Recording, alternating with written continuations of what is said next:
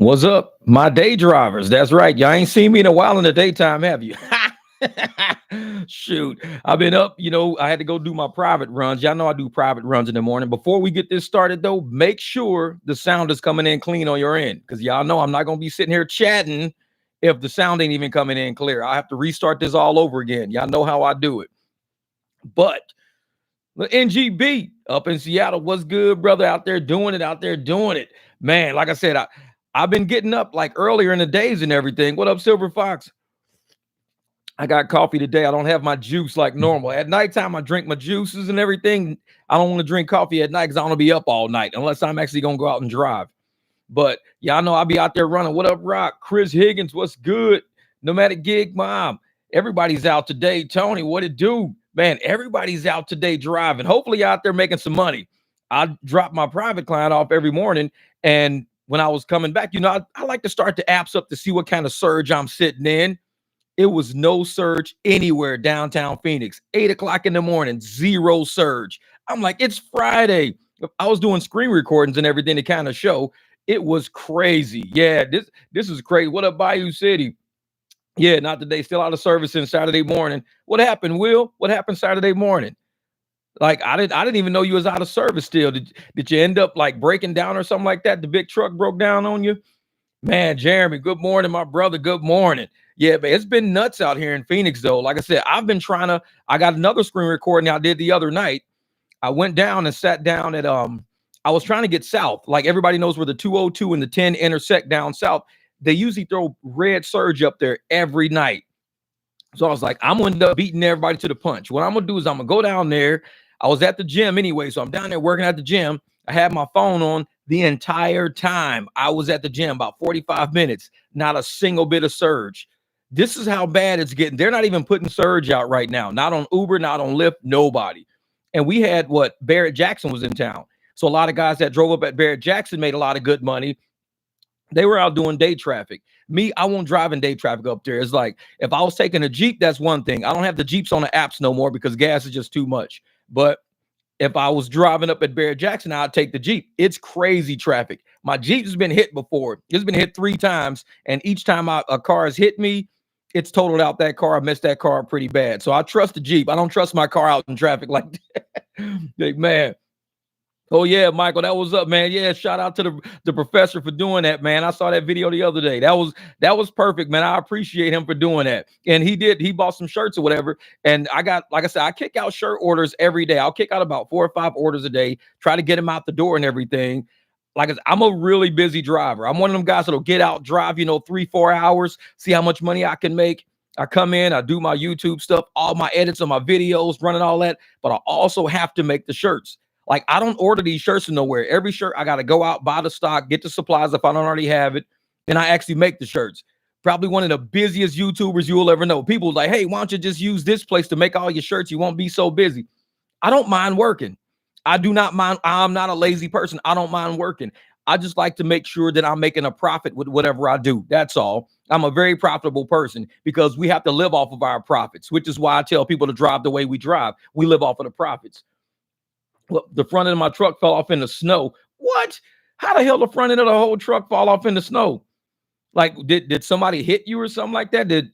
That's crazy. The whole front end of the truck fell off in the snow. I remember one time the front end of my motorcycle started falling, and I was in St. George, Utah. It was a whole group of bikers, and a piece of metal came loose. My headlight dropped and was sitting on my front fender. We found a shop up there, and they welded this set of washers to the front to hold my headlight back up. So I made it all the way back to Vegas. Yeah, because the clips were loose. Hey, I don't know what happened to my bike, man. Something happened to my whole headlight. The whole assembly dropped and was just sitting on my fender the whole way up the highway. I'm like, and it was nighttime. I was like, this is crazy. What up, Logan? What up? And Logan, he's out here. You still in Arizona right now, right, brother? Because I know yesterday he was sending me some stuff he was doing up in Cave Creek. I was like, oh, that's some good money up there. That's where I like to be, Cave Creek. That's where I like to be.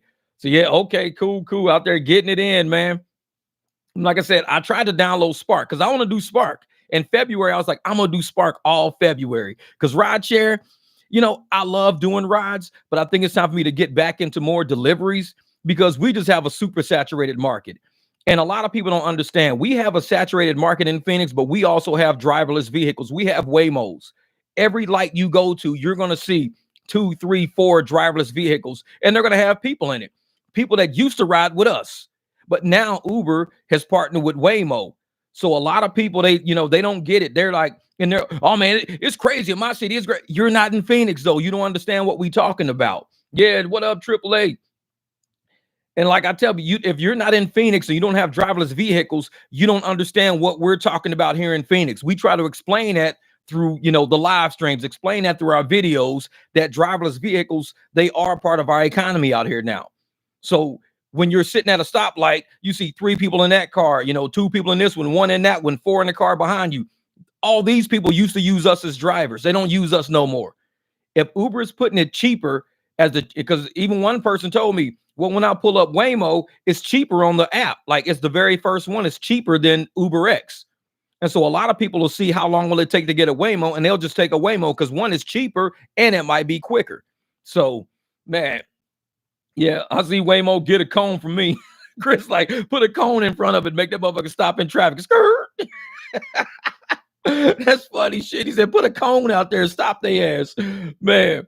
But yeah, and like that's why I enjoy talking to a lot of drivers out there, and why we all share information. And this, like I said, this channel is still rideshare and everything. I still, we have a broad spectrum of what we talk about on this channel, which is what I love. We talk about the success of each other's family and how we can do better as families. But this is not a competitive channel. We don't compete with each other. There is no better. Oh, I'm better than you because we don't do that shit around here. And I think a lot of new drivers, because they're coming over from Facebook and they're used to doing shit on Facebook, they think this channel is like a Facebook channel. This is nothing like Facebook. Over here, we hope people do successful. We hope people do well. We don't laugh at people when they're down. We don't put people down. That's not what we do over here. So if that's the energy you bringing, you got to keep that shit on Facebook. We don't do that over here. Because I'm quick to I've been removing so many comments over the past couple of days from people I've never seen before. I think they're Facebook people. Oh yeah, you don't know what you're talking about. You don't listen. You don't remove. And if I see them do it twice, I just hide them from my fucking channel. Hide user from channel. Because this channel is about energy. It's about helping people. It's not about fuckery. So if that's the kind of shit you own, leave that on Facebook. Don't bring that over here. I'm cool without having them subs. People, you're never gonna make a lot of subs. You apparently don't know me. I've always been that YouTuber that says I love having a small channel because I talk to everybody. What up, Kev? Bighorn, my man. Melly Mel, Krusty Dusties. And I've always been that YouTuber that says I like having a small channel because I talk to people. When I'm out in public, I fuck with people out in public. We text each other back and forth with our phones. We got each other's fucking real phone numbers and shit. We're a small channel. We're a small group. I never wanted to be a big channel. I like talking about big topics. I like talking about big shit. But that don't mean I want 1 million people on my shit. I just don't. I love having this small energy. And YouTube takes care of me okay. I'm not a greedy motherfucker. Even when I drive, people who know me know I'm not greedy. I've never, I need to make, $8,000 this week, $2,000. I'm like, I make enough and I get my ass off the road. We all eat over here. And that's been the whole purpose of my channel. As long as we all eating, as long as my friends are eating, everybody's good. They can pay their bills. I don't laugh at people because they can't pay their fucking bills. That's Facebook shit. Oh, I'm better than you. You don't know how to drive. You guys ain't gonna make no money. I'm doing better. That's Facebook shit. That's not YouTube. That's not what we do on this channel. There's some channels set up like that. This one's just not. So I always tell people, if that's the energy you want, there's channels that support that kind of energy. We don't support that shit over here. We try to support each other. And if we see somebody lacking, somebody doing bad, we just try to find out, well, what market you in? Like Jeff said, hey, Tulsa market sucks. That's how it is in Phoenix right now. It sucks right now. And I think sometimes I pull myself off the road because I know if it's only so many of us in Phoenix or so many of us, in Tempe, so many of us in Gilbert, maybe the good rides will start. But to self-saturate a fucking market and knowing we're saturating the market, I'm not into that shit. I'm not a greedy driver. Luckily, like I said, I got a book around here called, The Richest Man in Babylon, something weird like that. But I tell everybody, I have a good library. I got a nice library of books, a lot of, introspective books, really interesting things. But I like to create, other streams of income. I tell everybody, if you don't have 7 streams of income, if you're relying on rideshare alone, and that's all you rely on, you're putting your life in some liars' hands. Because these motherfuckers are liars. They're schemers. They're thieves. They're corporate, thugs. And this is who you're relying on to support your life.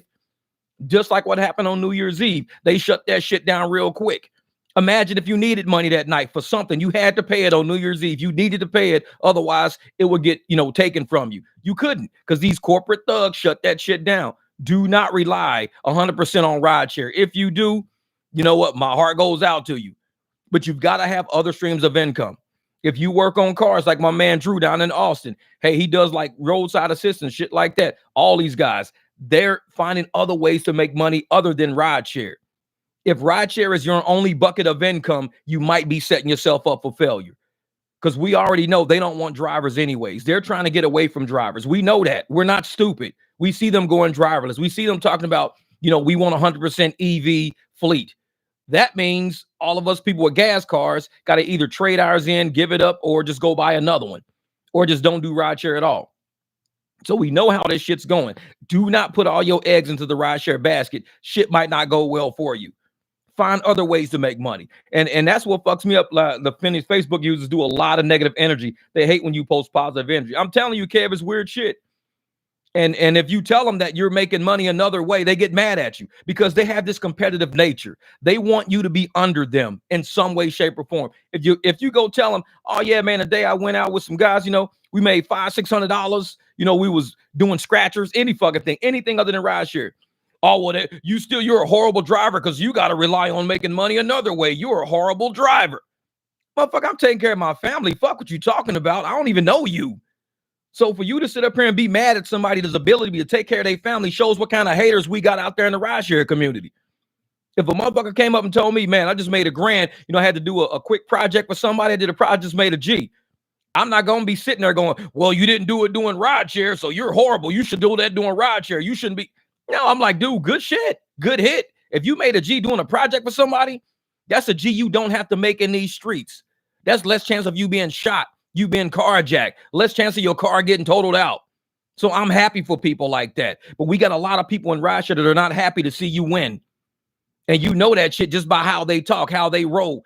And losers, they want to bring in other losers. Winners like to create other winners. They like to go out there and show people how to win. This is what we need to do to get money, man. This is how we get money.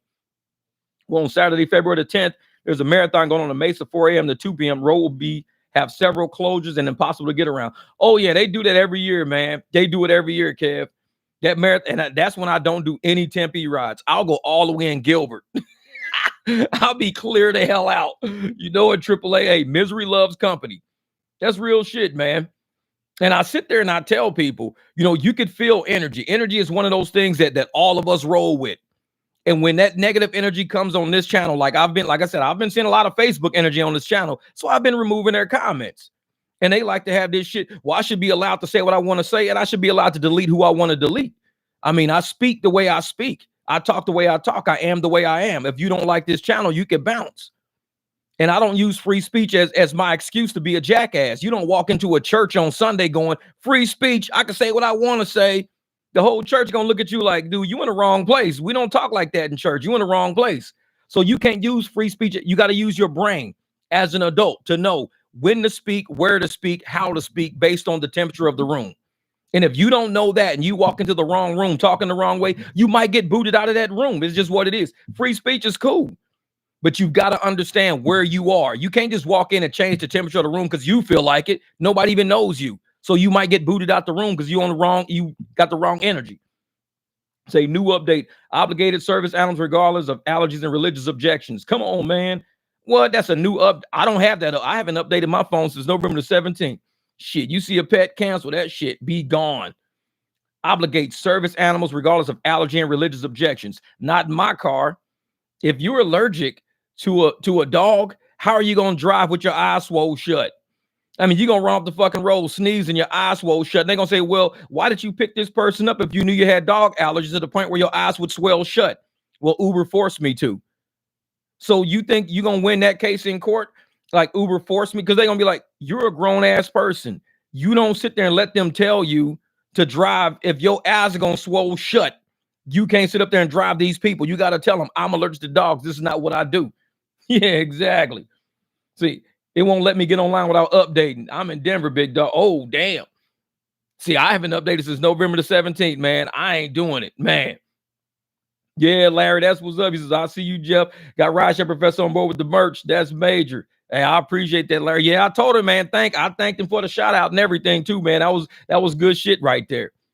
Because I wear these in public, wherever I go. If anybody wants to know what this is about, I talk to them about it because I respect drivers. I stand up for drivers. I talk to anybody out there using rideshare. Let them know, hey, this is what we going through.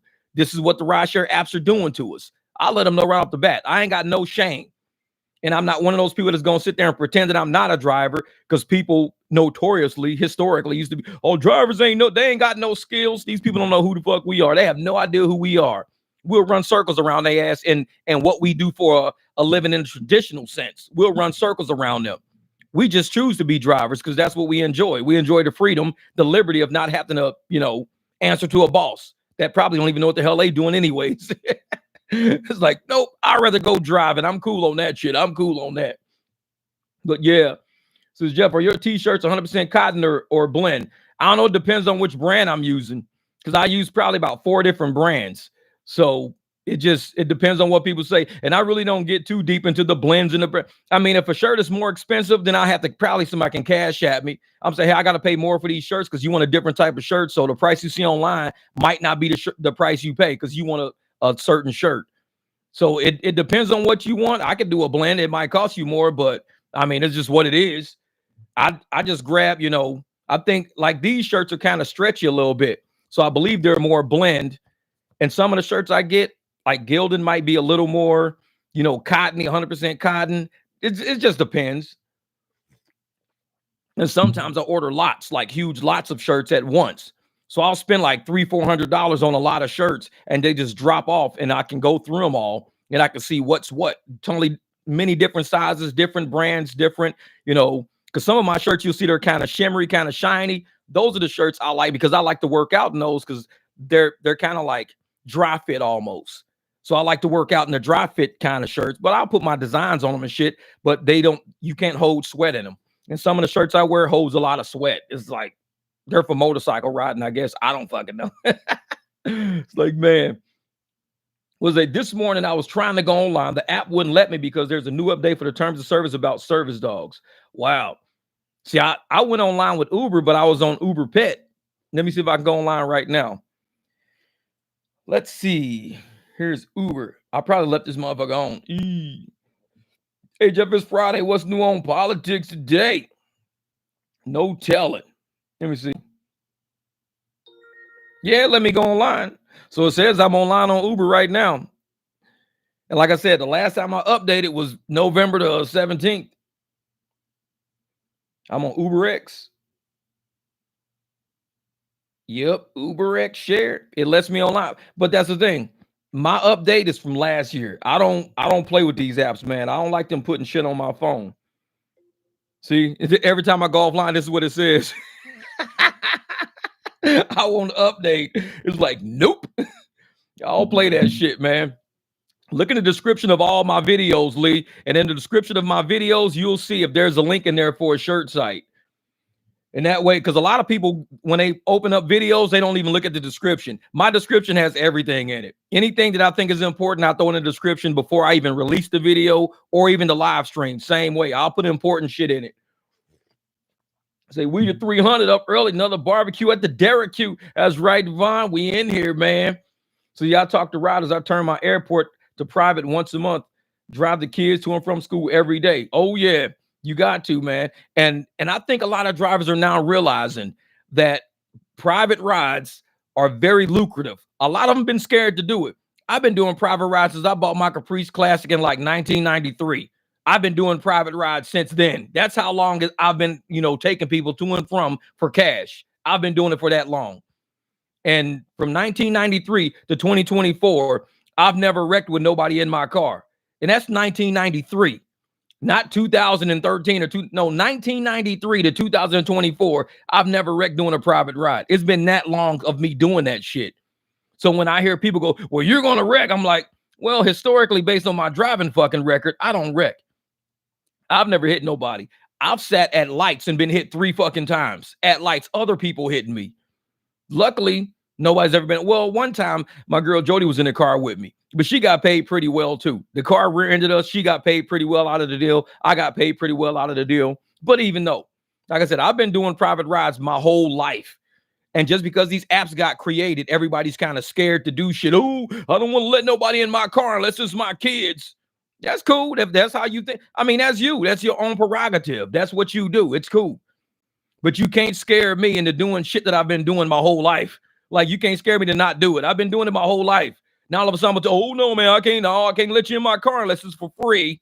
Bullshit. You don't ride my car for free. You ain't got no gas money on this shit. You can walk, call somebody else. Say, for those that still get surges, they put the biggest surge in the same place daily. You just go realize it and sit in there so you can grab it. I'm telling you, Desmond, I was trying that the other night. I got it on video. I was doing my screen record, and they always drop surge at the base of the 10 and the 202. They didn't put a single piece of surge there in 45 minutes. They put the little dollar signs up there, and then this dollar sign started getting bigger and bigger. But I think they saw my car sitting down there. They wouldn't put it up there.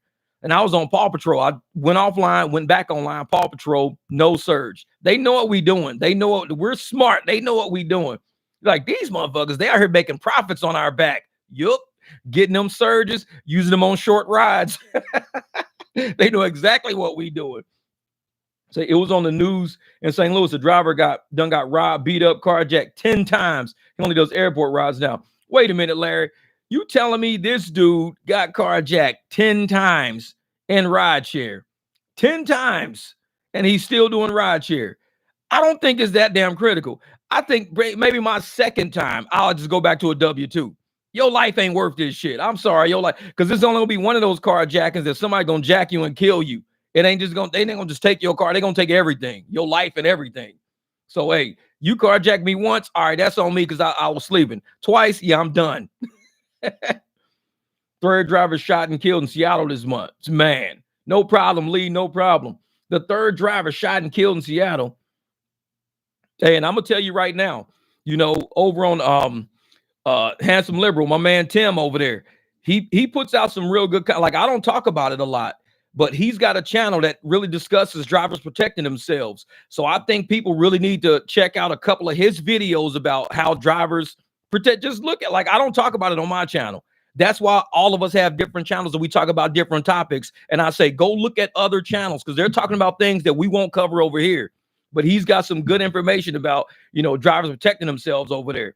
And I'm like, what up, Doc? My brother, my brother. And I tell people, man, hey, Tim got a lot of good points. Like I said, I don't talk about that on my channel, but he says exactly what needs to be said about drivers protecting themselves. Trust me on that shit. Trust me. When you see that video, you're gonna be like, yeah, fuck these apps. Fool me once, shame on me. Fool me twice, you can't get fooled again. That motherfucker George Bush shit. You can't get fooled again. That's my George Bush right there. That motherfucker, fool me once, shame me.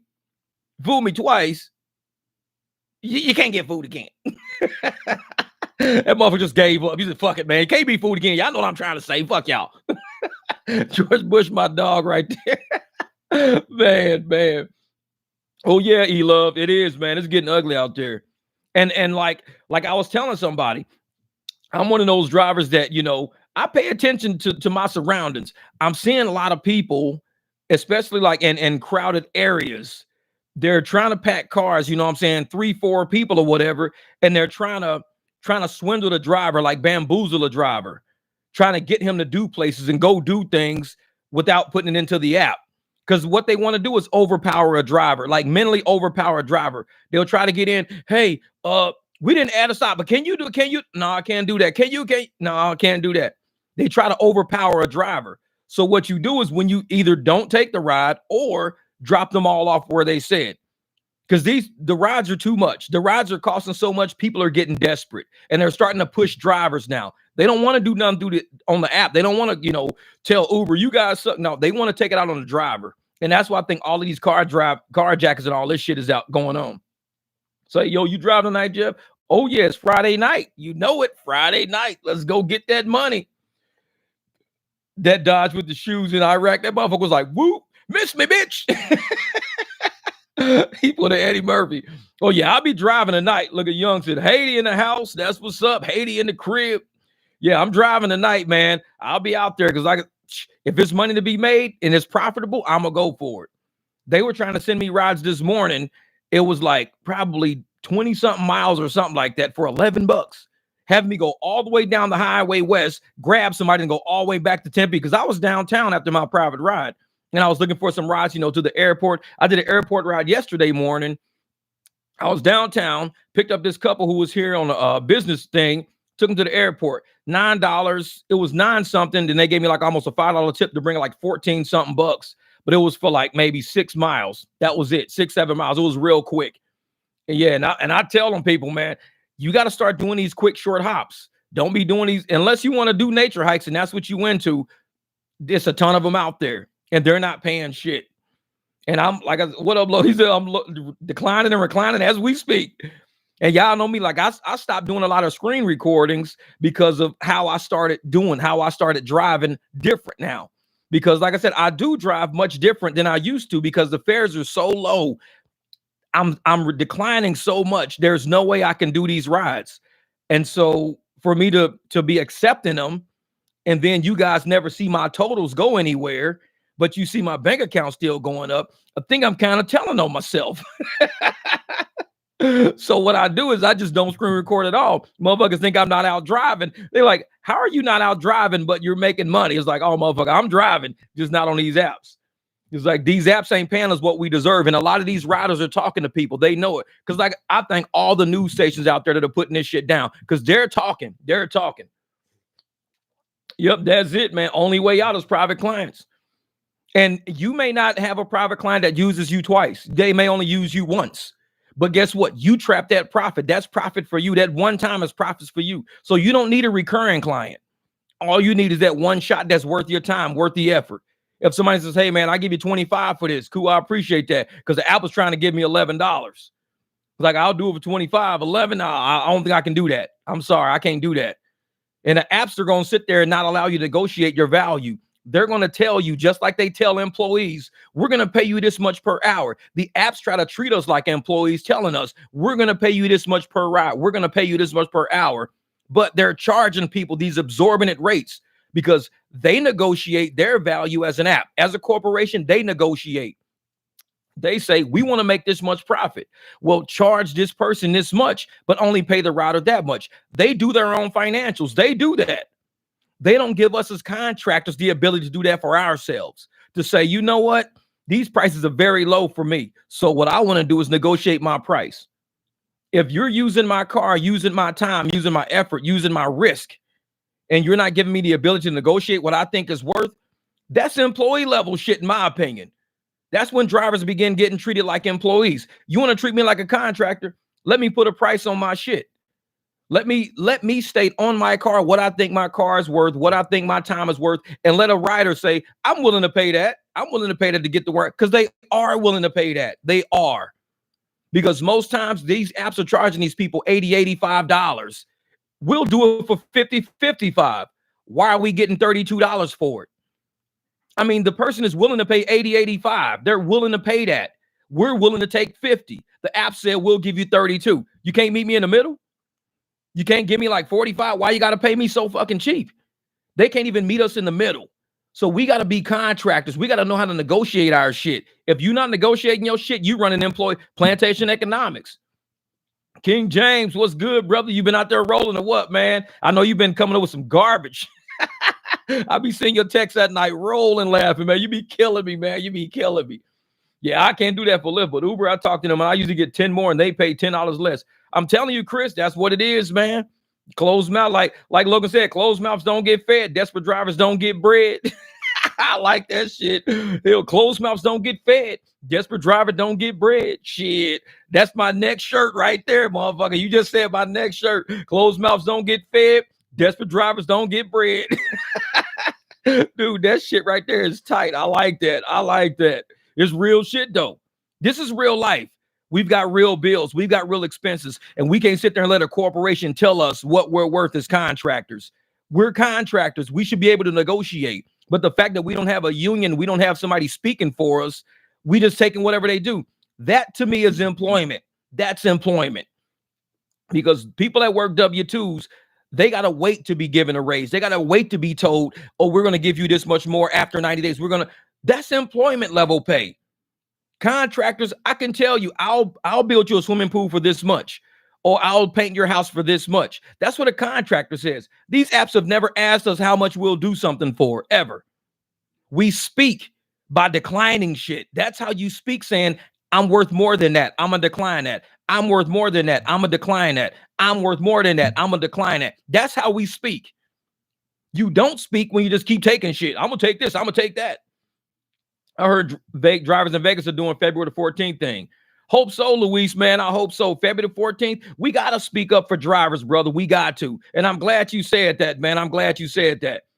Because that's mainly the gist of all the channels that are fighting for driver families right now. We're not backing down. We're not standing down. We standing up. A lot of channels are standing down. They don't want to speak about it. Cool. I get it. I get it. You're not for drivers like that. I get it. But for those of us that do believe in drivers' families, because we are drivers, that we do this for a career, we do want to make this money like this. For those drivers, we stand for them. Every driver don't have a YouTube channel. Every driver don't have a Facebook page with a ton of subs on it and shit like that. So that means those of us that do have those type of platforms need to support the people that's been supporting our channels. If you support a channel that don't support you, you the idiot. You supporting channels that don't even support you. Why you supporting them and they don't support you? Think about it. What's the psyche? It's just like with Rideshare. You get shit fares because you take it. People don't support you and you support them because you tolerate it. The moment you stand up and say, I'm going to start declining this shit, I'm going to stop going to these channels, I'm going to stop subbing these channels, then that's when you speak up.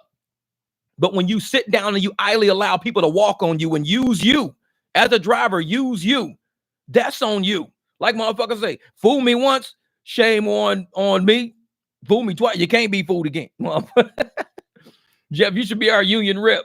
Hey, Chris, that's funny. Hey, I'm going to tell you something, Chris. My oldest brother, Kenny Watts, he used to be the union rep for the United States Postal Service, my oldest brother. And he was in the Navy many years, got in the Navy, worked at Busman Fuse for a long time, then ended up at the United States Postal Service, the post office. He was actually one of the union reps out in St. Louis for the United States Postal Service, which is funny because now everybody's like, Jeff, you should be a union rep. I'm like, dude, my oldest brother was one. It's like, but that's how my family has always been. My family has always fought for the little people. Like, people don't understand the history of who I am. They think I just came out of no fucking where. I've been alive for 50 years. I'm new to YouTube. That's it. I'm just new to YouTube. But people don't know all the people in my family, all the things I've witnessed, all the things I've been through, the experience I have in corporate America and everything else. So there's that. But like I said, my brother, he was a union rep. He traveled around America, whatever, fighting for postal workers' rights and pay and everything. That's what my oldest brother used to do, that shit. And, so it's only right for me because we were raised by a woman that raised us like that, to not step on people to get to where we go, to actually help out people. The people around you, you build them up, they build you up. Together, everybody rises up.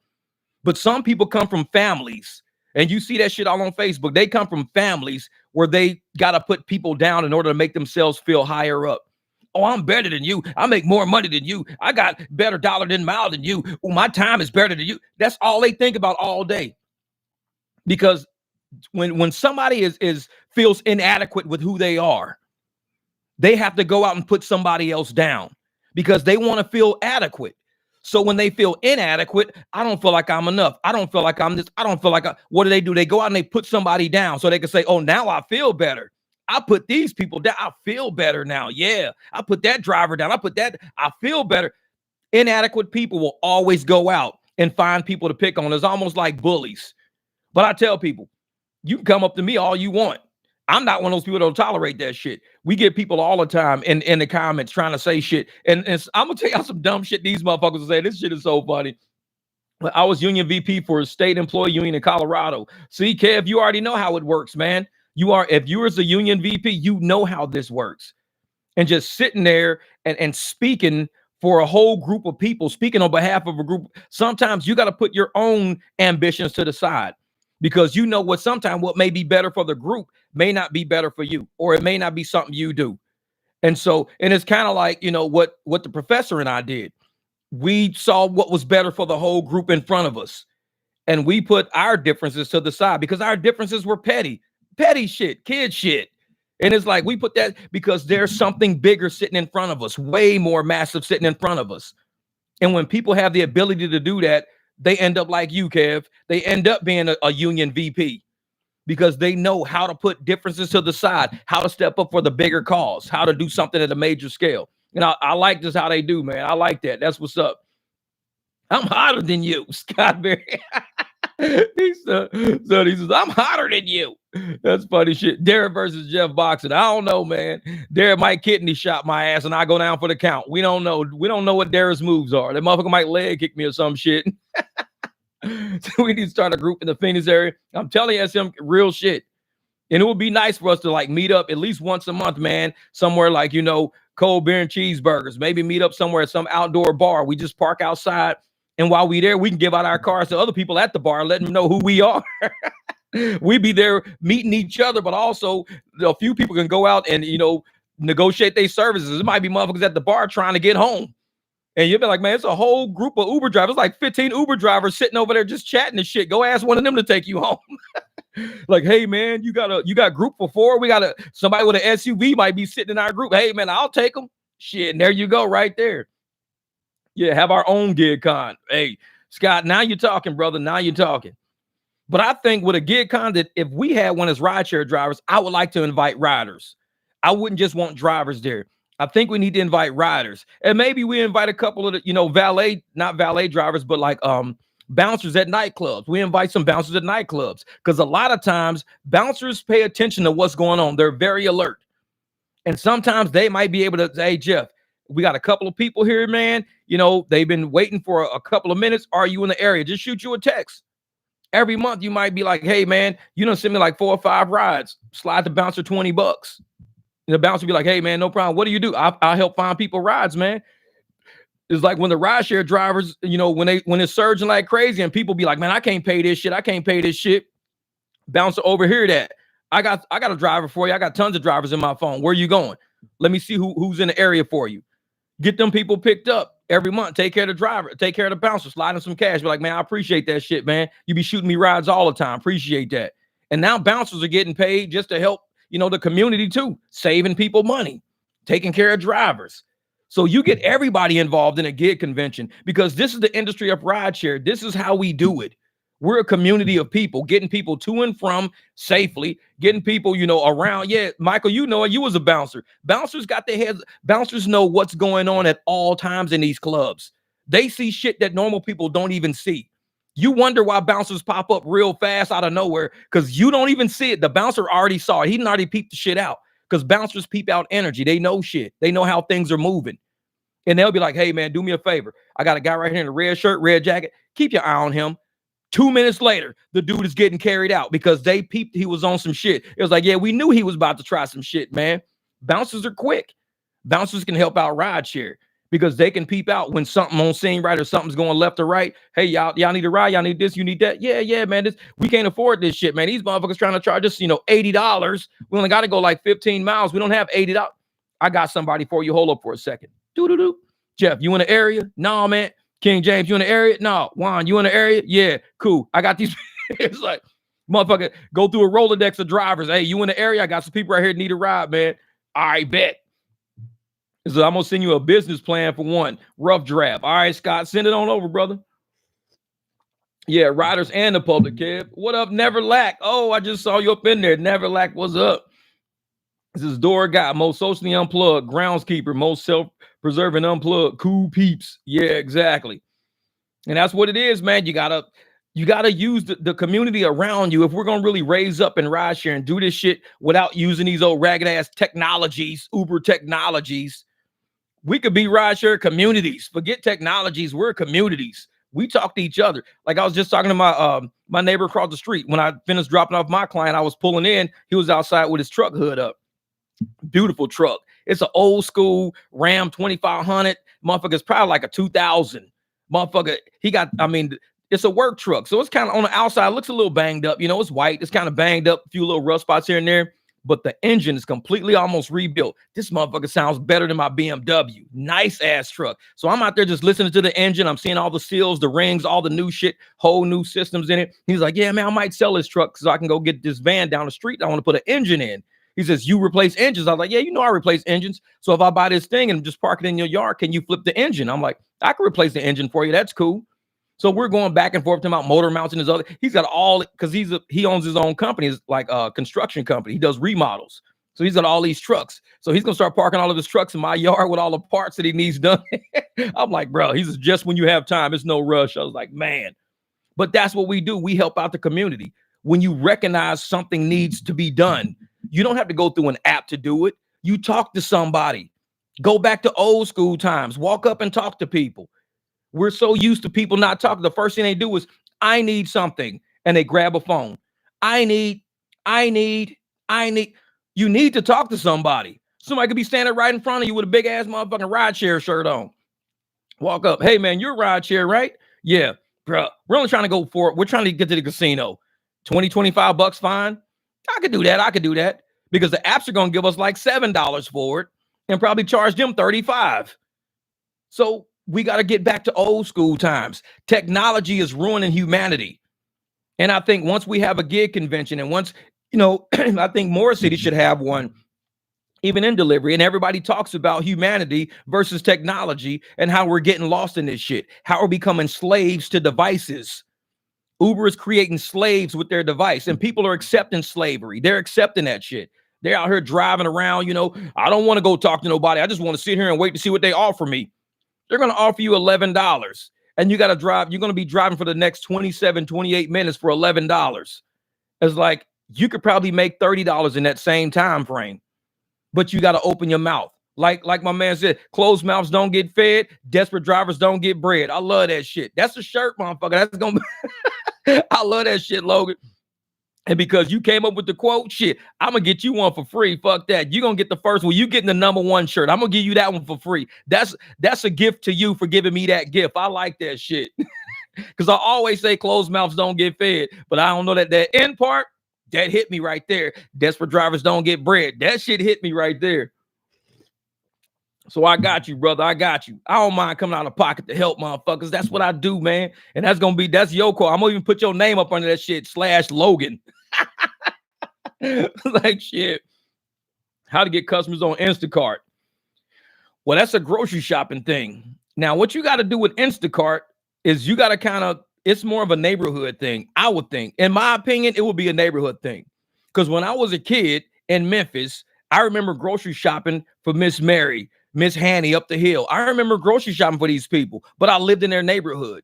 And they used to give me all the change. It could be like $2 in change. It could be like, $3 in change. They give me all the change. They give me a list and they give me the stuff. That's how we did it before technologies. Therefore, you'd have to know people. Like, hey, do you do this all the time? Yeah, I grocery shop all the time. I just don't have a car. Cool. Hey, here's my card. I used to do this when I was a kid. I used to grocery shop people all the time. Now I do it for these apps, and these apps don't pay us enough. They're only paying me this much. And I'm telling you what, you give me the money to go to the store and get all the shit. I mean, you're going to save a ton of money because when you order all the shit through an apps or whatever you're paying too much when you could just slide me $10 for it. Why am I doing all this shit for fucking $6? Just slide me a 10. I'll go grocery shopping for you. It's like we did this all when we were kids. All we did was just talk to people. How did Miss Mary and Miss Hanny, how did they know that I would grocery shop for them? They talked to me. Jeff, you want to do me a favor? I got this list here. I only need like these things. I'm like, okay. And that was it. And now, now, like I said, the first thing people say, well, I need, and they grab a phone. All you delivery drivers need to have a card saying, I grocery shop or I deliver for discounted rates. And people may be saying, man, I'm getting killed with these damn delivery rates. I'm getting killed with these Instacarts. I'm getting killed with these. Wait a minute. I know a guy who says he does this. Hey, Friday, I need to go grocery shopping Friday. Can you either take me there? Or can you? Yeah, actually, I can. No problem. I could do that. Ain't no problem.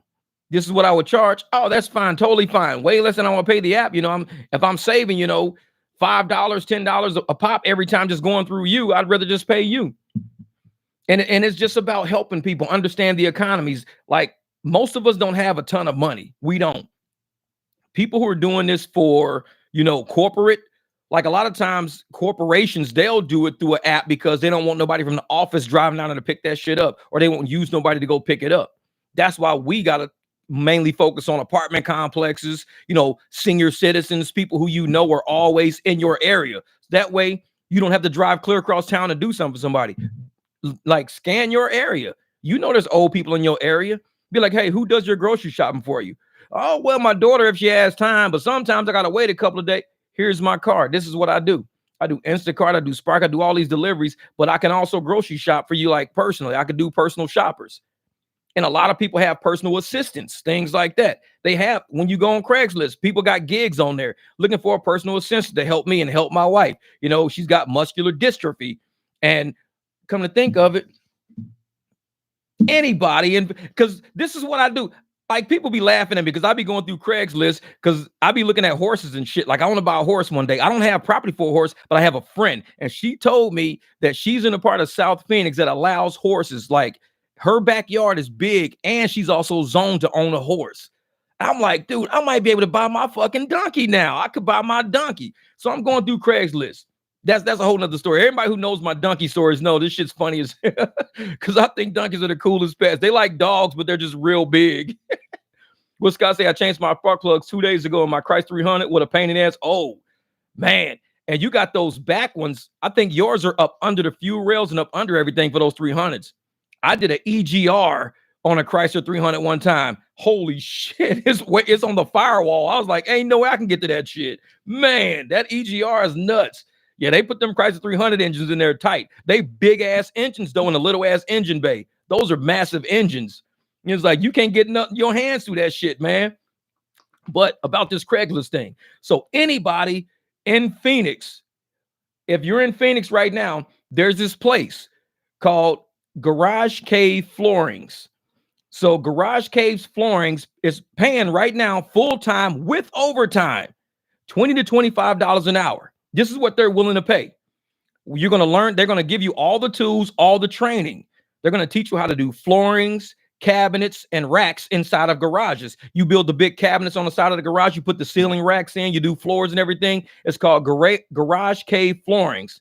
And the phone number is 602. That's an Arizona. That's a Arizona number, 602. Then it's 677-0820. So I'm going to put it right here. 602-677-0820. There. So that place is called Garage Cave Floorings. I saw it on Craigslist and I was like, there might be a driver right now who is getting sick of this fucking shit, and $20 to $25 an hour full time with overtime. That means you're getting about $37 an hour. If they're paying you $25 an hour, you're getting $37 an hour for every hour overtime you work. It's called Garage Cave Floorings. Call those people and see if they're still hiring. I don't know yet. I don't know. But make sure, just say, hey, man, I heard on the live stream, this dude, he was going through Craigslist and he saw you guys were hiring, for full time, and they're training people. They said they're a small growing company. They're training people. They got all the tools, all the equipment. All they need is somebody willing to learn, somebody willing to do the work. So, I mean, if I'm doing what I can to help families out there, you know what I'm saying? If these markets are fucked up and we can't get the money we need, I may, as I'm going through Craigslist, as I'm going through different stuff, I may have live streams and just show different companies that are, hiring for people and say, hey, man, this is, and it's no, I see a lot of CDL shit out there, but I don't look at that. I'm like, CDL shit. I'll scan through stuff and I'll see like medical assistants, people helping people with like muscular dystrophy, but it's paying like $14, $15 an hour. I'm like, But when I saw 20 to 25 hour full time with overtime and they provide the training and the supplies, I'm like, let me tell somebody about this fucking job. Because today might be the day you make that phone call to Garage Cave Florence and be like, you know what, Jeff, appreciate that shit. I got an interview tomorrow. Fuck that. I'm done with Rideshare for a minute. I need to pay my bills. I need to stack me some money. I need to get my family out of this 1-bedroom over to a 3-bedroom. Do what you got to do. Do what you got to do. I'm not above nobody helping nobody. This is not fucking Facebook where I'm going to sit around and put people down. Oh, you just don't know how to drive. You're an idiot. You don't know how to. I don't do that shit. I don't do that. Y'all know me. I'm better than that. When you've been a single dad and you lived out of your motherfucking truck for a while, And I got to tell people all the time, the only way I made it this far is from the people around me. I'd still probably be living out of my truck. Probably wouldn't even have that fucking truck.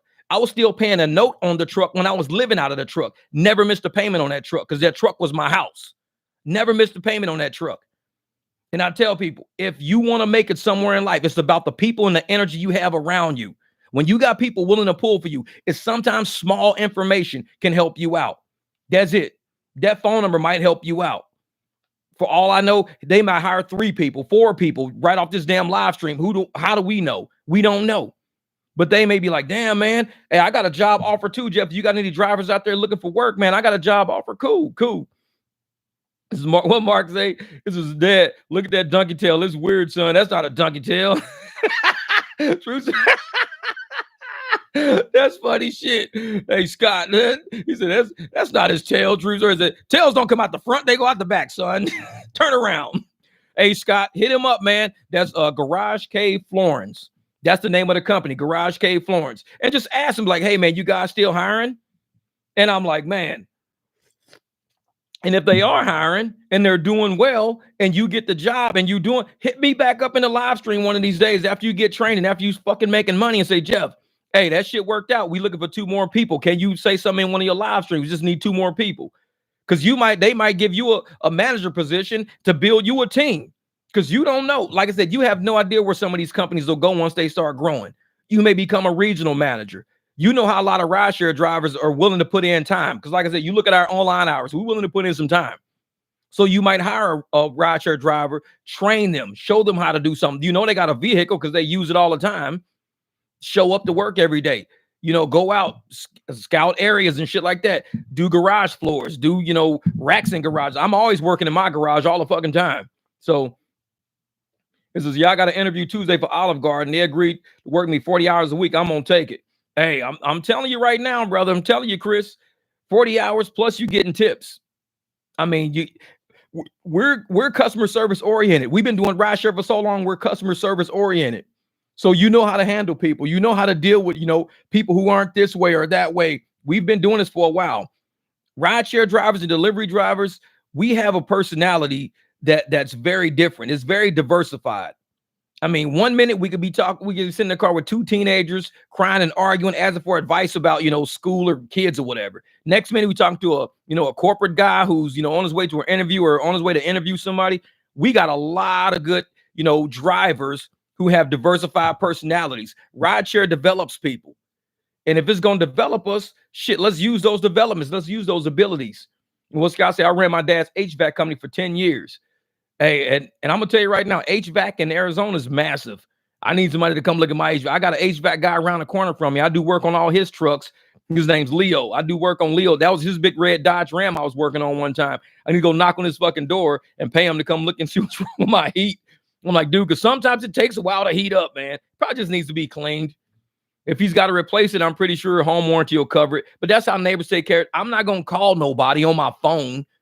I got an HVAC guy lives around the corner from me who uses me to do his mechanic work. I'm not using my phone to call nobody. Like, no.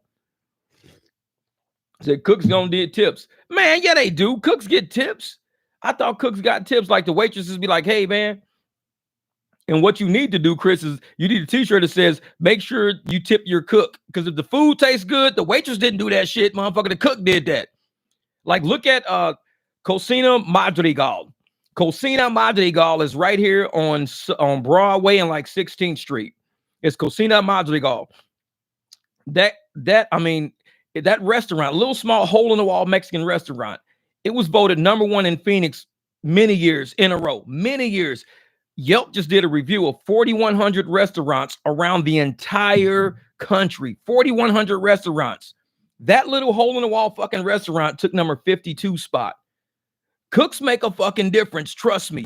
Everybody that goes there says, we don't know what kind of magic they got in that kitchen back there, but goddamn, people, when I pick up people from anywhere, airports, hotels, they always say, I need to go to Casino Madrigal. I'm like, okay, I know where you're going. I know exactly where you're going. That little ass hole in the wall right there, man, number 52 out of 4,100 restaurants nationwide, right around the corner from my house. That's a badass little Mexican restaurant. What up, Charvel? Appreciate that, brother. Happy Friday, Jeff. Working life insurance leads today. Won't need to rely on the apps much longer. Fuck Uber. Hey, and I'm gonna tell you right now, Charville, real shit, for life insurance, a lot of Uber drivers might want to look into that for real, because these apps don't provide us. I don't trust these apps. Even if you had a life insurance policy through Uber or through Lyft, what is the chance of them paying that shit out? Honestly, they're gonna fuck people over just like they do with car insurance. As soon as you get into a wreck, they don't want to fix your shit. Go to your personal insurance, 2,500, this and that. I don't trust these. Like I said, I am very cynical when it comes to dealing with these rideshare apps. I don't trust them. If they even offered medical or anything, there's always a catch to these apps, always a little fucking catch. So I'm like, you know what? You probably need to look at life insurance outside of these apps. Get something that's going to take care of your family. Any event of some shit goes sideways, and it's like a car could run a stop sign. Car runs a stop sign, bam, smash into you. Now what? Uber won't cover your car for one thing. Your car insurance ain't gonna do nothing. And now you got all these funeral bills and all this shit, and your family is sitting there like, damn, he was just trying to go out and make a little money. Life insurance comes in handy, man. It comes in handy. I got it. My mom's had it on me her whole life. When she passed away, I had it for myself and everything. Because you never know what's gonna happen. You never know. I got 2 kids. One day they're gonna have kids. And I want to make sure I leave them something. It's like shit happens. At least, does he have life insurance? Actually, he did have a policy. Let us go through this. And just make sure you don't let your beneficiary know you got a policy, because they're gonna fucking kill you. Hey man, I got you as the beneficiary of my life insurance policy. They desperate ass gonna be sitting there eating some oatmeal going, you know what? I know how we can get some money. Like, no, don't tell them. Yeah. Say cooks make more hourly than the waiters. Yeah, I know it. Cooks make a good chunk of money. They do. See, let's go back to the barter system. Michael, that's what I do. The answer is I trade my mechanic services all the time for shit. And people, they'll either pay me or they'll say, hey, man, I'll do this for you. I'm like, cool, that'll work. Say, if you do that, like they'll bring me 2 big ass things of paint. Here's that paint. I'm like, perfect. Thank you for the paint. They might work at Home Depot or some shit like that and be like, hey, man, I went over and did an alternator for them. I just need 2 things of paint. I'll have that paint. They'll be like, instead of them paying a shop, they'll just probably either buy the paint on a discount or get the paint, give me the paint. They car is fixed. I'm happy. Everybody's good. I have life insurance with my car insurance, $1 million policy for $18 a month. Exactly. That's what $18 a month, dog. That's all this shit be costing. People are like, I ain't getting no life insurance. I'm like, trust me, it's cheaper than what you think. I mean, $18 a month, you can get that in 3 tips driving one night, and you're good for the month. That's it. 20 plus years, journeyman, HVAC, selling technician. All right, Scott, there you go. And see, that's the thing, man. You might want to call that Garage Cave Florence and let them know, because they might be like, dude, we can expand even more with you. Shit, if this is what you're doing, we could be putting swamp coolers, HVAC shit. You could be running lines into the garage so people go, because out here, Scott, our garages are burning up in the summertime. I actually water hose my door down because it's like a radiator. As soon as that sun hits my door, because my door faces to the east, it cooks my door. So I got to have like tarps or something in the way. Otherwise, I can't even work in a garage. It's like that shit. You can't even touch it from the inside. It's that hot. So if we had swamp coolers in the garage, had HVAC coming into our garage so we can get some AC in there, man, you might be on a fucking good industry right there. Be like, I can air condition your garage. Do you know how many people in Phoenix would love an air conditioned garage? They see install a mini split system. Bruh, Scott, what are you doing, man? You can hire me. Scott, hire me and let's go start this thing about air conditioning garages all day. You're a businessman. You know how to do this shit. You can teach me how to do it. I'll cruise around with your ass all day. We'll be putting AC in everybody's garages. I hate going to my garage in the summertime. Fucking hate it. It's like, shit, Scott, like, Jeff, I'm gonna hire you. This is what we gonna do. Because trust me, as a garage guy, dude, I hate going in there. Hate it. Man, Medina, yeah. I heard about that. Like, I thought they took like 30. I think they took like 30% or something like that. 25, 30%. He said, I can't believe YouTube takes a cut of your super chat. ShakeMan is already $1 billion company. Why should they take your donations? Because they get money from ad revenue too. And I heard on ad revenue, I thought they took like maybe 20%. They took like 45%. I've been really researching YouTube a lot lately, a lot.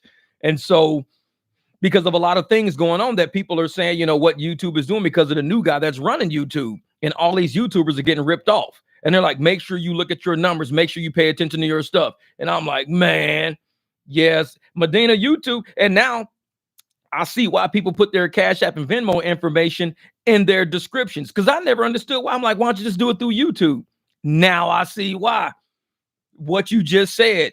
And it's like they take a way bigger cut than what we thought they were taking, at least what I thought they were taking. And now a lot of YouTubers and stuff out there, they're running these Patreons and all this stuff because they do YouTube as a business. And a lot of people, this is what they do from the time they wake up to the time they go to sleep. They do YouTube. That's it. And it's like, and I get it. Oh, Scott, bruh, this, what you just said is what somebody said on another channel. Said, sounds like YouTube is just like Uber. What you just said is what somebody else said. Same shit. They're coming in, they're using content creators to generate traffic and generate ad revenue, generate all this money, and in the end, leaving them hanging. Look up this what up, Uber driver Shane. Look up I think it's Kingdom Reviews. This guy, Kingdom Reviews. If you find his channel, you can see one of the most egregious acts of what happened on YouTube that I've ever seen in my life.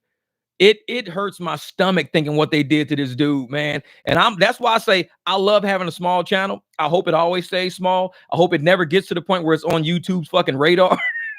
Because what they did to this dude, man, that's a lot of money they took in. And this dude wasn't paid a dime of it. And that shit hurts because that's what these people do for a living. Like, we still drive, we still do private rides. I do a little mechanic work here and there. You know, I make shirts on the side, but it's like, what happens to these YouTubers that do this and that's all they do? Putting their eggs in one basket, man. Eggs in one basket. And I'm like, man, this shit's hard, man. It's hard on them. And that shit, it breaks people. I think what makes somebody probably commit suicide. You got $60,000, 60 grand sitting on the table, and they go, you know, actually, we're not giving you that. But you relied on that. You have a lot of bills, you have a lot of debt, you got a lot of plans with that money. And it's recurring. This is what you do all the time. And all of a sudden, it's not there one day. Man, it's like what they say with day traders. Day traders are the same way. They go AWOL one day. You never see them ever again. It's like they do one bad trade, they go AWOL. You never hear about them, never seeing them. You had a funeral service for them and shit. Is bad, man. It's bad. LeRon said, if you're better than most drivers out there, people ask you for your phone number for private rides. You'll almost get any force to do them. I'll take that all day. Yeah, LeRon. And another thing about private rides, what I tell people is that, in my opinion, it's safer. Because if you know the people, you know where they live, you know their schedule, you know how they are, you know some of their family, because you guys talk a lot. You're their private driver and you've been doing this, you know, it's a routine for you. Those, to me, are safer than picking up strangers at 2 and 3 in the morning all the fucking time. Because at some point, it's only going to be a moment when shit goes bad. The people I pick up that I do concerts for, and y'all know how concerts go, man, people be drinking, popping pills, smoking weed, doing crazy shit, everything else.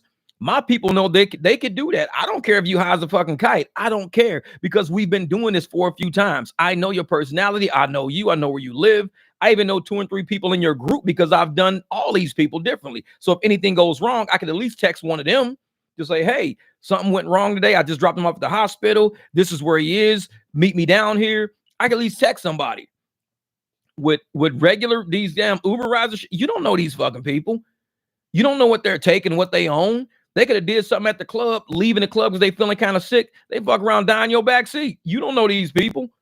But it's like, you don't know their personality. You don't know if they're going to try to attack you. How many videos have we seen of a driver getting attacked by a random ass stranger in their back seat? That shit's crazy. I'd rather just do a private ride.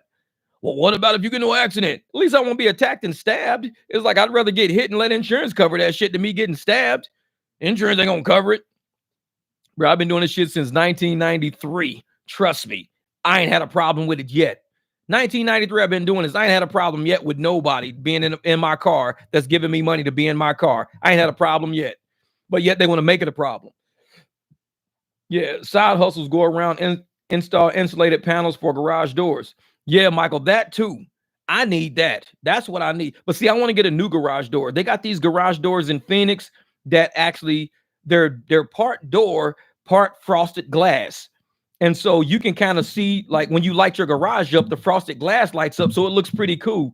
It's kind of pricey. I wanted to do it like last year, But because I haven't been making that much money and it's like shit's just going downhill, I had to put that to the side. I got pictures of it in my fucking phone because I keep it in here.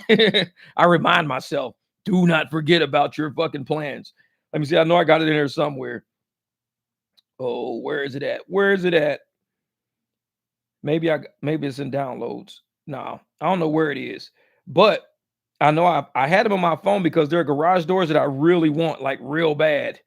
And I'm like, I'm gonna put these in my phone just to keep reminding me all the time. This is what I want. This is what I want. Maybe it's inside of here. Artistic, maybe. Hold up. I'm gonna find these damn, because when you see them, man, these garage doors are sick. And sometimes when I'm dropping people off, was that talk to me? What's good, my brother? What's good?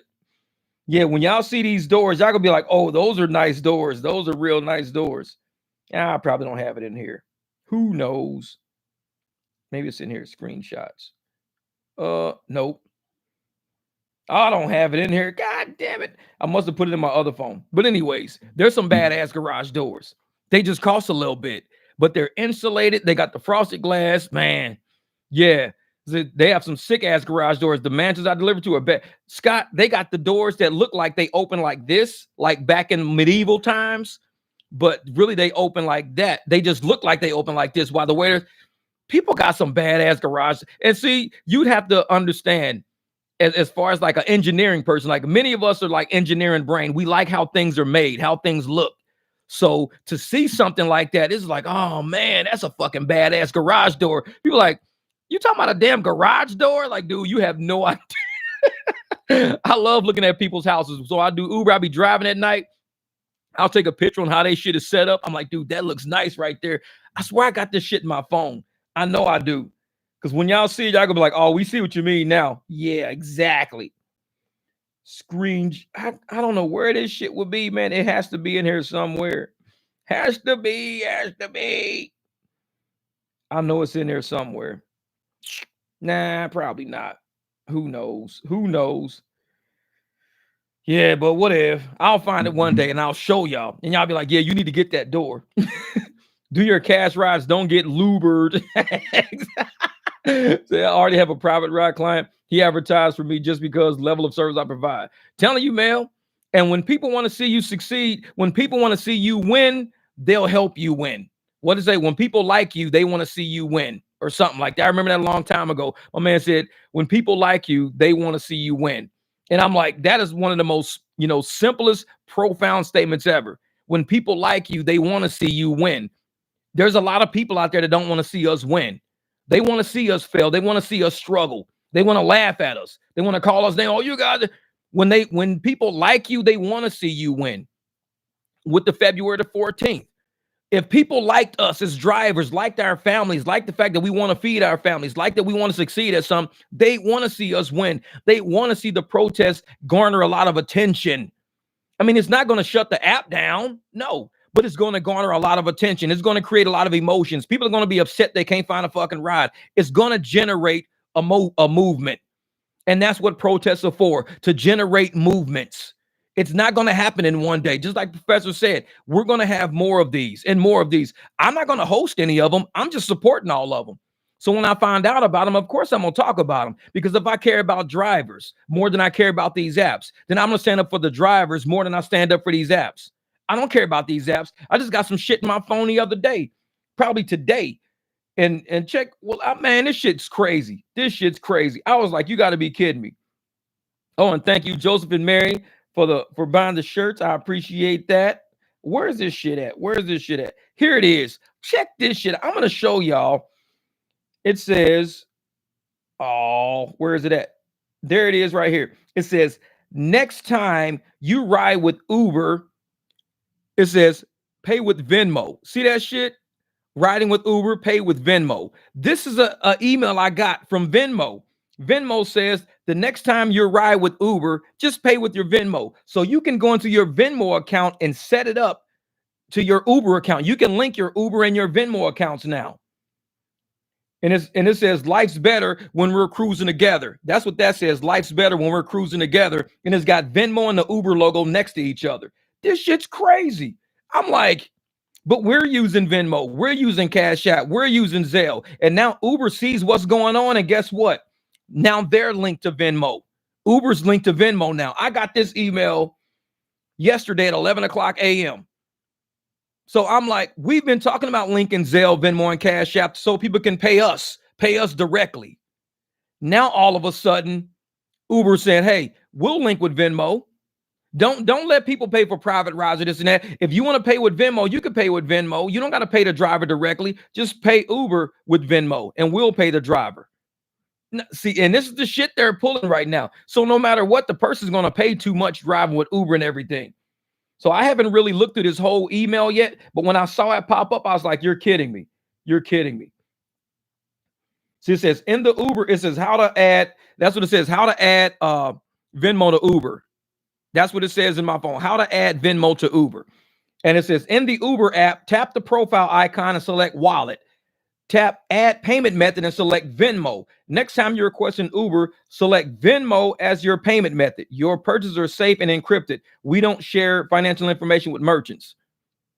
Ain't that some shit? How long we've been talking about using Venmo and everything and using Cashapp, and all of a sudden Uber wants to try to slide in and say, no. If you guys want to do that, guess what? We want the money on ours now. Yeah, drivers need to make a deal with Venmo and Cashapp. My point, Boba, that's what I was saying. You right where I am. I was saying if they can do Cashapp, Venmo, and we already got navigation on our phones anyways. Cashapp and Venmo needs to say, why don't we just say, hey, if you need a rideshare ride, we can link you with a driver in the area based on who's registered with Cashapp and who's registered with Venmo. I said that shit on another live stream a long time ago. I said that. Now all of a sudden Venmo and Uber are linked together. But I said we need to link with Venmo and Uber. Exactly what you just said. So me and you thinking of the same shit. If we linked up with Uber and Venmo, with Venmo and Cashapp and Zelle, they can just download those apps. It'll show them where a driver is in the area. And they can say, hey, I want to get a ride. They can ping that driver and it will have a rate already set. Say, hey, I do $2 a mile, or, $1 a minute, whatever. And you can select, I would like to do mileage. I like to do minute. $1 a minute. Cool. So if it takes me 15 minutes, $15, fine. 20 minutes, $20, fine. Or $2 a mile. If I go 10 miles, you give me $20. Cool. And they already got us linked into their systems because we all got Cashapp and Venmo and shit on our phones anyways. All they got to do is have us join the same database based on navigation and say, hey, Mary's standing right here. Mary needs a ride. Jeff's a BMW driver. He's right here. Jeff's here, Boba's here, Chris is here, Claudio's here. Just select which car you want. Their rates are, we're contractors. Claudio's rates are here. Claudio drives a big truck. Jeff drives a little car. William drives a big truck. Juan drives a Tesla. And it has all of our individual rates. I may say $1 a minute. William may say $2 a minute because he's got a much bigger vehicle. No telling. And so if Venmo and Cashapp would do that, just link us all in, we already got navigation on our phone. We wouldn't need Uber and fucking Lyft. We would need a payment system. Like Uber is linking with Venmo right now because Venmo is a payment system. I tell everybody, go tell everybody about Cashapp, Venmo, and Zelle. Now Uber's linking with them because Uber knows they're already a merchant. So if Venmo's already a merchant, Cashapp's already a merchant, Zelle's already a merchant, the link is just for the person to click it. That's it. If you just click it, you're paying. And that's how we get private rides. We say, hey, we got QR codes on the back of our shit. Everywhere we go is QR codes. If you want to pay me, just hit it. Okay, I see where Jeff is. Because when you go through like, what is that? Upside will tell you where every fucking gas station is. Hey, every station, as soon as you say, hey, there's a gas station right here. Cool, you go to it. It could just tell you where drivers are. Cashapp, Venmo, and Zelle can tell you where the drivers are. Just like where Upside tells you where the gas stations are. They just navigate you. They got your location on the phone. So the fact that Uber, they sent me that text message yesterday. Venmo said, hey, if you need an Uber ride, Venmo sent me that. Uber didn't send it. Venmo sent me that. So Venmo may not know that I'm a fucking Uber driver. Venmo may not know that I'm even putting Venmo on the shit when I'm cruising around getting people to pay me through Venmo. Venmo don't know. Venmo may think I'm a rider. Saying, hey, the next time you take an Uber, Jeff, just use Venmo. And I'm like, motherfucker, I've been using y'all. You just don't know that. So you might look through my account and say, damn, dude uses Venmo quite a bit. Like, yeah, because I'm a driver. I'm not a passenger. I'm the driver using your ass. Man, is Uber hurting for drivers? I got a 15 rides for $180. Damn, Chris, 15 rides for $180. No way. You just got that? Bruh. You better do them 15 fucking short hops like today. Do that shit today. I'll see you later with $180 plus in your pocket. I guarantee, Chris, message me later on with a screenshot of how much you made today with those 15 rides. I bet, let me see, you're gonna get the 180. Then let's say you're gonna probably get surge on a few of those. And then, so let's say each ride, you're gonna get 7. All right, so you'll probably have about $300. By the end of the day, you're gonna have over $300 today doing them rides. Starts at 3, ends at 10, 7. Get it. You got it. You'll have $300 between 3 and 10, 7 hours. I guarantee you make 300. I'm calling that shit now. And so when I make my next video, everybody's gonna say, how much did he make? He's gonna make like 297. I'm saying 300. I'm saying you're gonna make 300. I'll put that out there. You're gonna make $300. Yep, that's it. Just go near university, hit that bonus. Dude, you can do all short rides. And if they start surging, man. Hey, Logan got it, man. Get them QR plaques from Amazon. And in a few of my live streams, I've actually got the Amazon QR code. Logan's got it on his channel for sure. And I know because he's got a short about it. And that short went viral. I love that shit, man, because that's what we need to be doing. We need to be using our QR codes, Venmo, Cashapp, and Zelle. Because like I said, it's funny that Venmo sent me that yesterday. We've been talking about using Venmo, Cashapp, and Zelle for Uber rides. We've been saying that. Now Uber's like, hey, we're linked with them. So if you're a rider and a customer like a driver goes, hey, if you want to just cancel this, you can pay me through Cashapp, Venmo, and Zelle. And they go, oh, we already paid through Venmo. That's what they're going to say. We already paid through Venmo already. Because if you pay through Venmo, what happens? You can't cancel it, right? So if a rider pays through Venmo or pays through Cash App, they already send the money to Uber. They already send the money to Uber for it. They can't cancel it.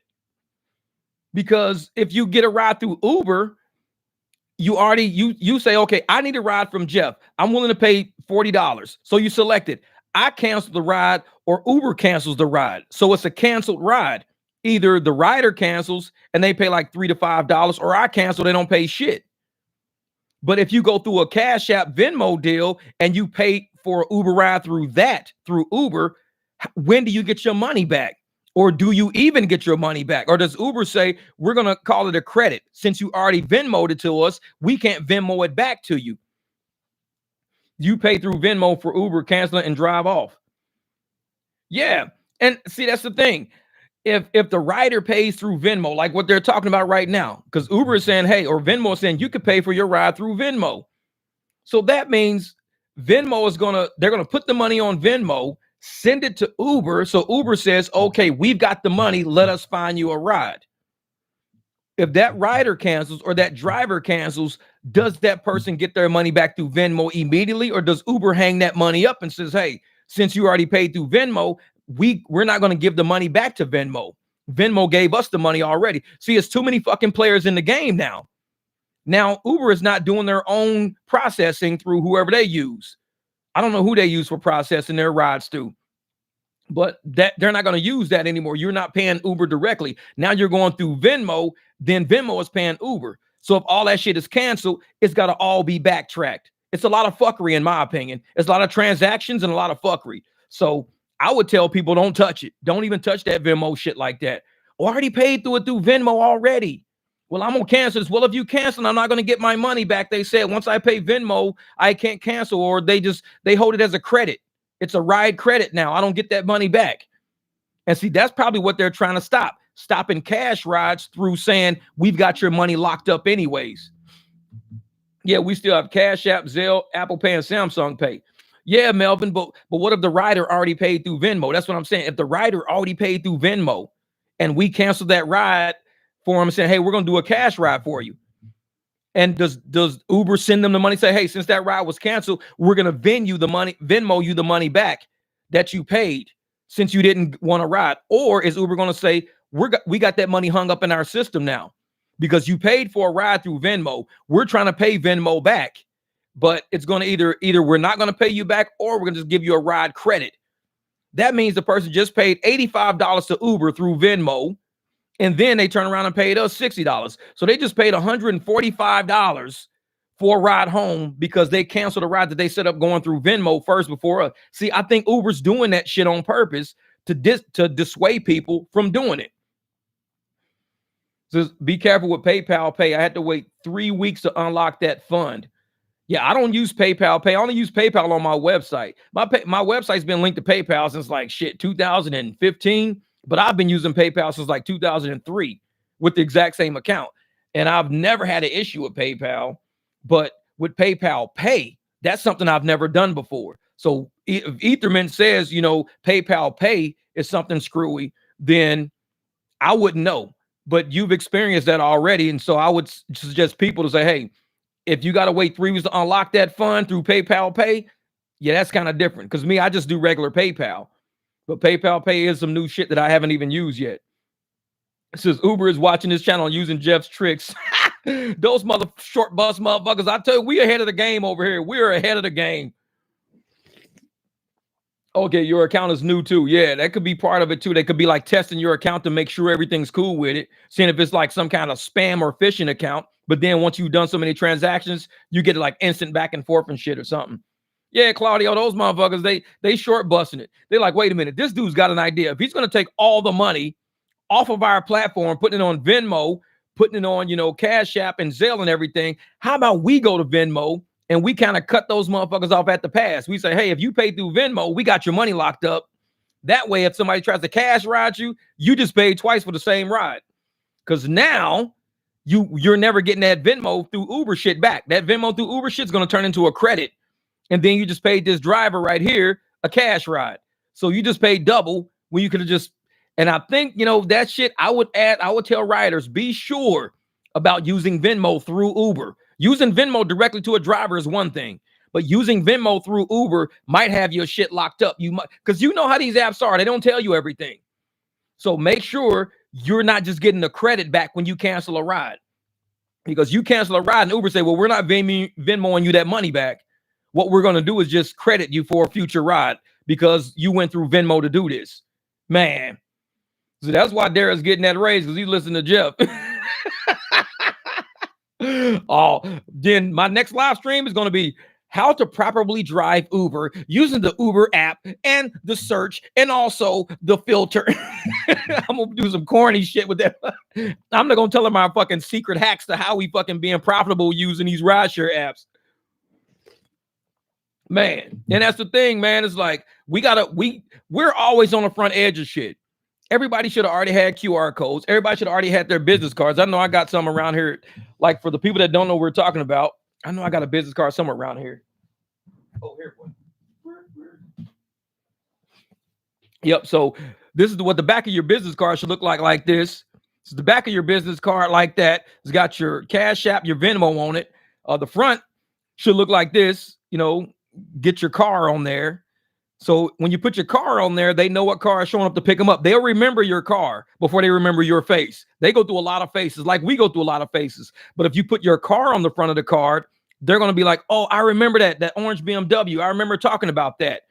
So always put your car on the front of the card somewhere, this way, that way. Put your car somewhere on. You can put your face on one side, your car on the other. You can put your name, whatever. But make sure your car is on that card so they can remember which car they got. If you had a white Tesla, oh, I remember that dude. He had the white Tesla. But if you just put your face on there, they gonna remember you. They'll say, wait a minute, which car was he driving? What car are you driving? Yeah. Hey, Chris, good. You should be. Man, I can't tell you how many boxes I've went through. Wait a minute. Oh, yeah, this one's probably got, I got about a half a box in here. Yeah, so I got about a half a box left in this one. This was full all the way up there. So I got about a half a box left in that one.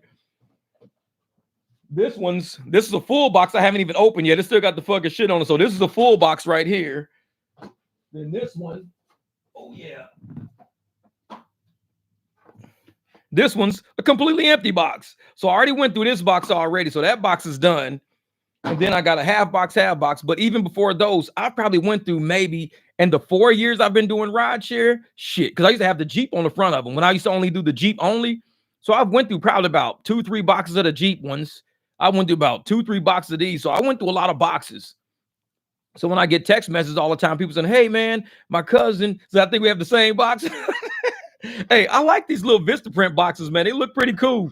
Like, I like these boxes, man. They're pretty dope. I like these. And then this one, this is a pretty cool box. I like this Vistaprint box. That's pretty artistic. I like that. Doughboy. He said, what's up, Evander? Get your motherfucking ear bit off. See, that's why I always wear my headphones. I don't want motherfuckers run and bite my motherfucking ear off. I got blockers. Just if you crusty does it, they might remember your face. Yeah. What up, Jeff? The 300 was on the menu today. Man, like I said, we went over a lot in this live stream already, just chatting and talking. But for the new guys that just walked in, y'all know Venmo and Uber. Like Uber is pairing up with every fucking body. Waymo, whoever. Now Uber and Venmo have paired up now. So yeah. This is my last card in the box. I gave the girl the box. I know she was loving that shit. Thank you. This is a nice box. I'm gonna use. These are really nice boxes though. I like them. That's why I keep them. Like I gave another kid, I gave a box, a little girl, I gave her Sophia. I gave her one of these boxes because it was pretty cool. I was like, hey, you can have this box. She was like, oh, thank you. These are some pretty, and they're nice hard boxes. You can like store stuff in, the little trinkets and shit. They're pretty cool. Oh yeah. So now, like Flex, this right here, man. Like I said, this is what it is. How to add Venmo to Uber. I got this message from Venmo and it says, riding with Uber, pay with Venmo. I got this message from Venmo yesterday at 11 o'clock. So these motherfuckers trying to undercut us. They're trying to undercut us now because we're using Venmo, Cashapp, and Uber on the back of our cards. And they're going, hey, well, just don't even worry about paying those people. Go through Venmo with us, through Uber, and we'll make sure you get a ride. And this is why I was saying earlier, I mean, I already said it already. I don't want you to have to go all the way back to the beginning to hear it. But because I like you, Flex, you my dog, you my dog. So I'm gonna repeat this shit just for you. I don't repeat this shit for nobody. Flex, I got you.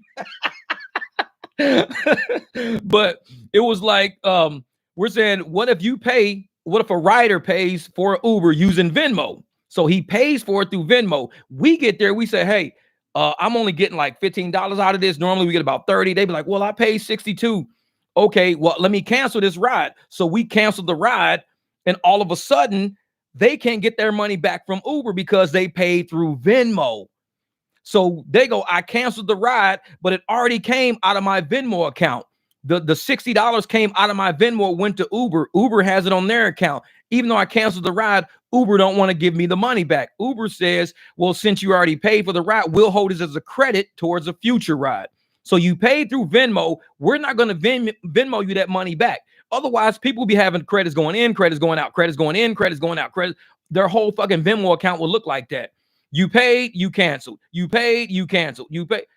So they must be saying, hey, once you pay, it's going to be a credit on your account. I think I got to read that email. I just got it yesterday. I haven't gone through it. Hopefully professor is listening in, or somebody could tell a professor, hey, professor, do me a favor. Jeff, because he's good at explaining this fucking shit. Me, I kind of got a fucked up mouth. But if he can get a hold of that email, maybe I'll email it to him and he can read through that shit. But he's really good at breaking shit like that down. I'm not, because I don't like the fuckery. I hate the corporate fuckery. I really do. But somehow I like to look at the details and see where they're screwing us over. That's what I like to do. I don't like to explain how to use the shit. I'm the auditor. I like to go through and see where the fuck ups are. I'm the auditor. Some people are a good explainer. They say, hey, I'm going to explain to you how to use this shit. And me, I'll say, let me audit and see where all the janky shit is. And I like to talk about the janky shit. Oh, yeah. Yo, yeah, they're riding drop, man.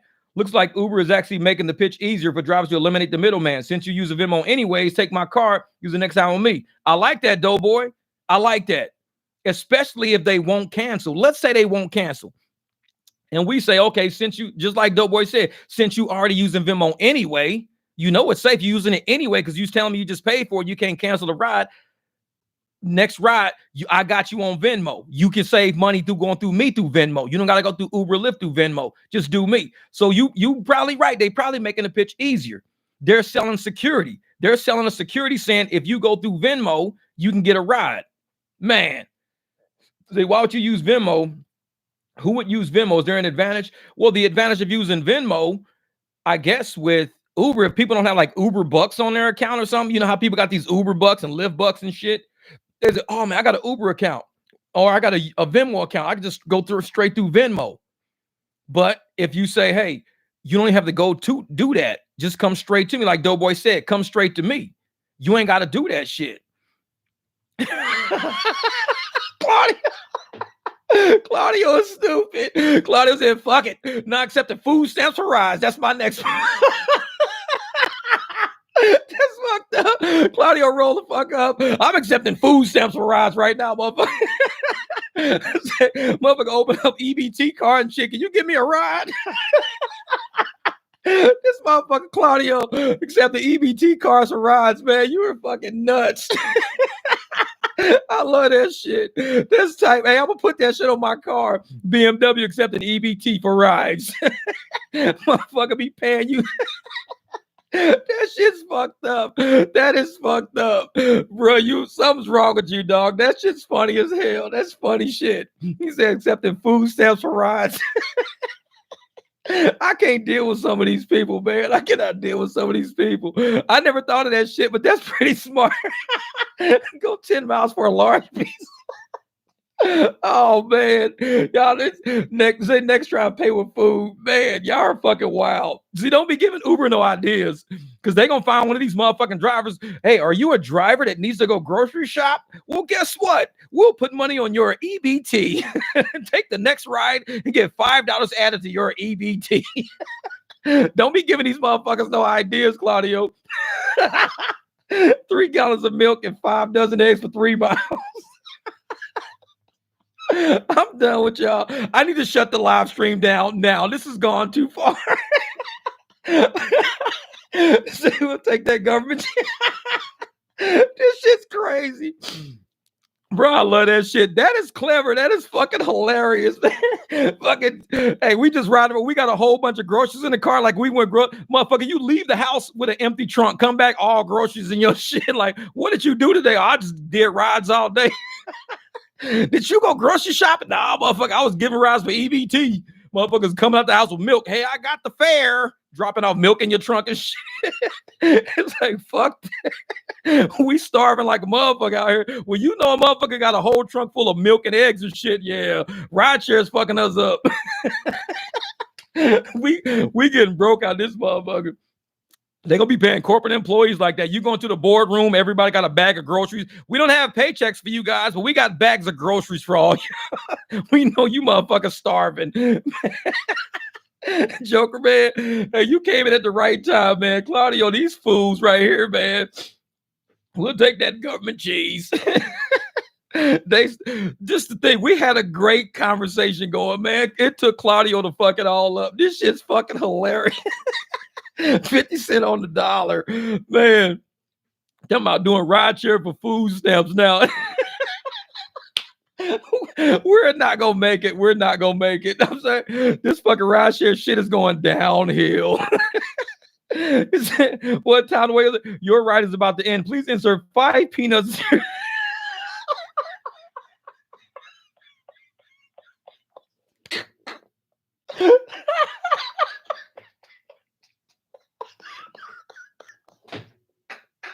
I'm ending this live stream right now. This is it.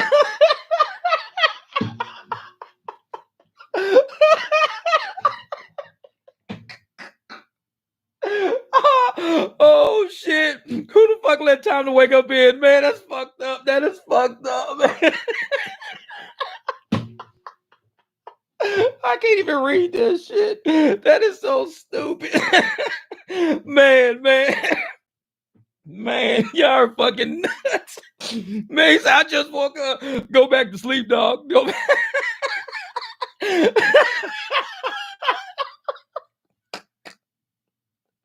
Oh, wow. Wow. He said, please insert 5 peanuts in your wow. Fucking rideshare is going down here. Man, this shit's fucking bad. Uber peanuts. Boy, y'all are fucking wild. Y'all are wild, man. Man. Rodney Clutch in the house. What up, ATL, man? Whoa, y'all are fucking wild. This shit's crazy. I'm gonna tell you, we be having some great conversations, and somebody always come fucking up, man. That's just that shit is straight comedy, bro. I'm telling you, man. I'm telling you. I got to start using StreamYard. This is why I got to start using StreamYard. I got to pull other drivers onto the panel. So when y'all fuck me up and I get stuck in the clutch, y'all can just carry on the conversation because this shit's crazy, man. This shit's crazy. I can't fuck with y'all. See, that's why I couldn't be a comedian. Y'all are fucking stupid. Y'all be having me dying laughing. When shit's funny, it's just funny. You can't unlaugh. You can't unsee that shit. That's just funny as a motherfucker, man. That was funny. That was pretty funny. See, that's the thing. Claudio, time to wake up. Y'all, I don't know, man. You guys, y'all need like to have some type of like YouTube, like live stream pass. Y'all be fucking shit. Then Zick, you add Zick to the mix. Y'all need some kind of live stream pass. That shit expires. Y'all be fucking up everybody's live streams. That shit be straight comedy. Dude, that shit is so funny. I don't see how these live streamers, these podcasts be holding together, man, because y'all be killing me in these live streams, dude. This shit be funny as hell. I can make videos all day, but this shit is gold, man. This shit's crazy. He said fucking throw 5 peanuts in the driver's mouth. Right? Activated. Y'all are fucking stupid, man. I can't even drink my coffee. I ain't trying it. I'm not risking drinking that fucking coffee. I'll fuck around, spit all over this fucking computer screen. I'm done drinking coffee for a minute. Time to wake up's in the building. Everybody's done drinking. That's it. We're done. This is, man, with the platinum driver that makes the McDonald's first gets the free cheeseburger. Best of luck. May the odds forever be in your favor. You see these motherfuckers running red like, I gotta get that motherfucking cheeseburger. Man, y'all are wild. Y'all are wild. That's some funny shit, though. Man. I needed that laugh. That was good. I'm glad I started this live stream earlier today. That was good. And see, that's the thing. Day drivers, and we do this shit at night all the time. We be laughing, cracking up at night, man. We be having a great time. But, man, day drivers, it's been a while since I did a day live stream. I'm glad I got on. I needed that. That shit was funny. I needed that. That was pure comedy. And I know sometimes, we get into our, political debates and we start talking about the economy and life and everything. But every once in a while, it's good to come up for air, keep it real, laugh, have a good time with everybody. That's what we about, man. That's what we do on this channel. It's a very different channel. We don't stick to the script. There is no script. We just kind of roll with it, man. Whatever the energy is, we roll with it. We just keep that shit light. We make sure we always talking about family. And that's first and foremost. But we also dig into shit like this whole Venmo Uber shit. I remember I saw that in my phone, so I wanted to make sure I let y'all know what I saw. So I'm glad y'all brought that shit up because I was like, wait a minute, hold up. But there's more. You got to speed food. You got to speed food to drive some pudding before you get motherfucker like a baby bird and shit. This sticking his hand through the window. Man, y'all are fucking nuts. Y'all are nuts. Fucking spoon feed the fucking driver some pudding. Y'all are fucking wild. This motherfucker. Man. Hey, Chris, real shit, man. Real shit. Improv. And that's the thing, man. It's them. This is why I like to fucking sit there and read some of these comments. I can't even read Time to Wake Up's comment. I couldn't even read it through. I was done. And it's like, so hopefully somebody had time to go back and read that shit for themselves to see what was so damn funny. It's like, this dude, he's lost it. This motherfucker done lost it. Man. Michael said, bang that like button. Real shit. Man. If I told you I'm like daddy daycare right now, you won't believe. And one of the moms heard saying she got 2 G's in her food stamp account. I'm like, shit. She got 2 G's in her food stamp. I'm like, damn, I ain't grocery shop this week yet. 2 G's is a lot of money. That's a lot of money. Shit. You might be daddy daycare. No, please see your driver's food profile for allergies before we starving like a motherfucker out here. We out here starving. Rideshare got us fucked up. It's like they feeding the homeless and shit. Fuck that. We riding around, feed the homeless all over your bumper stickers and shit. Feed the homeless. Like, motherfucker, I am homeless. Feed me. Or is this ride ain't going nowhere? Man. Time to wake up. Pedro cardboard box. Got wet due to weather. He has to go fund me. He's got to go fund me for the fucking cardboard box. I need a new fucking refrigerator box. My living room crashed. Shit, man. Y'all are straight wild for that one. Y'all were wild for that one. That was pretty funny, man. So I, so I wouldn't trust that. It's probably not. Motherfucker gave some baby shit. Like, what, man? It tastes like shit. It is. Gotcha, bitch. You know what it is, man. Y'all are pretty wild though, man. I appreciate that laugh. That was a good laugh, man. Y'all all right. Y'all motherfuckers is all right. Say, I can't afford the food either. I have to beg for a jalapeno pop-up, flaming tacos. That's Zick with his Mexican prostitutes. Flaming tacos, man. If y'all know what the flaming tacos is, I gotta watch the last live stream. Zick had us rolling. We were dying for at least like 30 minutes on that shit. Like 30 minutes, man. Joker man, what's good? Hey Jeff, I like that. The professor gave you a shout out with your shirts, brother. Can't wait to get mine. Oh yeah, man. Like I said, I started making a few of them last night because I had like so many orders come in over the past week. So I made a few last night. I had to wait till supplies came in. I'm gonna make another lot today, and then I should be at the post office tonight, throwing a lot of shit in there. So yours might be in that lot, brother. It might be in that lot. Hopefully, get them out there, wear them, talk to riders, man. Let people know. Let people know.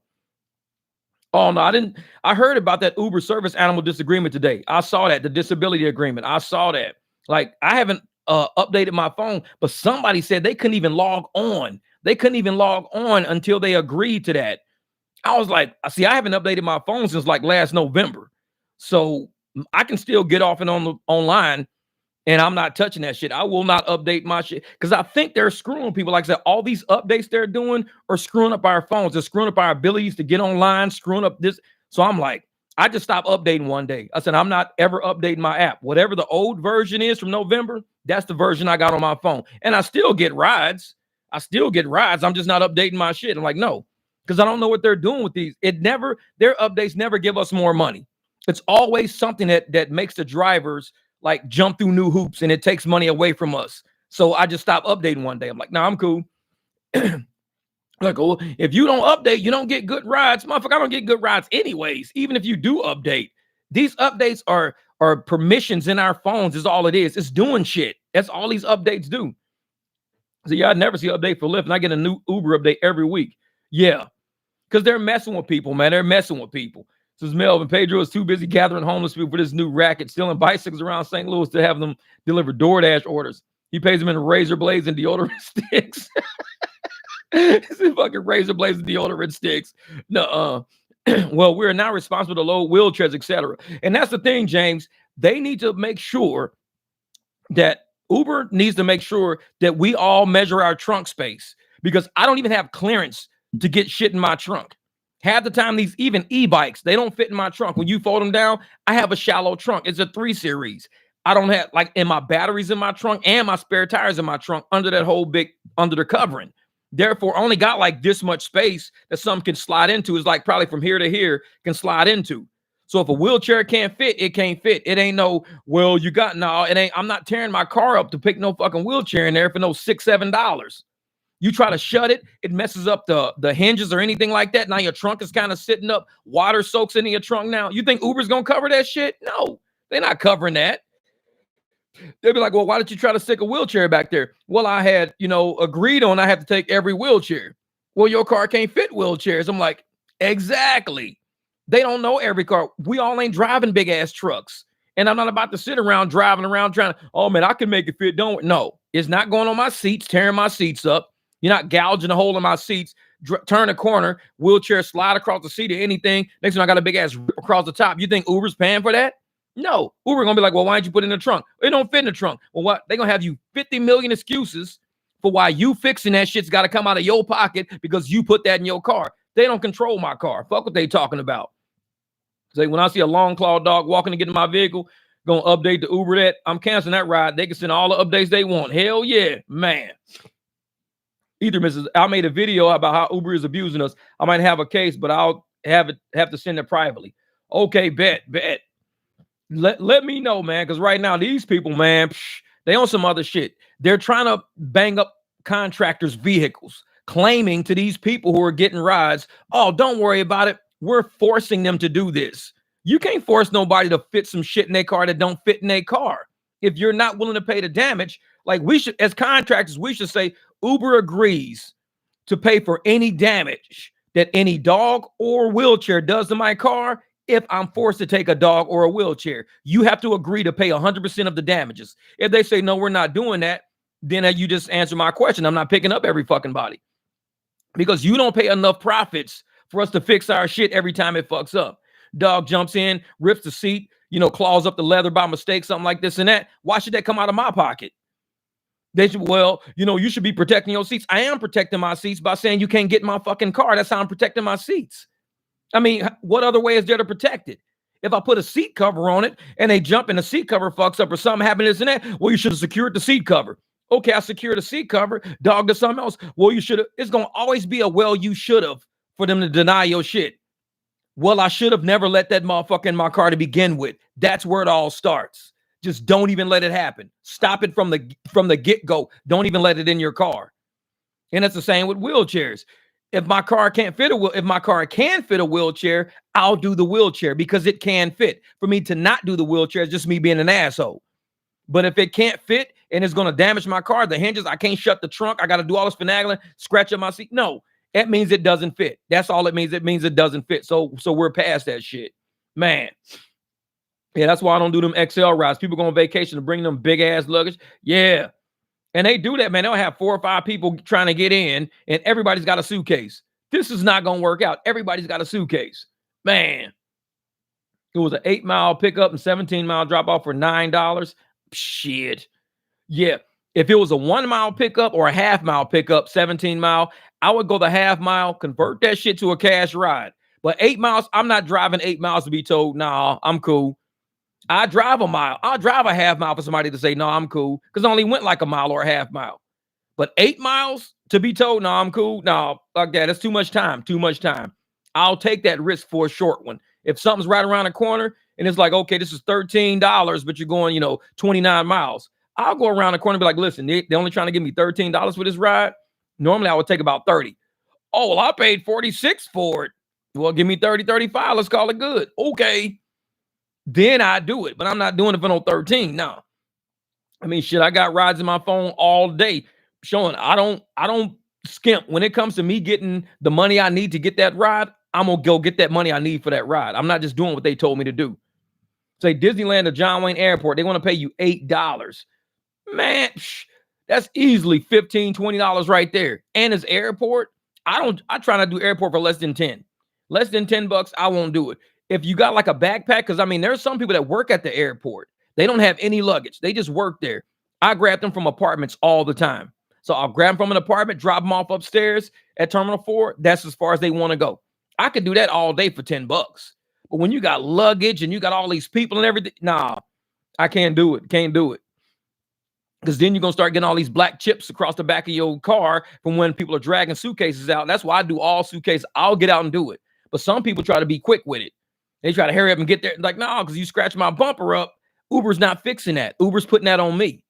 And Uber don't pay enough profits for me to keep paying for that as well as pay for my mortgage and everything else I got to pay for. I can't keep fixing this car. I don't have enough profits to keep fixing this car. And this car should not get beat up with me doing rideshare. So this is what we're going to do. I'll take the suitcase out. Yeah. It's Friday and I've made $225 so far this week. Man, that's hard. That's January though, bro. That's January. And I'll tell you right now, I got 5 days to probably make about $1,000. So I got to push my ass off tonight, tomorrow night, and possibly next week, maybe Monday, Tuesday. But I got to do better because right now, I'm worse off right now than I was at the end of December. And it's the end of January. Like I said, I've been going like this ever since Thanksgiving. My account has been going like this, straight to the fucking ground. And it's like, if I don't turn shit around, man, like I said, I'm going to start looking through Craigslist. I'm going to stop looking for horses and shit. And I'm going to start looking for jobs my damn self. It's like, fuck this shit. Yeah, low-paying rides do not want to pay cash, decline and drive off. That's it, Mel. Because you gave them a choice. We're going to negotiate. Be like, hey, you know what? If you don't want to do it, that's cool. I understand. You want to. So you'll get a driver that's willing to do it for that price. You will get a driver willing to do it for that. I gave you an option to save money by going directly through me. So I make more and you pay less. I gave you that option. You don't like that deal. That's cool because I don't like this deal. So you're going to have to get another driver. It's cool. It ain't no hard feelings. It's a business transaction. Ain't no hard fucking feelings. I'm not doing this for $13. I told you I'll do it for 30. I'm not doing it for 13. You said you paid 45. Therefore, you're willing to pay at least 30 for it. But if you saying, well, I don't want to pay you 30, I'd rather just give the app 45. Well, the app's only giving me 13. So therefore, me and the app is not going to work. I'm not willing to accept 13 from the app. So I'm gonna have to cancel this ride. The app can find out a driver that's gonna take 13. And there is a driver out there willing to take 13. I'm just not that one. So let me cancel this, no charge to you. Hopefully you find a driver. Okay, hold up for a second, because we're not gonna get a ride. Now you want to fucking negotiate. Price just went up, motherfucker. Instead of 30, it went up to 40 now. Because you should have took the first deal. This is the second deal. Yeah, someone tell their company paying for the ride. That's cool. I'm like, hey, if your company's paying for the ride, that's all good. Say, you can cash at me. If your company's paying for it, you can cash at me, you know, the difference if you want to. But if your company's paying for the ride and you don't want to do it off app, then you're going to have to find you another driver. Because no matter what, whether you pay for it, company pays for it, your mom pays for it, your grandma pays for it, I'm not getting paid what I think I should be getting paid for it. So I'm not doing this ride at that price. I'm just not. And they consider, well, you should. No, I'm a contractor. You can't force me to. I'm not an employee. I'm a contractor. If I didn't have a right to cancel, a cancel button wouldn't be on my fucking phone. I mean, they steal our fucking tips.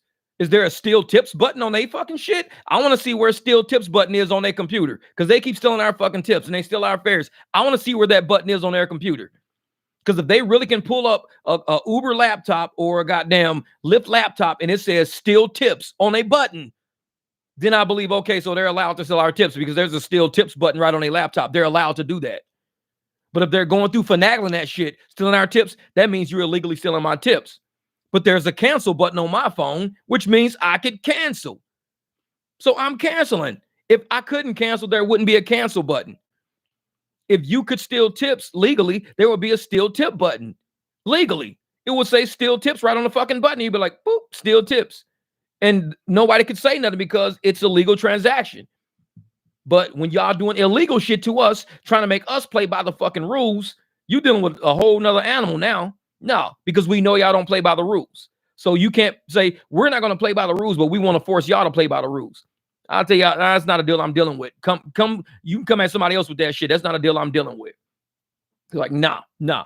What James say? Time, I would have canceled that one. Lay just said to me the other day, the transaction is already complete. This is a negotiation. I said, this is my car and I cover all operating expenses. Nothing is complete until I say it is. Exactly. That's funny shit. I say the same thing. I'm like, it's not complete until I can cancel this shit to uncompleted. No, I was like, okay then, cancel. Now what? Now that it's canceled, I mean, what are you going to do? The ride is canceled. You can't tell me I can't cancel it.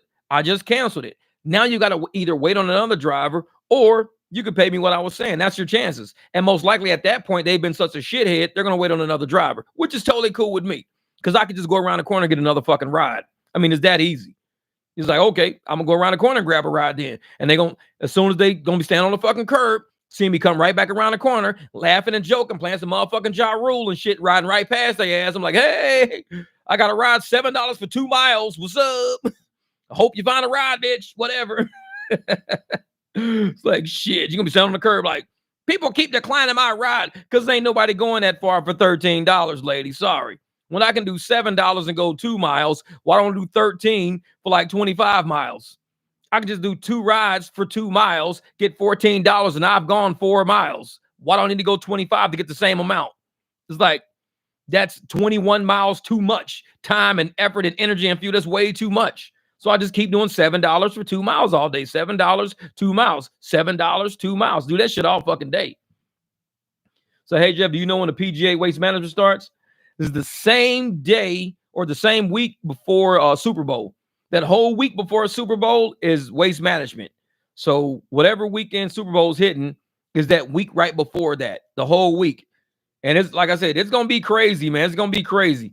And like I said, I might have to bring the Jeep out of retirement just to do cash rides all day. If the weather's good, Jeep's going to be out. Tell you that much. Jeep's going to be out. I'm going to be wearing gear. I'm going to be fucking snagging cash rides. And they're going to be like, oh, we were expecting a BMW. Of course you were. But this is what I got. This is way better. Yeah. Oh, yeah, it was good last year. Yep. Say, get out my car and P. Diddy it. Did it. Yeah, exactly. See, I want to tell her, get the fuck out of my car, you fat bitch. Get out of my car.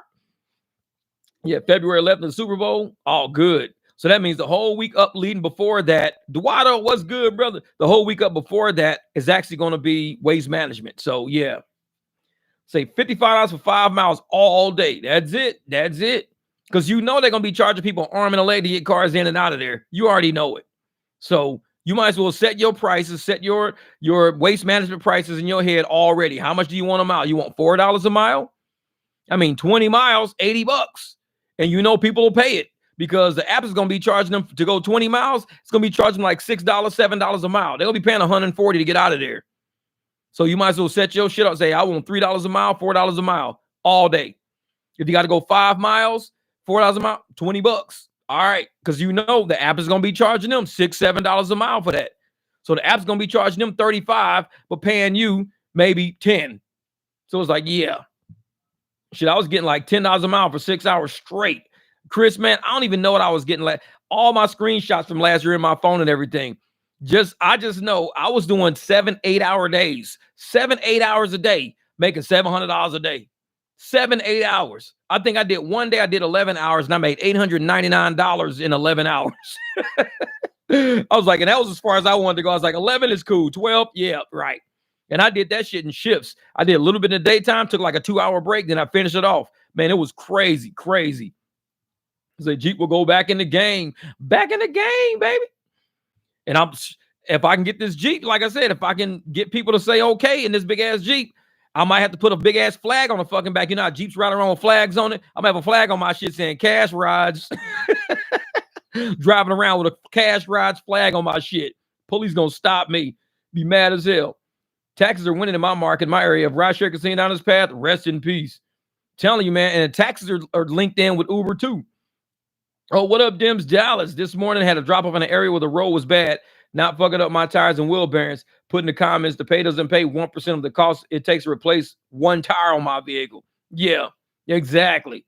Oh, you see me when I'm getting by a gravel road, I stop right where I am. I'm not messing with it. I get by a gravel because you don't know what happens. It could be nails in there because once rocks are on the ground, rocks can position a nail to aim up because nothing lays flat. It's all gravel. So any nail could be aiming up out of the gravel based on how it's laying on one of the rocks. You're driving through the rocks. Next thing you know, 30 minutes later, you get the tire PSI light pop up on your dashboard. You're like, what the hell? Big ass nail with white around it. And you're like, oh shit. Going through that damn gravel got me. Happens every time. Happens every time. Split shifts are the best way to do it for sure. That way, you work around the low demand hours. Yeah, Zick. And traffic too. Because if you do a split shift, let's say you do 4 hours real quick, knock that out, go take a 2-3 hour break, do another 4, take a 2-3 hour break. If you want to finish out the last 4, go for it. If you don't have to. But you just did a split shift and you've capitalized on surge areas and stuff like that. You've made a lot of good money real quick. And that's how I did it all waste management last year. I was doing, because I don't even drive days. So I was doing day shift, take a break, night shift. And I would drive till about 4 in the morning, go home, sleep till about 10 or 11 a.m., wake up, start driving at like 1 p.m., drive till about 5 or 6, take a break, go back out at 8 and wrap that shit. I was doing it the whole week. That was it. Because, man, that's a great idea. Flags, Agent Bill. I might do it, man. Throw a big ass cash ride flag on my shit and just drive around cash rides. Somebody be like, hey, that Jeep says cash rides. I put Venmo and Zelle on my fucking flag. Venmo and Zelle rides available. Lyft and Uber be pissed off. They're like, wait a minute. So dudes out here doing Venmo and Zelle cash rides? Yep. All short rides. I'll put like under 10 miles or under 5 miles. That's it. It's like, hey, man, we only got to go a couple of miles. How much for right up the corner right here? I don't know, 20, 25 bucks. Bet, let's go. Hey, y'all, he said 20, 25 bucks. Let's go.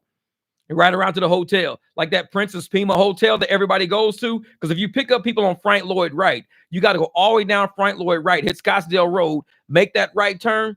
Princess Pima Hotel is right there. And that's where all the activities be at. So that's all you got to do. You're just doing like a right turn all day. You go right, you're right there. You come back out, go right back to the same area. Right, do that again. Just keep doing it all day long. From Frank Lloyd Wright, Princess Pima Hotel. Frank Lloyd Wright, Princess Pima Hotel. Make a killing, man. Make a killing doing that shit.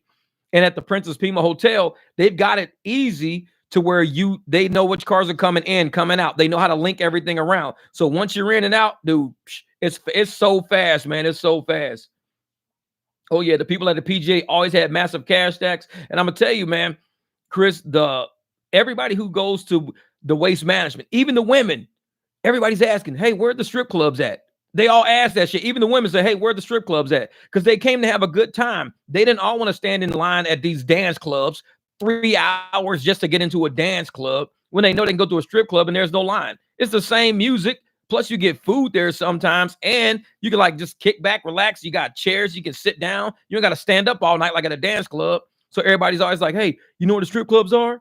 So make sure this week, all drivers in Phoenix, go to Skin, go to Bones, go to Dream Girls, go to all these strip clubs, sign up as a driver at that strip club so you can get paid to bring people there, because you will be bringing people there. They'll pay you $20, $30 a head of people that you bring here. But if you don't, if you pull up and you drop people off at the strip club, you're wasting your money.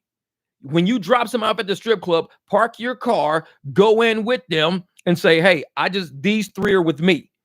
And you're a driver, you're registered with the strip club. Say, these 3 are with me. That way you get your $60 for bringing them. Plus you get the Uber money. Plus you get tips or whatever else.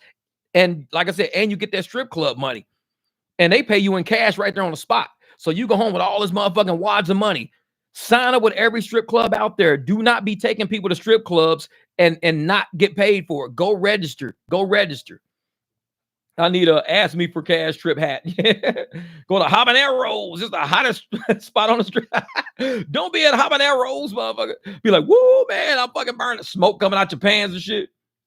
Yeah, I got to give me a second number on my phone just so I can take Apple Pay too, plus Venmo and PayPal. Got to have more options. Way more options, man. Willing to take 50-mile router for $750. 50 miles? What? Where's that going to? Man, 50 miles, $750. Most were asking where the big concerts are. I asked what kind of music you like. It was a 5 or 6 concert in an 8-mile radius. Yeah, because they had they had that one guy, Machine Gun Kelly. He was going one night. They had tons of people in different areas, man. It was so many concerts jumping. Drake was here. He had a big old after party and everything. Snoop and Nelly. So Snoop and Nelly had their concert. They were at Wild Horse. Rick Ross was in town. It was so many people, man. So many people. But yeah, definitely, man. They starting to come to the CBD. All drivers get strip club certified. I'm telling you, man, it's easy money. It's easy money. And see, the areas where I work, some of the kids don't really go to strip clubs. But if you start going to all like the hotels, like where all the conventions and all the spaces are, people just want to have fun. All of those people are looking for fun, like after hours fun, because all the bars are closing. And they're most older people, and they don't want to sit there. This is, man, the YouTube advertiser during your live stream or a trip. You're talking about strippers, and all of a sudden the Olive Garden commercial comes. These people are stupid, Daniel. See, they're stupid. I don't know what YouTube be doing, man. They're crazy. And I'm trying to get YouTube Premium. They won't send me another offer for YouTube Premium, so I don't got to see commercials. I'm waiting to get that offer, because Mary was telling us the other day how to get offers, how to do your YouTube Premium offers. And I was like, oh, shit, I got to do that. So you sign up for 4 months, but then you get another email address. You sign up for 4 months. You get another email address. You sign up for 4 So I'm trying to get YouTube Premium, so I got to see commercials all the time. I'm like, that is a good idea. Because sometimes I'll be running my laptop in the kitchen, and I'm listening to videos, listening to live streams and stuff like that in the kitchen, and the commercial will come on. Usually I just let it play because I don't want to walk all the way back to my laptop. I just let the commercial play. It's like me watching TV and shit. That's the way I put it. It's like me watching TV. It's all good. As long as it don't interrupt my music. If it interrupts my music, that's when I get mad. Because I'll be listening to some good-ass tunes. All of a sudden, goddamn, don't forget to get your Allstate in. I'll be like, motherfucker, are you serious? I'm like, it was in the middle of a fucking Snoop song. What the hell wrong with y'all? So I had to get Spotify Premium. I had to pay that shit. And so now I'm trying to get YouTube Premium. So, you know, when I'm listening to music or whatever, if I get YouTube Music and all that, I don't have to deal with no commercials. Because it's a way around it, but it's going to cost you a penny. But if you get the offer like Mary's talking about, the 4 months for free, just 4 free months of no commercials. I'm like, I'm doing it. See, how much they charge to be their private client for a date. I said $12.50. Hey, that's not a bad deal, especially if you're gonna be there for 12 hours. As you say, I'll do it. That's about $100 an hour. That's normal. I would say that's normal. Because if you're going to say, I'll give you a 12-hour day, and my days are 12 hours, I'll give you from like 8 a.m. to 8 p.m. Or let's say, 2 p.m. to 2 a.m., 3 p.m. to 3. I mean, $1,200 is not bad. You're not taking any other rides. You're basically on call. And so it's like they can be like, hey, you know what? Can you go pick up these people for us? We got some people right now. They're sitting here. Cool, no problem. I'll go snag them, pick them up. Because for all you know, you charge them $1,250. They may be charging their friends, $200 just to go pick them up. So they just made $200 off you picking somebody up. And all of a sudden they can say, hey man, I'm gonna do this. I'm gonna charge my buddies $100. So instead of them paying you $1,250 and being out $1,250, they may only be out $600 because they've been having you do stuff all day and they made $600 off of you. I mean, Uber's doing the same shit to us. Think about it. Uber's doing the same shit to us. Uber is like charging all these people about $800 or $900 a day. So we're the Uber's private driver for $800 or $900 a day, but we're only getting $200, $300 out of it. That's basically what they're doing. Uber's like, hey man, we'll have you working for 12 hours for us. And we're going to, okay, cool. How much? We're going to give you $300 for 12 hours. But yet they're charging all these people way more than that. So if somebody was willing to pay me $1,250, I'd say fine. And they could use you for whatever. Oh shit, fuck yeah. Hey, can you go pick up my cousin? Can you go pick up this? Can you go pick up that? Can you go to do this? Cool, for $1,250. And you could be charging other fucking people. I mean, I'm pretty sure the immigrants are doing that shit right now anyway. The immigrants are probably finding somebody with a car and saying, hey, we don't have documentation, but we all got these apps and shit. Tell you what we're going to do. We'll pay you $500 a day, and all you got to do is just do what we ask you to do. Just be at which Walmart we say be at, pick up who we say pick up, this and that. Cool, no problem. I think it's a good deal. $1,250 is a good deal. I would do it. So you can use my browser in order to avoid adverts. Etherman says, hey, you can use my browser. Hey, that's what's up. Let's do it. So yeah, there's an apps are horning us drivers out. Yeah, ride flow. That's what it is. Like I said, I think I'm gonna try that. I mean, you can, put yourself out there. Just say $1,250. If you $1,250 a day, a strip club or anybody can say that we're gonna pay you $1,250 or whatever, and you have to go pick up all the girls. The girls will be paying the strip club, and so the strip club will be like, you girls don't have to pay Uber. You girls are gonna just the strip club every day charges you $50 a day for transportation because Logan is the transportation the strip club's paying for. So they give you $1,250, and they charge all the girls, $50, $60 a pop or whatever this and that. Next thing you know, the strip club probably making money on you. What if the strip club takes in $1,500? And they only paid you $1,250 out of $1,500. That means they made $250 on you. And you made way more than what you'd make with Uber or Lyft. But yet, shit, man, he said, shit, I'm at 80 already. We'll be pimping us out if you let them. And that's what it is. That's what it is. Do all strip clubs pay for bringing people? James, I think so. You got to talk to the lady at the front. As soon as you walk in, there's usually a lady sitting at the front counter. Ask her, hey, do you guys pay drivers referral fees? Say if we bring, people in and stuff like that. And I'm like, oh, yeah, shit. Hey, 20 a pop, 30 a pop. They'll tell you how much they pay for each person you bring in. So make sure, what up, JJ? So just make sure when you're dropping people off at the strip club, walk your people in. Don't go, because if you don't walk them in, they're going to just consider those people just walk-ins. But they're referrals. They're your people. Walk in ahead of them. Say, I got these 3 guys right here, this and that. And the lady say, okay. So she'll register them, get them all situated, this and that. When they go in, you'll sign some paperwork, this and that. They'll shell all your cash real quick, and you back out on the road. $60, and it'll take you like maybe 5 minutes. It'll take you 5 minutes to walk them in, have them processing going in, and then you sign your paperwork and go out. Quick $60, and you're good to go. So I'm at 156 so far, looking to make at least 500 a day and rest Saturday. Damn, Chris, get it. Hell yeah. Immigrants are definitely doing that with Spark. It's not like Walmart managers don't see it right in front of them. Yeah, Zick, because that's what they're doing. They're paying for a car because they don't have a car. So they're paying for a car, and everybody's splitting all the money. So they're saying, hey, if Spark and all this is paying us X amount of dollars, we'll give you X amount just to pick us up and go drop it off. That's it.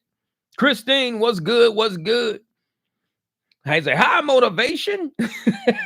Shit, that's what it is. We're trying to get it. Odu says, private rideshare insurance companies should reach out to you or doing them free advertising. What's private rideshare insurance companies? Private ride insurance. Yeah, exactly, Odu. They should. I mean, if somebody says, hey, man, we offer private insurance for, rideshare, because most of us got rideshare insurance with our insurance already. But another rideshare company did actually reach out to me. It's called Revo, Revo. And I think it's Phoenix based. But I got to talk to these people. They reached out to me and they're going to start trying to do something. But I don't know. I'm gonna talk to them first. We're gonna do like I guess we got to do our Zoom meeting. So once we do our Zoom meeting and talk about something, then I'll have something to bring to my next live stream. So I got to message him back. I'll probably give him a call, message him back, because he gave me a cell number and everything. But I want to see what exactly is this company.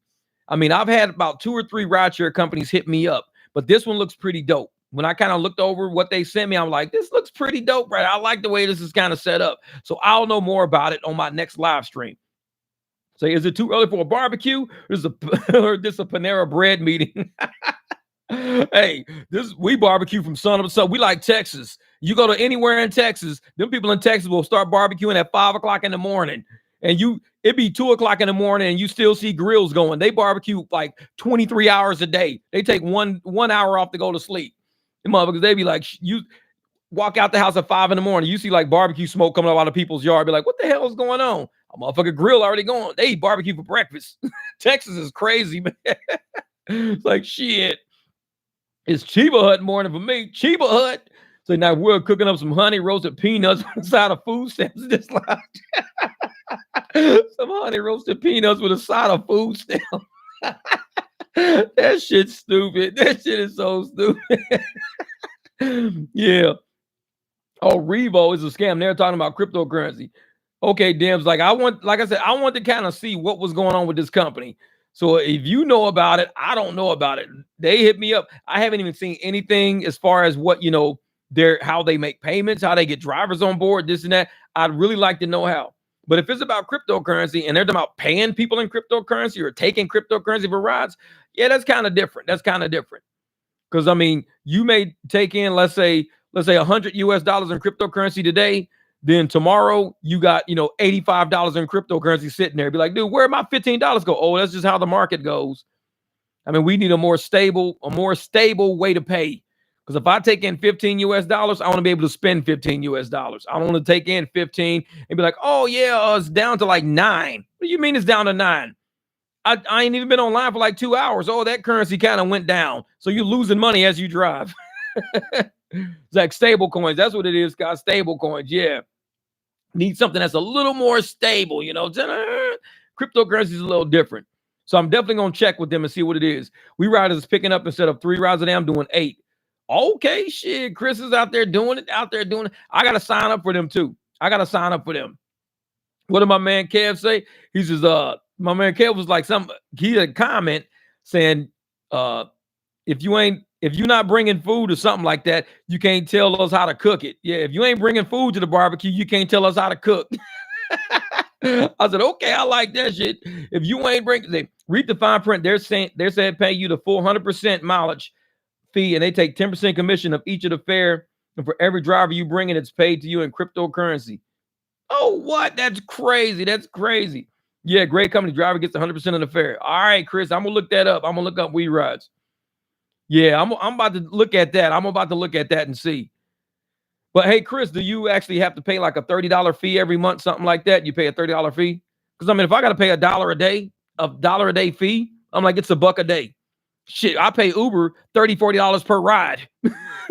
$100, that's $3 a day. So I pay $3 a day, basically, to get 100% of the fare. Pay $3 a day. I mean, we pay Uber $100 after driving for like maybe 3-4 hours. Real shit. We paid them like $100 after driving 3 or 4 hours. Uber's taking way more money than anything. So if you telling me $100 is all I pay all month and that's it, shit, I'm in. $100 all month is all I pay you. Shit, I'm in. $1,200 all year is all I pay you. Shit, we pay Uber $1,200 in less than a week. Because if they're taking more than 50% of the fare, if you making $1,000, shit, that means you just paid out $1,000 in that week. More than $1,000. They definitely hungry. Barbecue sauce and ribs. This fare is too low. Maybe we start asking for rider tip first plus the fare. Yeah, exactly. Rider is low.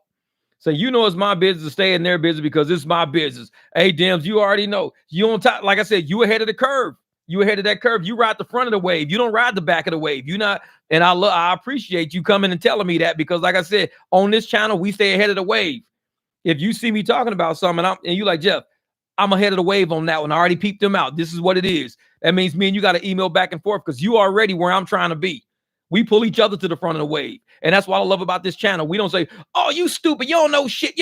Nope. Motherfucker be like, Jeff, let me pull you to the front of the wave on that one. I'm already riding the front of this motherfucker. Your surfboard aiming straight down the wave. You're like, motherfucker, I'm like this. We are not behind the fucking wave. This month, I'm at $14.30 for We Rise. Damn. So you've made $1,300 profit. $1,300 just off your $100 investment. Bruh, I'm going to tell you right now, this, if Uber and Lyft didn't take so much in fees from us, I think it will be a good app. Like I tell people, it used to be a good app. It really used to be a good app. And a lot of us who've driven for a long time, we know it used to be a good app because we know how it used to be. The shit they're on right now is shareholder shit. It has nothing to do with the drivers. They're moving away. They're moving away from paying drivers, trying to go driverless, trying to do anything they can do to get, the lowest paid driver they can find, in which we know there are a lot of people from all over the world looking at America as the place to be, not rebuilding our own fucking country, but coming to we're going to help you guys build America. Motherfucker, we don't need no help. You're tearing it down. We don't need no help. But we already know you create chaos. That's how you make progress. They coming in, they're creating war, creating chaos, creating fighting, and saying, hey, we got the solution. No, you don't. You're fucking it up. You could be fixing your own shit. You ain't got to come here. So $100 investment, man. Say it starts at 0, goes up to 50 for the next 2 months, then 100. Okay, bet. I like that. That's incorrect information. They're paying that dollar plus the fact that they're taking 10% commission on each ride. I'll send you some links. All right, bet. Yeah, because that's what it said. Them says we take $1 per ride. And I'm thinking, how is this going to work? $1 is all you're taking. How is this really working? Because I'm thinking it's got to be something big on the back end. If all you're taking is $1 per ride, there's something big on the back end. What up, Aaron? What's good? So should we get a piece of the corporate pie and buy shares? Wouldn't we have more power as drivers if we all own stock in the companies? What up, William Mills? Yes, Seth, and I believe that. I mean, if more drivers decided to, let's say we had a proxy where all drivers put into one LLC, a huge LLC, let's call it Driver Share LLC.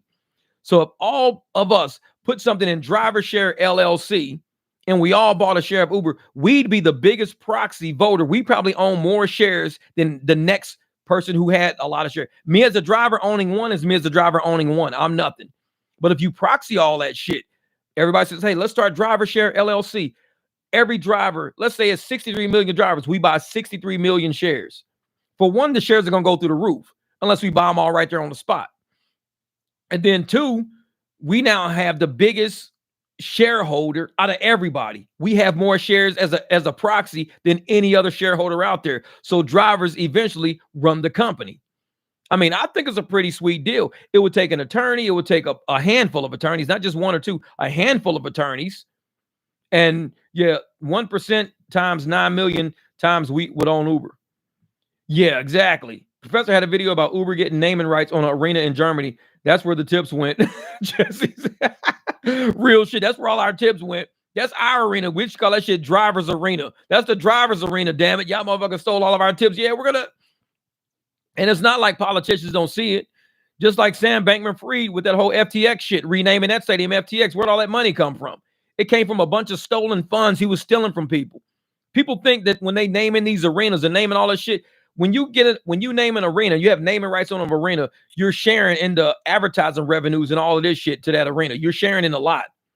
So even when FTX was buying all these arenas and all that shit, it was stolen money. All this shit was stolen money. That's why it don't go past me for Uber to use stolen money to do this shit.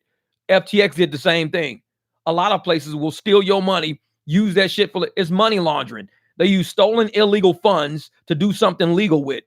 That's the core of money laundering right there. That's the core of it. Yeah, how'd you get that money? I mean, you went from, a company that couldn't turn a profit to now you got record profits and drivers are at the lowest point in our bank accounts that we've ever been. We're sitting there scraping. We're trying to get the fuck out of rideshare. We're looking at, other places.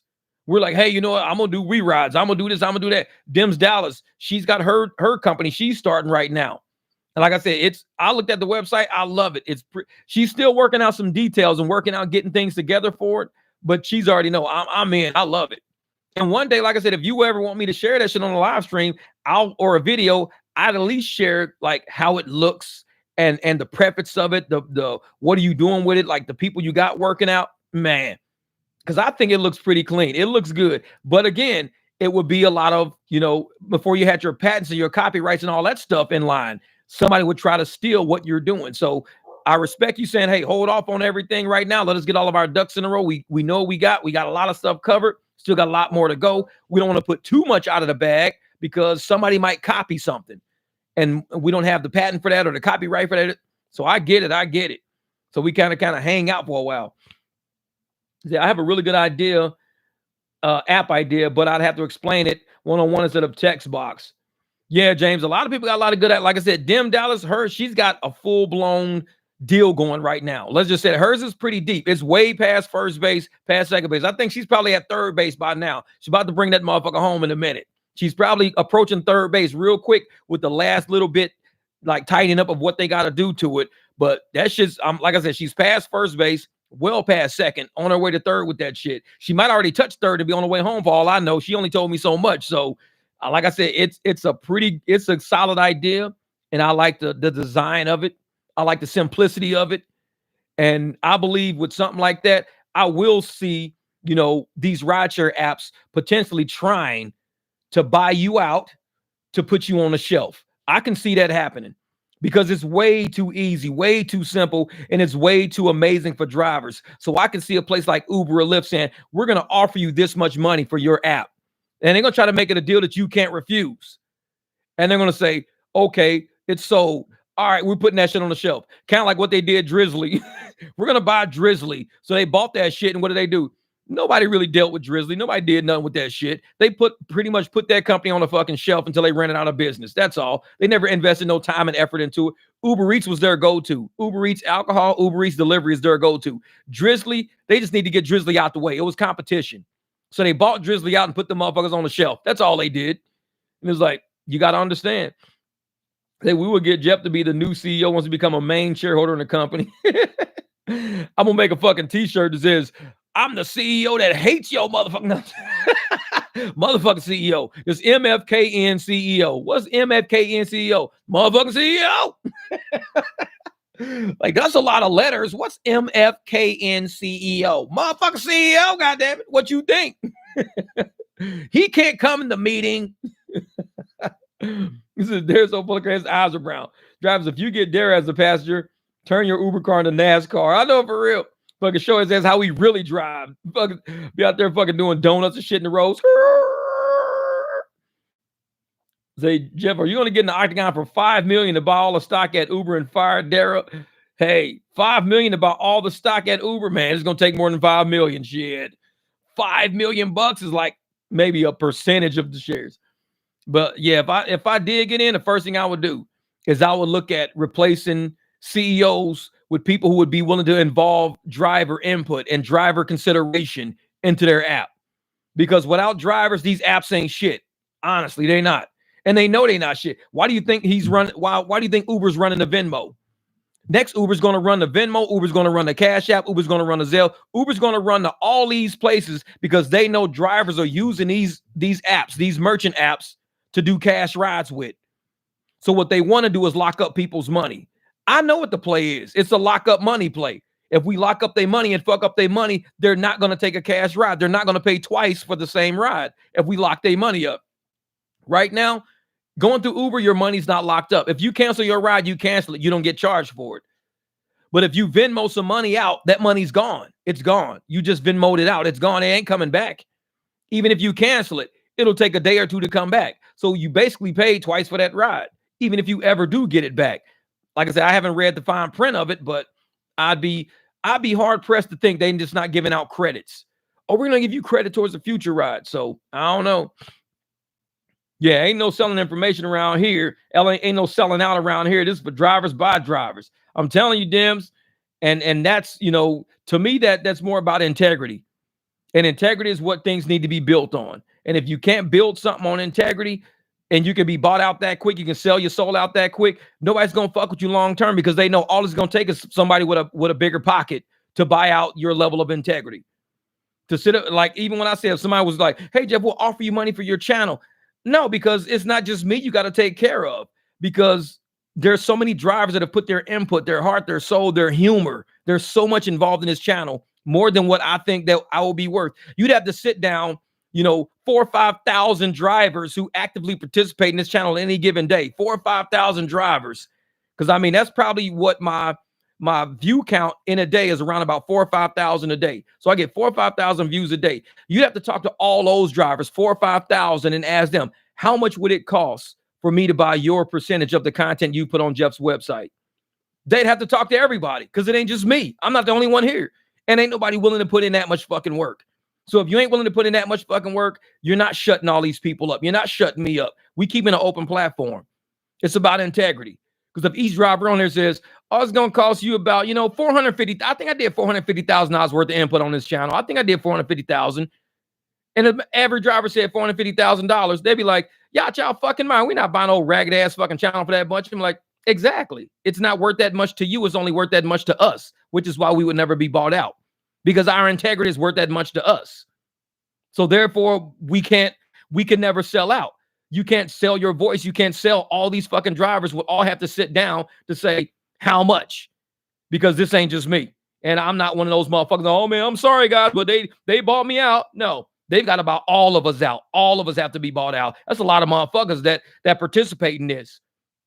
Usually when I'm out driving, I'm making money. When I'm not driving and I'm here, YouTube is giving me like $30, $40 a day. So I can go out and make $30, $40 an hour, or I can sit on YouTube and make $30, $40 a day.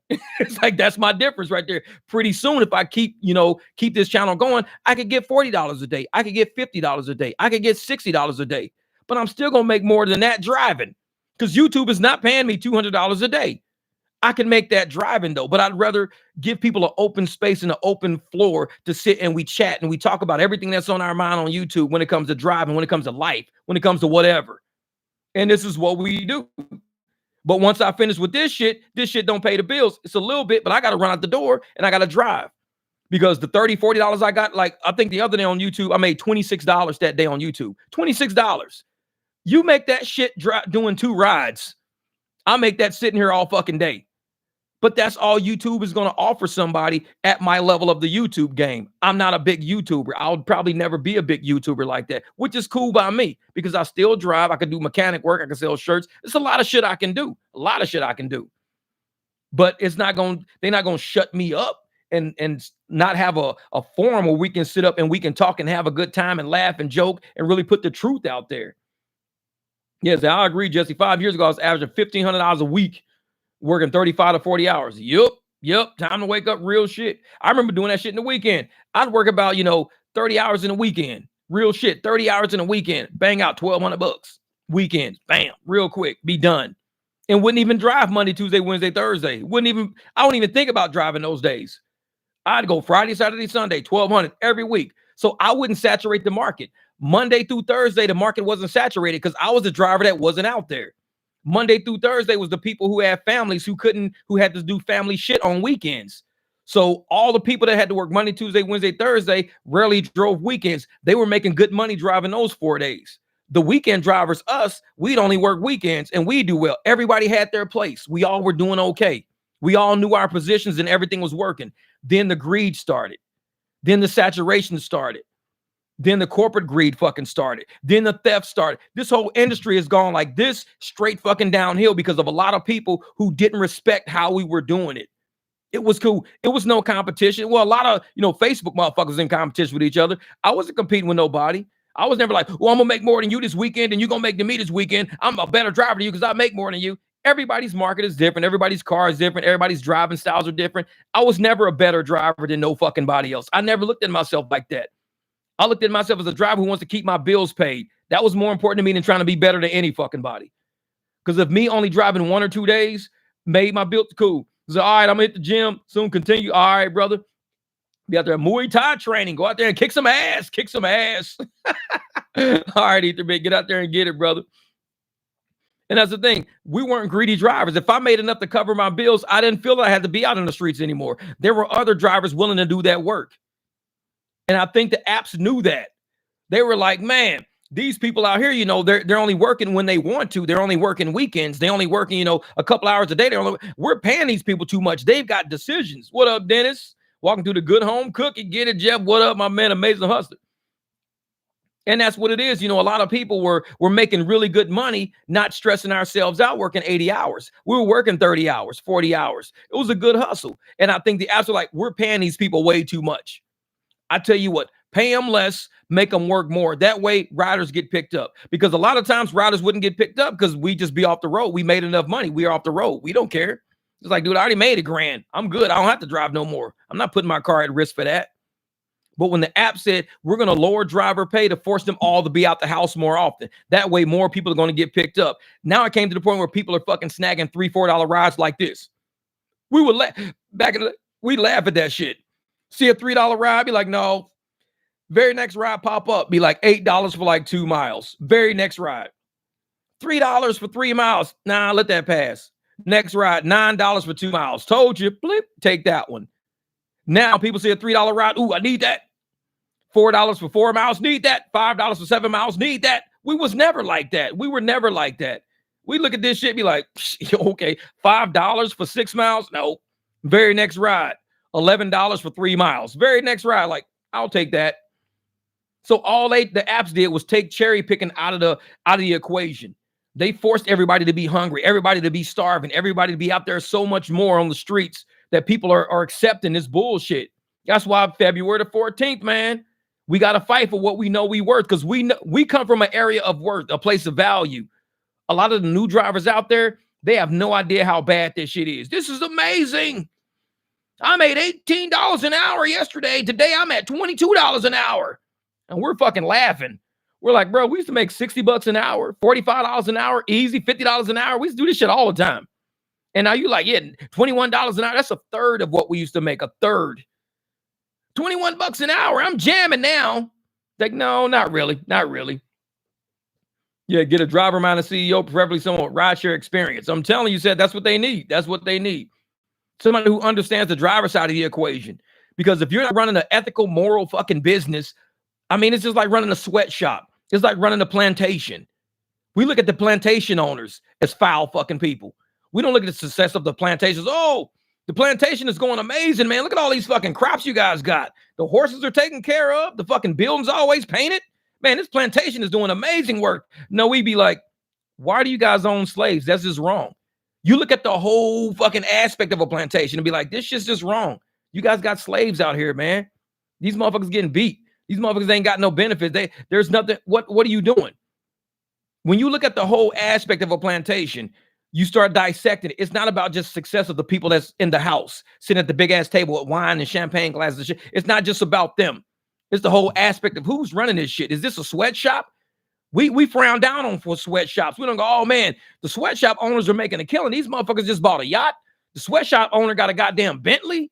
I just saw this one sweatshop owner buy a $5 million mansion, man. Sweatshops are the shit. Sweatshops are doing it, man. No, you look at the people and you go, what the fuck is going on, man? You guys are beating these people up. Rideshare is no fucking different. You look at rideshare, you say, y'all beating these fucking people down to a pulp. These motherfuckers are wrecking cars with nothing left. Wrecking a car, and they don't even have money to fix the car. These people have nothing left. You don't look at just the top. You look at the whole aspect of the industry. Like I said, migrants take anything. Because to them, they're thinking, where they are, $15 is a lot.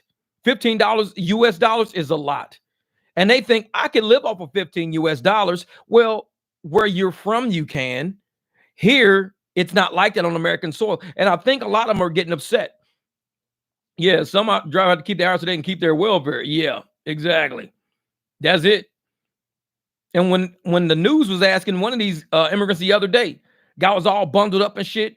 And you could say all their coats are donated from Goodwill and shelters and shit like that, because it was one dude about the size of me. This motherfucker had a fucking tan ass hoodie coat, looked like a girl's jacket, a puffy girl's coat. And I'm like, men in America don't even wear shit like that. It was probably from the Goodwill. These people have nothing. They got these people all the way over here. Didn't prepare them for shit. Brought these people over here to fuck with them for a political gain. Got humans outside fucking freezing to death. They interviewed this dude and he was like, I regret migrating here. I regret coming here. And he was saying it in Spanish and everything. He's like, I regret coming here. I regret migrating here. Like, I don't think he was from Mexico, but he was probably from Bolivia, Venezuela, Brazil. He's probably from somewhere, from a tropical fucking place, who has never been in temperatures this fucking cold, never felt that against his fucking skin, never knew that it could even be this cold on the fucking planet and how that cold would affect them. These people got set up. They got set up. And people think we're, being mean or racist because we don't want them here. No, we don't want you here for your own benefit. We don't want you here because we know why you're here. You're here because of plantation economics. You're not here because people love you. These motherfuckers don't love the people already here. They don't love you. They don't even know you. You're being played. You're being used. When you figure that out, it's like Disney dad. Yeah, I'm going to take my kids to Disneyland. And he takes you to Disneyland, drops you up at the front gate and says, I'll be right back. Let me go park the car. And he drives out of the motherfucking parking lot. And you're standing at the front of fucking Disneyland with Disney tickets. And you're like, why did dad just leave the fucking parking lot? He just told you he was bringing you to Disneyland. He didn't say he was going to stay here and have fun, which you has to take care of. He didn't say that. And that's how they did these fucking immigrants. We're going to get you to America. Yeah. Just follow these maps. Here's some maps. Follow these maps and you'll get there. Yeah. Cut up through here. Yeah. When you get there, talk to these people and register with this. Yeah. Okay. And they set these people up. These are real fucking people. These are kids who think these politicians that we got that are lying and bullshitting people are being honest with them. And they're not. We know they're not being honest with them because we know them. They lie about shit like laptops, wire transfers from Ukraine and China. They lie about shit all the time. You think they're going to lie to us? Americans that pay their fucking salaries but tell truths, the motherfuckers walking through mud and jungles? You're going to tell somebody the truth, walking through mud and jungles and shit, desperate motherfuckers cutting across rivers. You're going to tell them the truth, but lie to us? No, you're lying to all of us. You're lying to all of us. And you played these fucking people and you got these people up here. And it's got America like all in disarray, discombobulated. We don't know what's fucking up and what's down now. What to do with these people, what these people going to do with themselves. Our tax dollars being fucking drained, our resources being drained. And we sitting here like, this cannot be how the economy is going to go. This cannot be how this country is going to go. It just can't go like that. This shit is not sustainable. It's just not in any sense of the fucking word. It's to the point where they got people asking Americans, sign up to host illegal immigrants in your house. Sign up. If you sign up to host illegal immigrants in your house, it will really help us out. Of course it will really help you out. This is a political fucking stunt. You don't care about these people just like you don't care about us. Quit playing the fucking games with people, man. Corporations are the same. Politics are the same. All this shit's the fucking same. And that's why we got to sit and we got to speak to each other. We got to talk to each other. We got to figure out what we doing in this country because we are the people that live here, whether you're illegally here or not. We are the people that actually live here. The politicians, they don't live here. They work here. These motherfuckers live like in great places overseas and shit. They got houses in Switzerland. These motherfuckers got a condo in Italy some fucking where. They got houses in goddamn, Barbados, Cancun. These motherfuckers got houses all over the fucking world. They don't live here. They work here.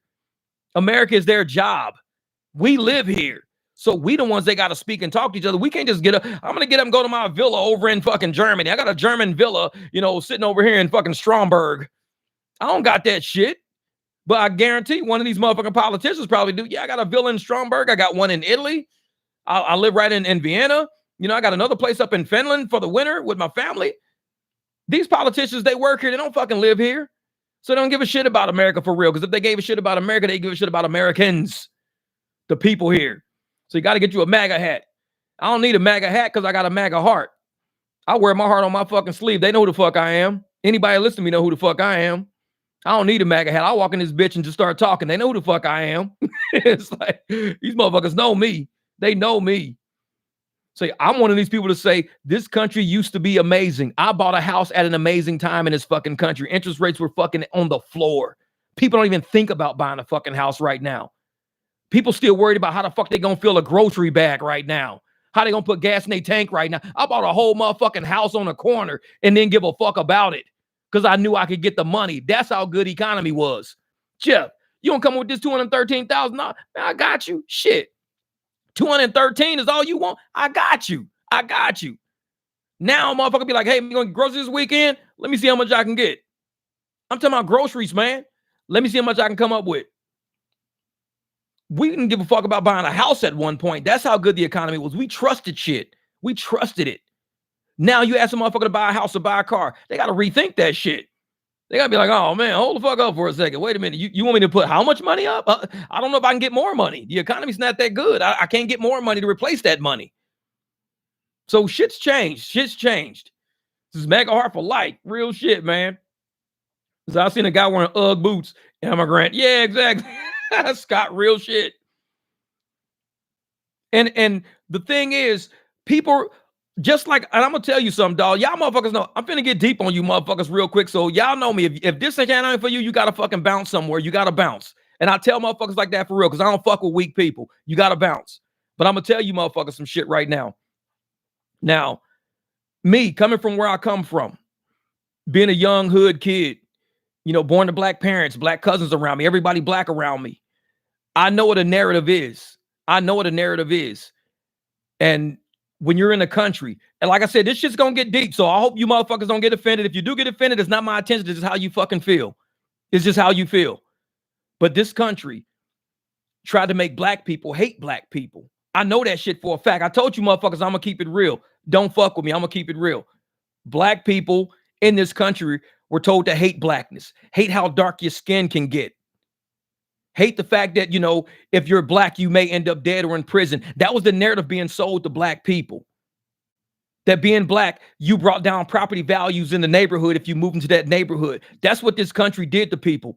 Trust me on this shit because I live this shit. I told y'all, I don't hold nothing back on this channel. So if you can't hear this shit, this is probably not for you. So when I sit and I see people saying MAGA, they don't want you to be great.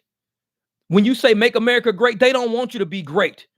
When you was black, they don't want you to be black. Motherfuckers will tell you anything to make you not want to be something.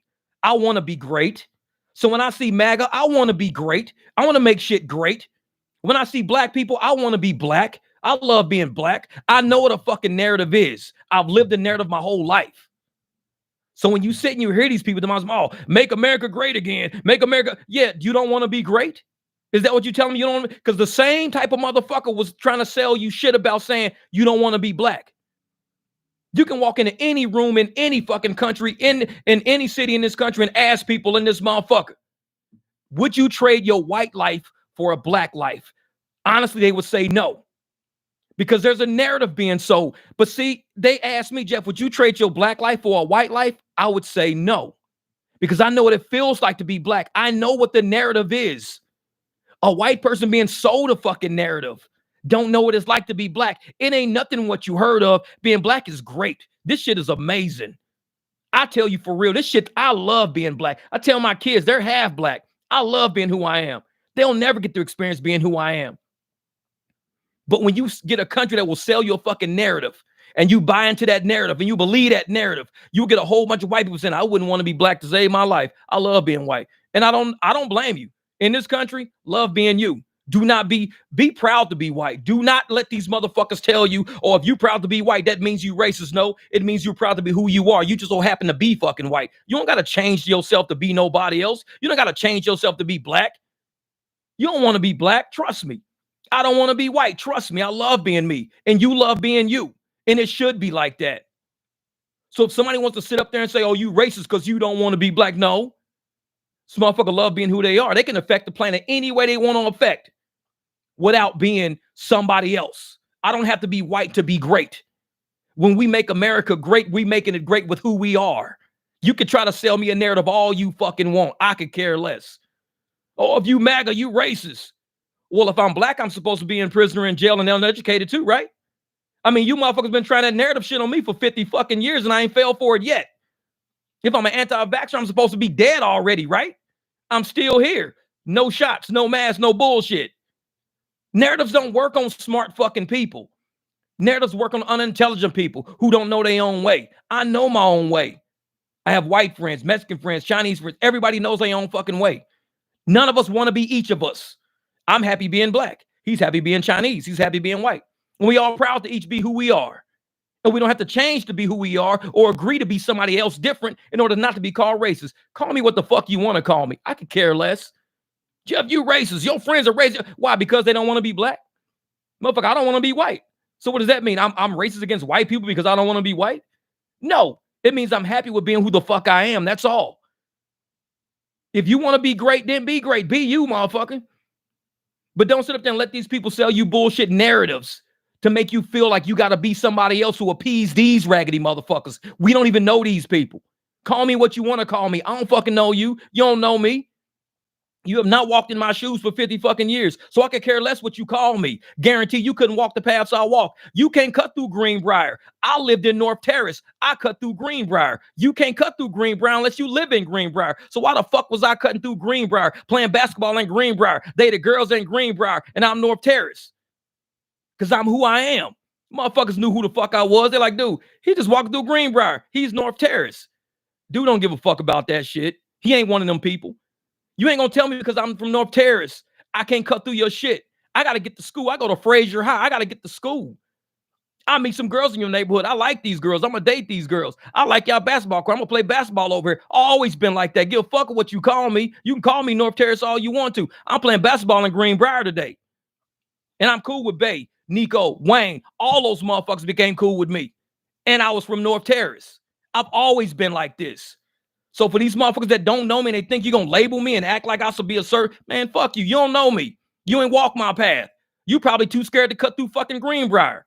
I wasn't. We ain't the same. I fucking damn near grew up in Greenbrier. North Terrace never fuck with Greenbrier, ever.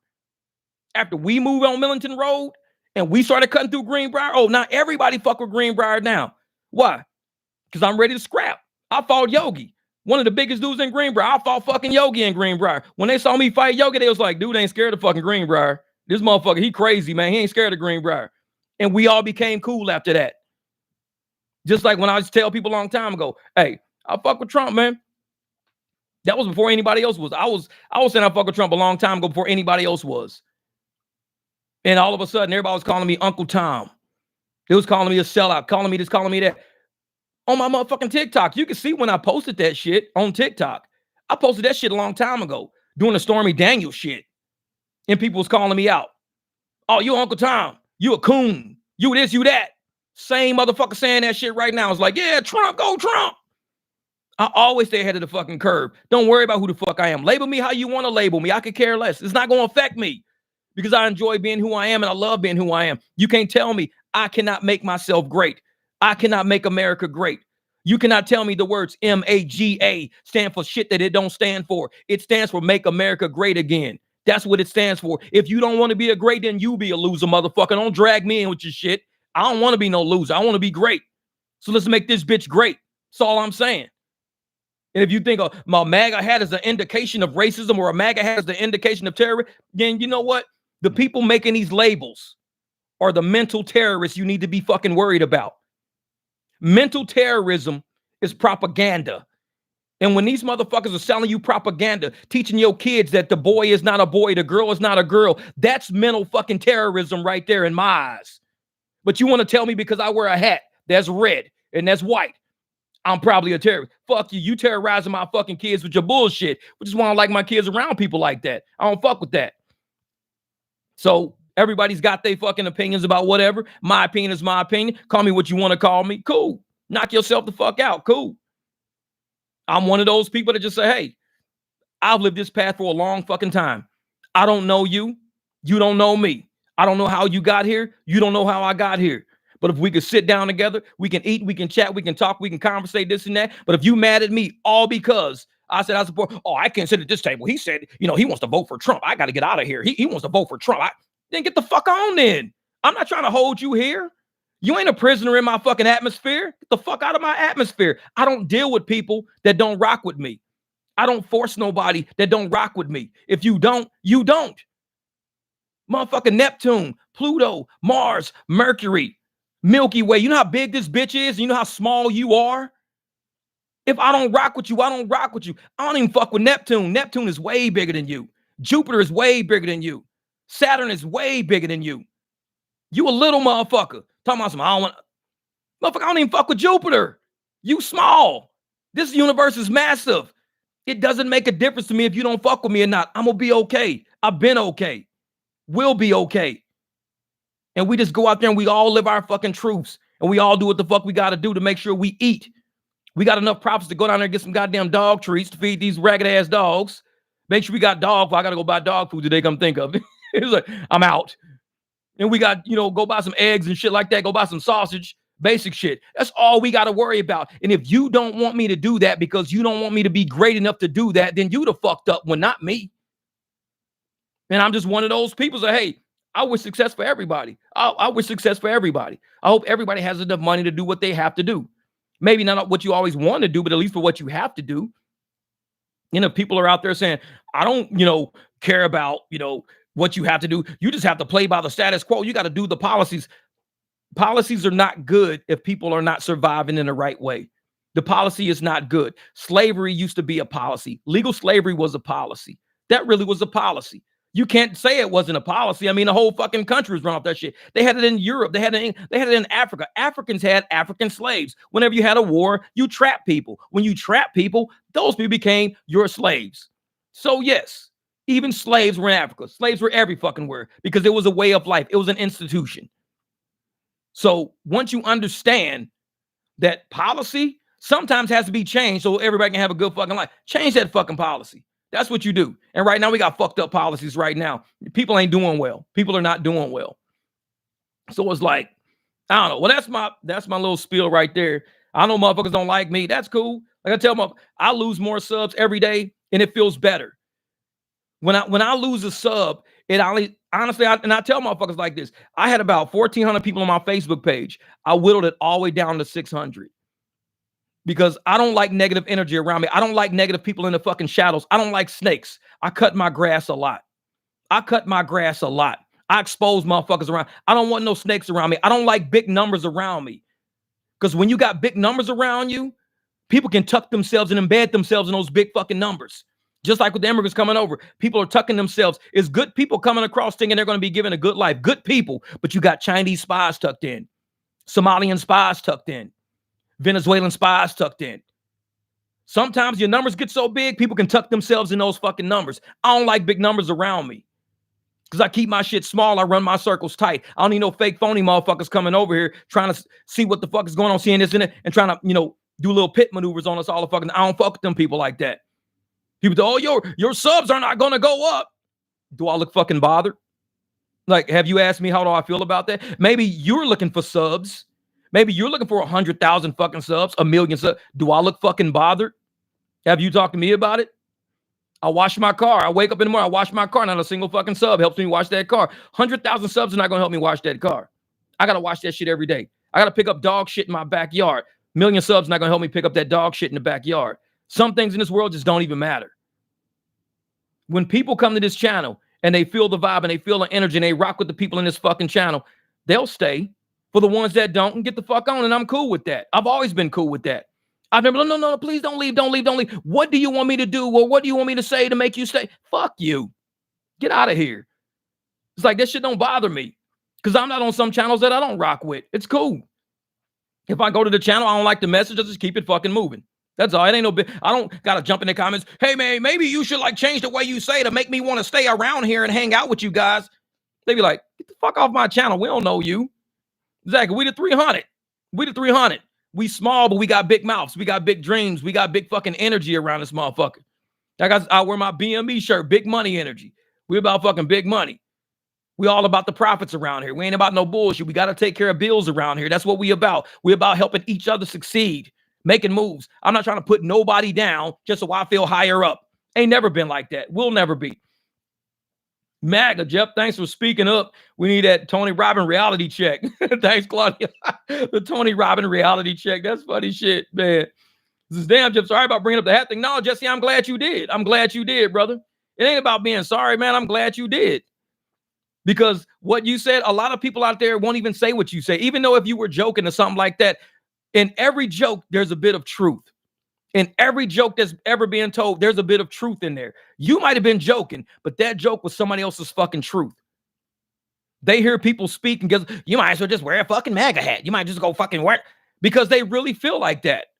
Because they feel that a MAGA hat should be like thumbs down on that shit. Like, fuck a MAGA hat. It's like if an article of clothing with letters on it makes you feel like that, you a weak motherfucker. It ain't shit out there somebody's wearing that's going to make me feel like I need to get into my feelings about it. It's clothes.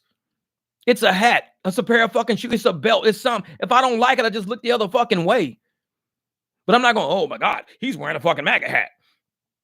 When I see a Confederate flag, you know what I think about? American history. A lot of people like to fucking say an American flag is racist, is this and that. An American flag was an anti-government flag. When it first started out, it was an anti-established government flag. That was the Confederate flag. We had the United States flag, was the United States flag. Then you had the Confederate flag. The Confederate flag was flown to be in opposition to the United States flag because the Confederate flags, all the Southern Democrats wanted to keep slavery.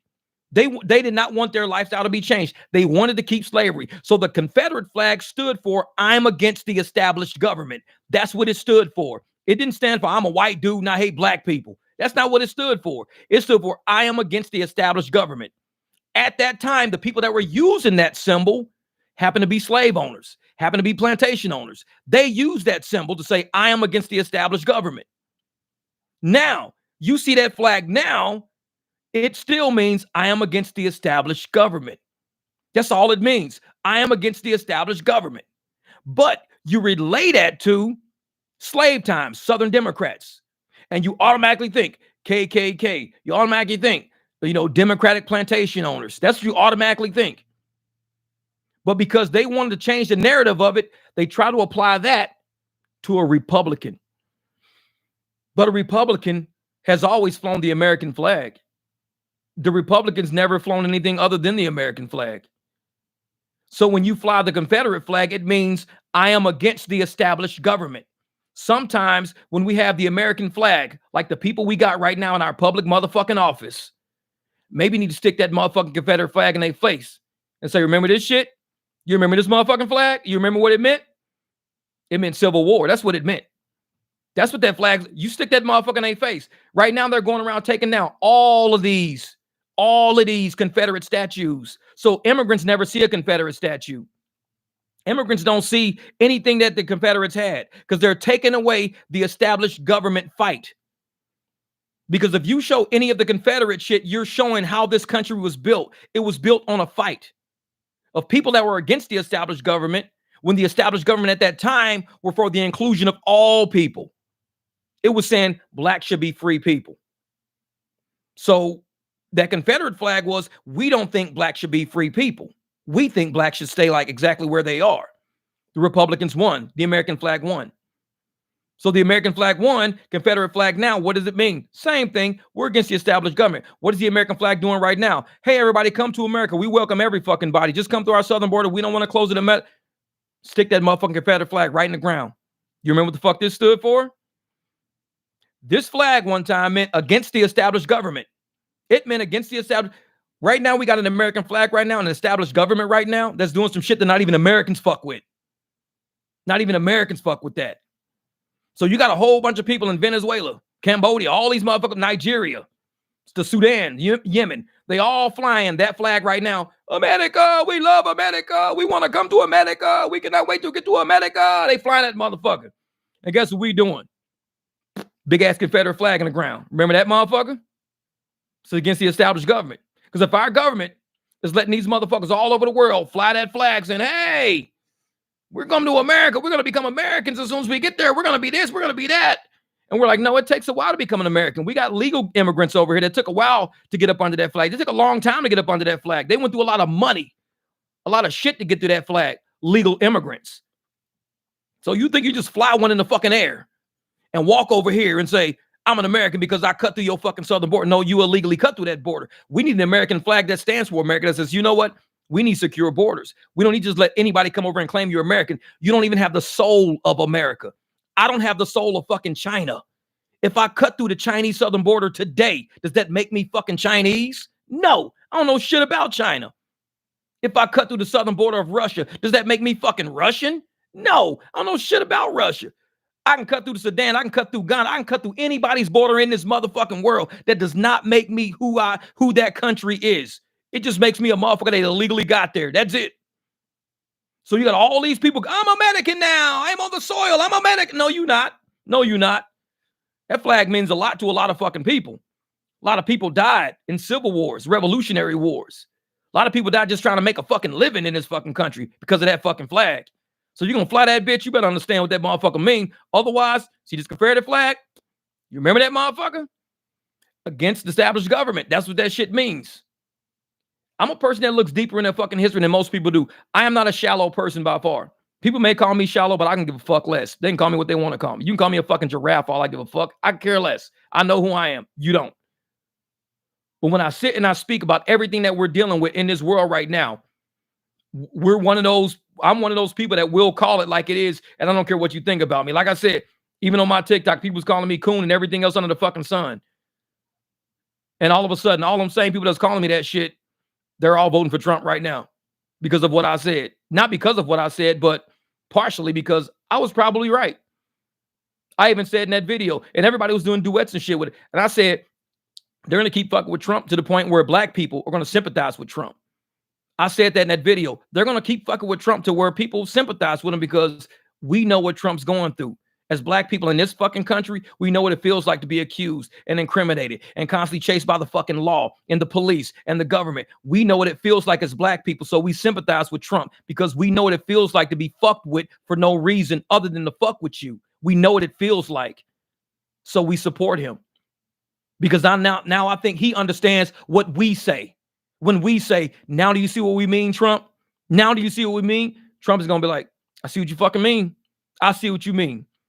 When you were prosecuted constantly because of who you are, not of what you've done, but who you are. I see what you mean. That's why black people fuck with Trump right now. Sometimes you got to go through shit in order for somebody to feel you. And I think that motherfucker feel us now. Jesse, thank you, brother. Thank you, brother. He's Jeff, you still my boy. I know that's funny. You still my boy. Hey, man, we always going to be brothers. Like I said, we said the barbecue, brother. This is the barbecue. We sit down and we chop it up, we chill. Shit, I'll pass you a big ass jug of motherfucking Kool-Aid and some goddamn ribs and shit. And we still sit back and we chat. Cause that's family, man. That's family. That's all that is. You may not agree with me. I may not agree with you. We may both agree and not agree with somebody else. But guess what? We all at the same table. It's the barbecue. We just agree with sitting down and having fun and chatting about shit. That's it. You know, there are people in power now willing to compromise us all to pat their own pockets. Nobody should get rich as a politician or government employee. That's right, Megan. I believe that shit. So for them to have inside information on companies and regulations and legislation and then turn around and be able to trade stock on that same company that they votes on, it's bullshit. That's bullshit. Logan stupid. You giraffe, motherfucker, giraffe. No, don't call me that. Hurts my feelings. Yeah, my dad had to pay like $10K to become a USA citizen, learn what this country is made for. I'm telling you, gigging with Buddha, that's what it is, man. A lot of people went through a lot of shit to get into this country the right way. It's a slap in the fucking face what's going on right now. Everybody who paid money to get in this fucking country, everybody who had to go through years of paperwork and appointments. How about you give each one of those person $1 million fucking dollars? Each person who had to pay to become an immigrant, each person who had to pay to go through, give them all $1 million fucking dollars. Because the shit you allow right now is not right. Because it slaps all these fucking people in the face. And I'm sitting there like, yeah, 10K is not the right way. I'm sorry. Leandro, well, you don't know. He could have been sponsored as well, too. So you don't know what the 10K was for. So to say something's not the right way, you need more specifics, Leandro, because you don't know the specifics of his transaction. You have no idea. Maybe to your transaction, you didn't pay, or people didn't pay 10K, but that's you knowing that's like me saying I got a 4% interest rate on the car and you go 4% is not right. You should be having like 17%. I mean, we may have two different situations. You may not know 4% because my credit score is high, 17 because yours is low. You don't know that. So even with gigging with Buddha, I can't knock him to saying 10K is not the right way. I don't know specifics of his situation. I'm not an all-knowing fucking person. I don't know 100% of anything. But if Giggin tells me, hey, it was 10K for my dad to become a citizen, if I want to know how it became 10K, that's when I sit down with him and ask, well, what did he have to go through? Like, what all did he have to do? And then I found out, oh, that's why it was 10K. That's why. Okay. I didn't know he was sponsored. I didn't know he did a work permit thing. I didn't know. All right. Makes sense. Makes sense. Yeah, man. Cause like I said, it's a lot out there, man. A lot of people pay a lot of, because I know people that did DUIs for 8K. I know some people that did DUIs for 15K. It all depends. Because I heard people say, hey, man, I paid 10K for a DUI. I'm like, damn, man, that's a grip. That's a grip. Somebody, man, I paid 15K for a DUI. That was a grip. Everything, like I said, people's situations are different, man. It's different.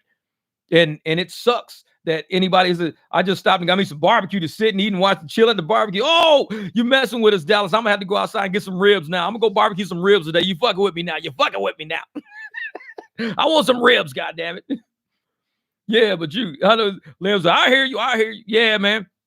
Like I said, but, there's a way, like even with you, like the people like you may say, hey, it costs 15K. I don't know.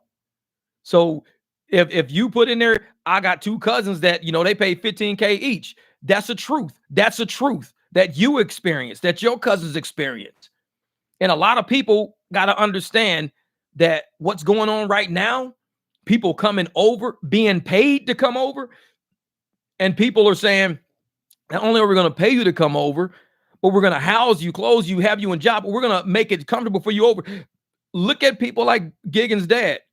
He never got that treatment. He had to come learn about this country before he was just told this country is yours. He had to learn about this country. They make people take naturalization classes, make them read books. They got to take exams. They go through a lot of shit just to become a citizen of this country. There's no country I could walk into and become a citizen just because I arrived. I can't just show up in Australia and be like, hey, you know what? I kind of snuck in Australia through the outback. I came down, you know what I'm saying? I'm here now. So is there any way I can get like some fucking money? Can I get something? They'd be like, dude, you finna go to jail. You actually belong in America. You finna go to fucking prison, dude. You don't come in like that. But that's in other countries. Yeah, I went through all. Yeah, Leandro, I'm telling you, it's a lot of shit you got to go through. It's a lot of shit you got to go through. And I'm one of those people that believe that if you want to become a participant in a country, and the economy of a country and the lifestyle of a country, you should learn more about it before you get there. To me, it's just like, it's almost like if you want to be in that country, you should have to date that country for a while before you marry that country. You don't just automatically come over and say, I'm going to give up my life where I am and I'm coming over here. You have to date the country first. Come in on a few travel visas, understand how shit operates, see how things go. Come in on a work visa for a little while, see if this shit, this and that. And once you figure you do or you don't want to live in America, at least But to just come over because you were invited over by liars who lied to get you over here for an alternative agenda. They're only coming over here because it's for the census count, basically, is what it is. And once they get over here, a lot of the corporations won't complain because corporations are like, these are record profits because these people are invited over here. The government's not calling them illegal, so we can hire them. Now that we can hire them, we could pay them less than what we pay an American. Americans are now struggling because now the value of a worker goes down. So once the value of a worker goes down, the value of our college degrees goes down. Because I'm going to tell you right now, everybody coming across that border are not just people that just graduated high school. There's people with degrees coming over. Guaranteed people with degrees are coming over here trying to use what they couldn't use in their country to use it over here now. They may have a degree in business, may have a degree in accounting, a degree in finance. They may have something going on. A lot of them were military people. They've got people who retired out of the military or, quit out of them and they're coming over. Younger people who don't serve in the military no more. Business owners over there, they're coming across now. So there's a lot of people coming over with valuable attributes about them. They're just coming over the wrong way. Because once you come and you undercut the value of our country and the value of the people here, you've undercut us. You've used an illegal action to create a legal situation for yourself. And now the people who are illegally here just have to deal with it. We just got to tolerate it. I'm like, the prices of houses are going up. The prices of rent, everything's going through the roof right now. So we have to value ourselves up. We have to go up. But instead, we're being watered down and saturated to the point where we're all sitting around. A lot of us are sitting around going, what about us, the people who are paying into the tax system? Not only people who are paying into it, but our kids are obligated to pitch into that same system when they start working. We've got 8, 9, 10-year-old kids not even having jobs yet. They already got debt on their fucking back. They already got debt on their back right now. When they turn 16, they're going to see fucking shit on their taxes that we probably didn't even see. This is a USA admin fee. What's a USA admin fee I'm paying for, Dad? I'm like, I never heard of that shit. What are you talking about? It's on my check. It says USA admin fee. Like, we never paid for that shit growing up. I have no idea what you're talking about. State fees, all these other local fees. What Logan say? I'm dating Arizona. No strings attached. Motherfucker dating them. Let the sparks fly, motherfucker. I'm doing Spark in Arizona. Let the sparks fly, bitch. Date Arizona. That needs to be a campaign for Spark. Let the sparks fly. Come to Arizona and do Spark. Like, fuck that. Your first delivery is on us. Like, yeah. Yeah. So it's like an open invite to the casino to them. They get to come here and play with house money. Megan, real shit. That's real shit. House money. And it's like, you say, we need to find another party to elect. Landro, it's not about party. I'm going to tell you why it's not about party. Trump only runs under the Republican umbrella because Republicans understand his principles, his business acumen. A lot of Republicans do. If you look back at Trump's history, Trump also supported Democrats at one point in time. He was thinking about running on a Democratic ticket at one point in time. Trump is still the same person. He's never changed. He was going to run on a Democrat. The Democrats didn't want him to run on their platform because the way he wanted to change everything, he wanted to get more black people out of poverty with his policies. He wanted to end entitlements. He wanted to do a whole lot of things to get black people more engaged in the economy of this country, to get shit moving forward. That's what he wanted to do on the Democratic ticket. The Democrats said, we're going to lose our base. We're going to lose our base if you put out that fucking message, Trump. If you say that black people should be up, busy, working, earning money, making profits, buying houses, starting businesses and companies, if you say that and you make them theoretically get off the couch and say, we're not giving you free money no more, we're not giving you Section 8 and food stamps, if you'd say, we want you to be involved in this economy, we're going to lose our base, Trump. They didn't let Trump run on the Democratic ticket. Trump did that pitch to Republicans years later. Republicans was like, we like that. We like that. At first, a lot of black people didn't like it. Now they're starting to understand it. Because at some point, it's not about party no more. It's about policy. I could give a shit less about party. Like, Leandro, maybe you don't know, but I was married to a couple of Democrats before. Even as a Republican, I was married to Democrats before. Like, married to them. Not just hanging out with the motherfuckers. I was married to them. I didn't care about what party they were in. I'm not a party person. I'm really not. I'm a policy person. So if your policy is about empowering people to give them enough power to take care of themselves, to fend for themselves, I'm about that. But if my policy is to make sure you're so weak that I got power over you, that's not a good policy for people. I don't want to keep nobody weak. Even drivers, I've never wanted to keep nobody weak. I've just never been like that.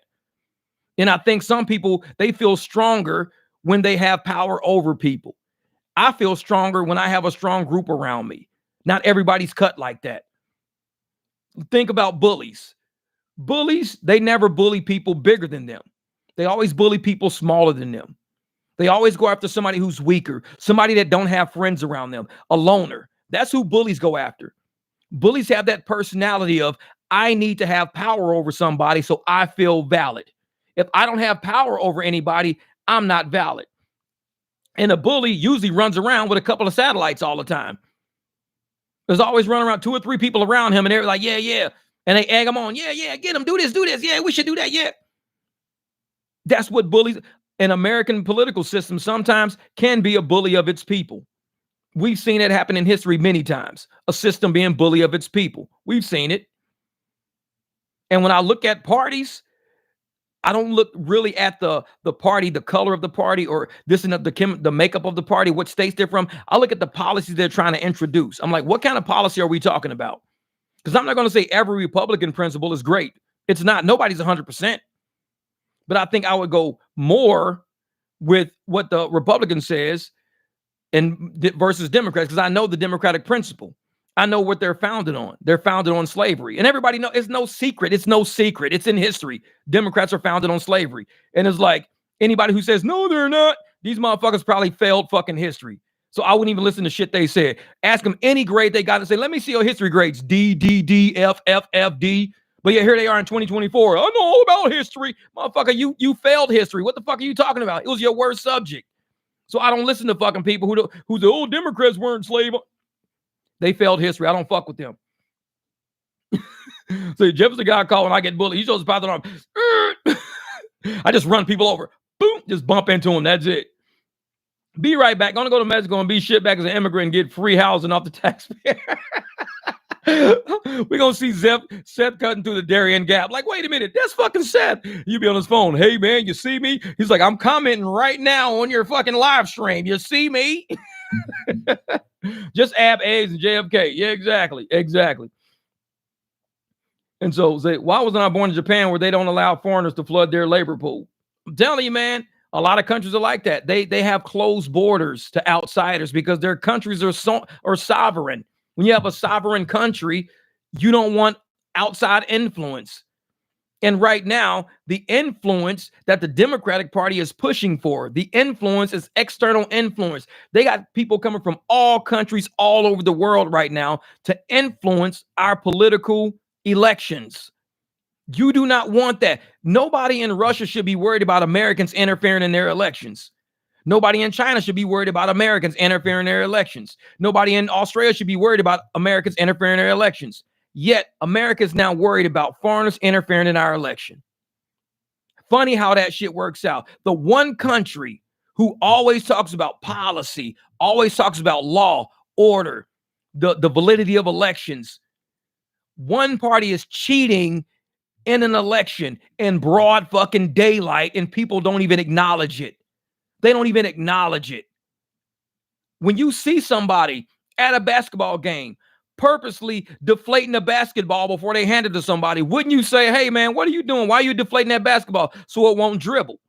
Why are you, hey, ref, he's deflating the basketball right there. And the ref is like, I don't care, shit. It's just basketball.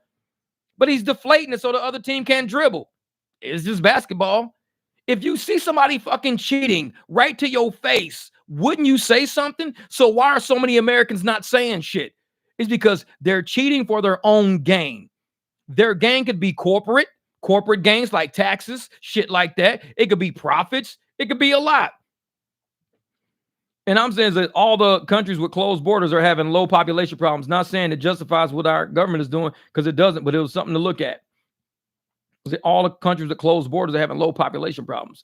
Well, the thing is, Tristan, I think, low population is only a problem if the current population you're dealing with isn't being taken care of. We have way too many fucking hoods right now. Way too many uneducated people in this country right now. So if you have enough resources to take care of more people, fine. But if you don't even have the resources to take care of the people you already got, that's the dumbest shit I ever heard. Because imagine you got a car. It's a 4-seater. So you've got a 4-seater car. You got 4 people in your car. You're driving in your 4-seater car. All of a sudden, you decide to put 3 more people in your car. Where are they going to sit? You've already complaining that, well, we could put each other on each other's lap, but now everybody can't wear seatbelts now because you only got fucking a 4-seater car. That's all you got. So once you start stacking people on top, stacking people saying, well, we could just be real careful as we drive. We don't have to, all wear seatbelts. We could be real careful. So what you're doing is you're diminishing the value of the ride. It was a nice, comfortable ride at first. 4 people, 4 seats, music playing. Everybody's got their own seat. Everything's good. You're diminishing the value of the ride now because now you've got 4 people, but 3 people are in the back, extra people sitting on top of 3 other people's laps. So now the ride is not as comfortable. It's not as valuable no more. Because instead of us, putting 3 extra people in the same car, let's go get another car for you 3 people. That's it. America's like that. Why do we have hoods? Why do we have dilapidated neighborhoods? Why do we got downtowns that look like shit? Why do we got, schools that don't even have the materials? We still got schools with lead paint on the fucking walls. We got water systems in America that aren't even fucking built right. We got bridges collapsing every time it fucking rains all the time. There's enough jobs to go around for the people that are here. So why are so many people unemployed? People could be fixing everything I just named could be fixed with jobs. But yet people are not hiring people because they don't want to create, they want to create profits. So instead of hiring those people to do the jobs, What do? You hire people that aren't even from here so you can pay them less to do the same fucking job. And I'm like, there's no such thing as a small population when the population you currently have is fucking struggling. If we have a small population with enough resources for all the population we currently have, why is everybody not doing okay? Why do we have such a high disparity in wealth? There shouldn't be a high disparity in wealth. To sit there and say our population is low, so we need more fucking people, it's stupid if you're not taking care of the people you already got. To me, it's stupid to take care of the people you don't already have here. If the population is low enough to take care of the people here. Prove to me we have enough resources to take care of the new people we coming over by taking care of the people here. Because it's not about population growth, just like it's not about fucking global warming, just like it's not about fucking COVID killing everybody if you don't get a fucking shot. It's all narratives being sold to a bunch of people who can't see the bigger fucking picture. When all these people are coming over here, it's to affect the census. Like I said days ago, it's electoral college shit. It's all electoral college shit. Because why am I going to have all these people come over here and I don't have the resources? There's people right now in the code right now sleeping in fucking gyms, sleeping in goddamn police stations, sleeping in bus stations, sleeping in airports right now, like Tucker Carlson, people sleeping in airports, right? Do we have the resources for these people? If so, why are they sleeping in airports? Why are they sleeping in bus stations? If we have the resources for these people, why didn't we have this shit set up before they got there? Because it wasn't about these people. Fuck these people. It was about getting these people over here, hurry up processing them as quickly as they can get processed, ensuring that they're counted in the census, and getting electoral votes. It wasn't about taking care of these people. Fuck these people. It was never about that. We all know that. Now they know it now. They're all, why did I even come here? And they're saying it on interviews. I wish I would have never came to America. They really thought they were sold bullshit on the way here from the United Nations, Red Cross, UNICEF. All these people were giving them maps, giving them food, giving them, hyping their ass the fuck up. Wait till you get to America. Oh my God, you're going to fucking be like having the most amazing job you could ever have. These motherfuckers freezing it up outside wearing girls' coats and fucking Uggs and shit. One of the fucking biggest dudes in this motherfucking neighborhood, probably down in fucking Venezuela. Yeah, motherfucker. My name is Juan. God damn it. What's good? What's good? Motherfucker looking on the news right now. This motherfucker got a girl's coat on with a pair of girls' fucking Uggs. They're like, dog, is that Juan on the news? Motherfucker standing outside New York with a girl's coat on, with a motherfucking pair of goddamn Ugg boots. They're like, wait a minute, man. Juan was thugged the fuck out down here. How the fuck they got you up there wearing girls' clothes and shit on the news, dog? What's up, Juan? I thought you was going to America to do your damn thing, man. You know, thug it the fuck up. Get that money, Juan. What? You outside wearing a motherfucking Liz Claiborne goddamn jacket, and it's tan with fucking fuzzy shit around it, with a fucking butterfly hanging on the motherfucker. And I'm like, come on, man. These people didn't come here for that. They got lied to. They got played. They got played. And a lot of us are seeing that they got played. If they're not waking up, and that's why the media won't show what these two people on Muckracker showed. The media won't show that because it'll show these people exactly what's going on. And they're going to be like, hey, guys, stop coming up here. Stop. These motherfuckers are lying. They're lying. We're freezing to death. These people don't want us up here. Nobody invited us. It was all bullshit. The Americans ain't clapping their fucking hands for us like giving us a parade. It's all bullshit. They're talking about, it's all about an election. We got played. It's all about an election. We got fucked over, y'all. They're making it harder for us over here, not easier for us over here. Stop coming over here. It was all a lie. And when that's said, and that's finally told to these people, that's when they're going to say, you know what? Let's build our own country. If America wants to invest billions in us like they invested $100 billion in the motherfucking Ukraine to blow that bitch up, why don't you invest $100 billion in us to build our shit up? Stop blowing shit up and build shit up. I mean, why are we not investing money into other countries to get a return on our investment? Why are we investing money into blowing countries up? Are we getting a return on our tax dollars somehow? Probably not. So if we sit there and we see all of our money given out to all of these countries and they're blowing all these fucking countries up, we're never getting our fucking money back. We're going broke, just blowing shit up because we can. When we could tell all these immigrants, stay where you are. We're going to send down a team of Americans with a whole bunch of fucking money.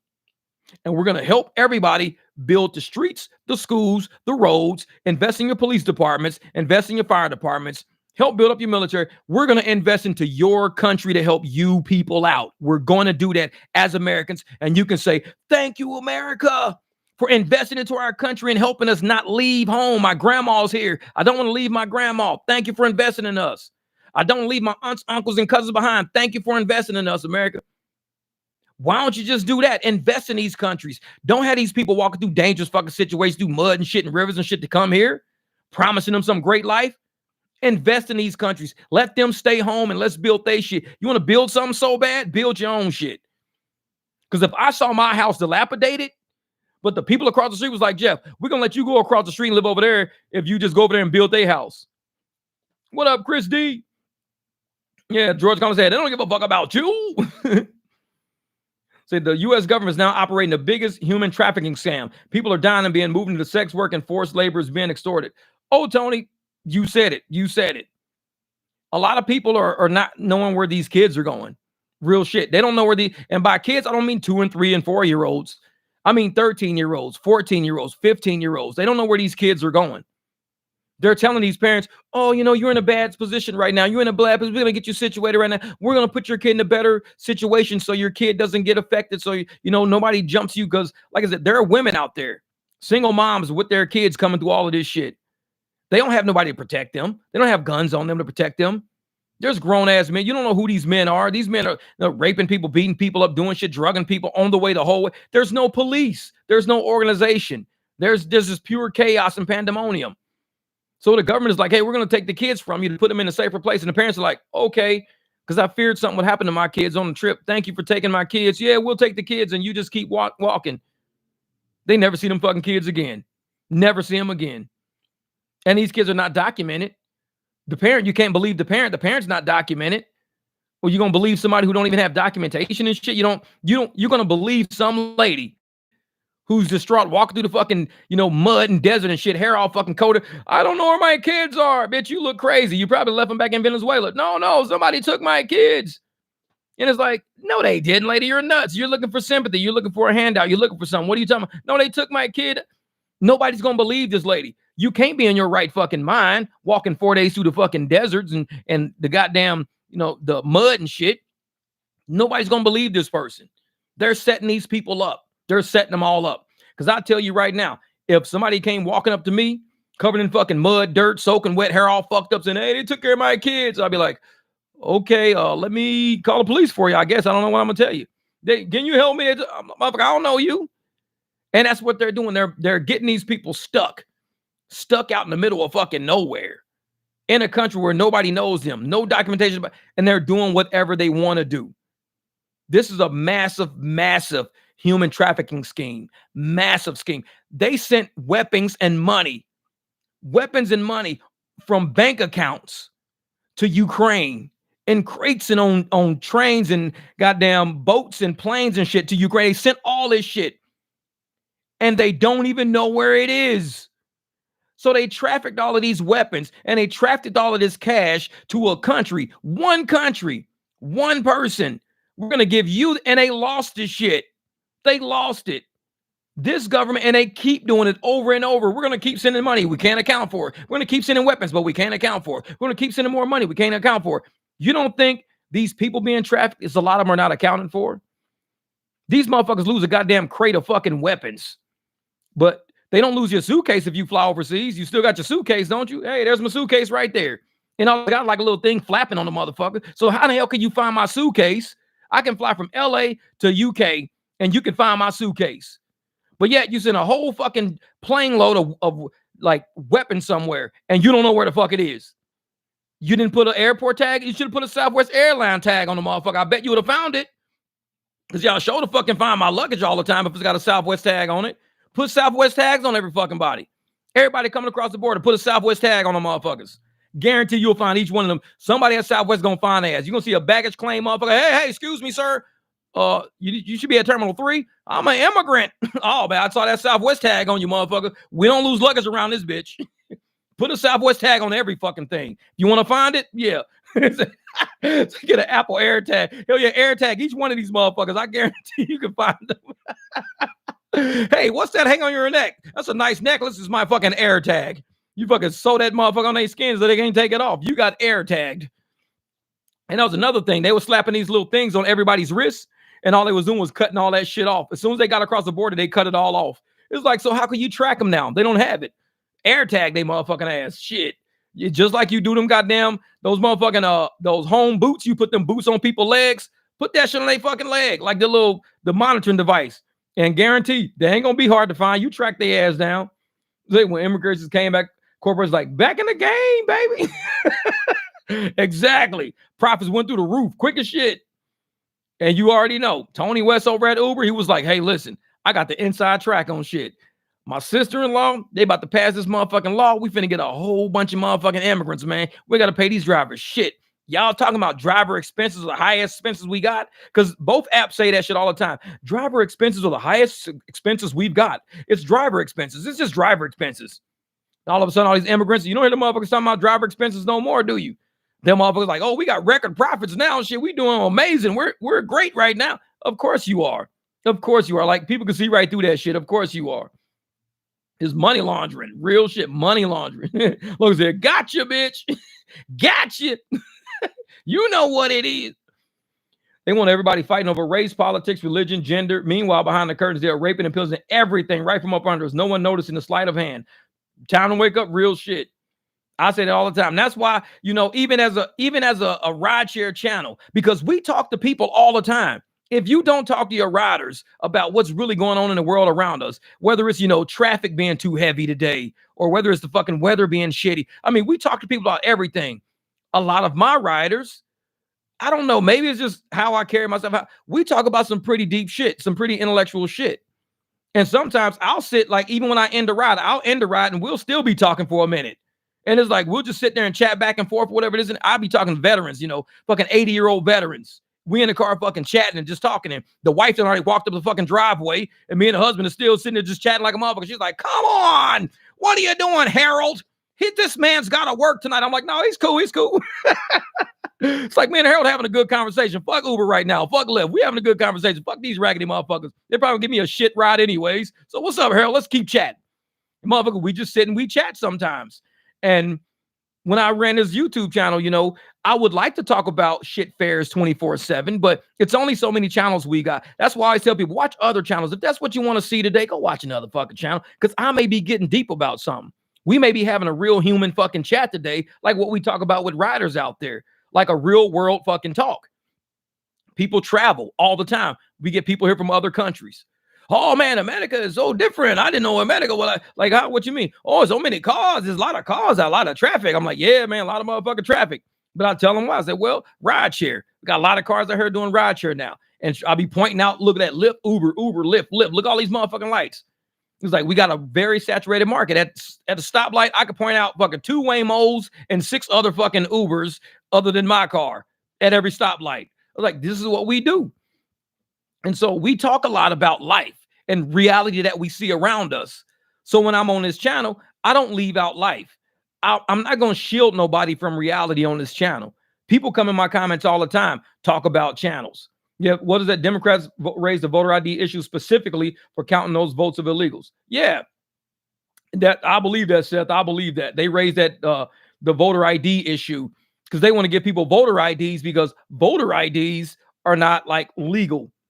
I think people should actually have something like right now. We've got, like, I have a voter ID in mine and it's cool. You can scan it and everything else like that. But if you give people, like I said, the census is more for like electoral college votes. Voter IDs are for me to just vote. That's for me to vote. But in the census is going to count me no matter if I got a voter ID or not. I don't need one. The census counts children and children don't vote. But children count for as far as how many people are in that state or region to get so many electoral college. So voter IDs don't mean much. It just gives us a chance to go vote. That's all. It's like something to do. That's all. Voting is something to do. So you can go there and hang out, fucking go vote. What you gonna do? I'm gonna go vote. Get you a fucking sticker and shit. Electoral college is gonna fuck you anyways. So it's all about the census and how many people you got to get how many electoral colleges you get. That's really who picks the president. Me voting, I could pick, you know, who I want as governor, who I want as mayor, city council. I could do that shit all fucking day. But president, that's the electoral college shit. That's census shit right there. He said, Harold, you forgot to take the shower mat so I could take my bath.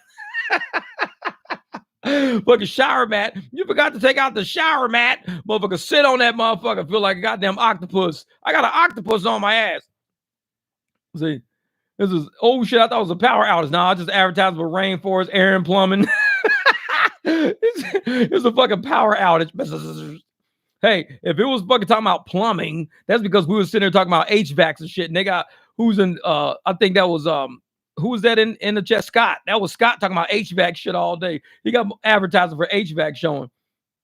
We just had a job fair. 4 of the people that were doing Uber Lyft looking for a way out. Man, I'm telling you, man. I'm telling you. It's people in Uber know we're not stupid. This is going to be a long fight. This is not going to be a short fight. Prepare yourselves. This is not going to be 1 month protest, 2 month. This is going to be a fight. But I guarantee by the time we're done fighting this shit, the drivers who have made the smart decision to go get W-2s but still stay on the app, to go, take care of their families but still do part-time rides here and there, doing profitable rides. Those are the drivers that are going to make it through this shit.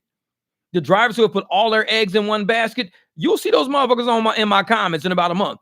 Those motherfuckers deactivated me for no reason. 5-star driver and all. This lady said I smell like alcohol. I'm like, you got another job lined up? Nope, I've been doing it. Exactly. We've been telling you, man, these apps are jank. They're fucking jank. They're lying. They're stealing. That's what they are. What James says, it's rigged, like Carla said, illusion of choice. Exactly. And I was like, if you want to vote for the people in your state, like your mayor, your governor, like Dim said, local elections are important because you got to vote for your mayors, your governors, your senators. You got to vote for people like that because those are the people who are going to eventually become electoral. Those are the people who are going to say, we're going to choose the president.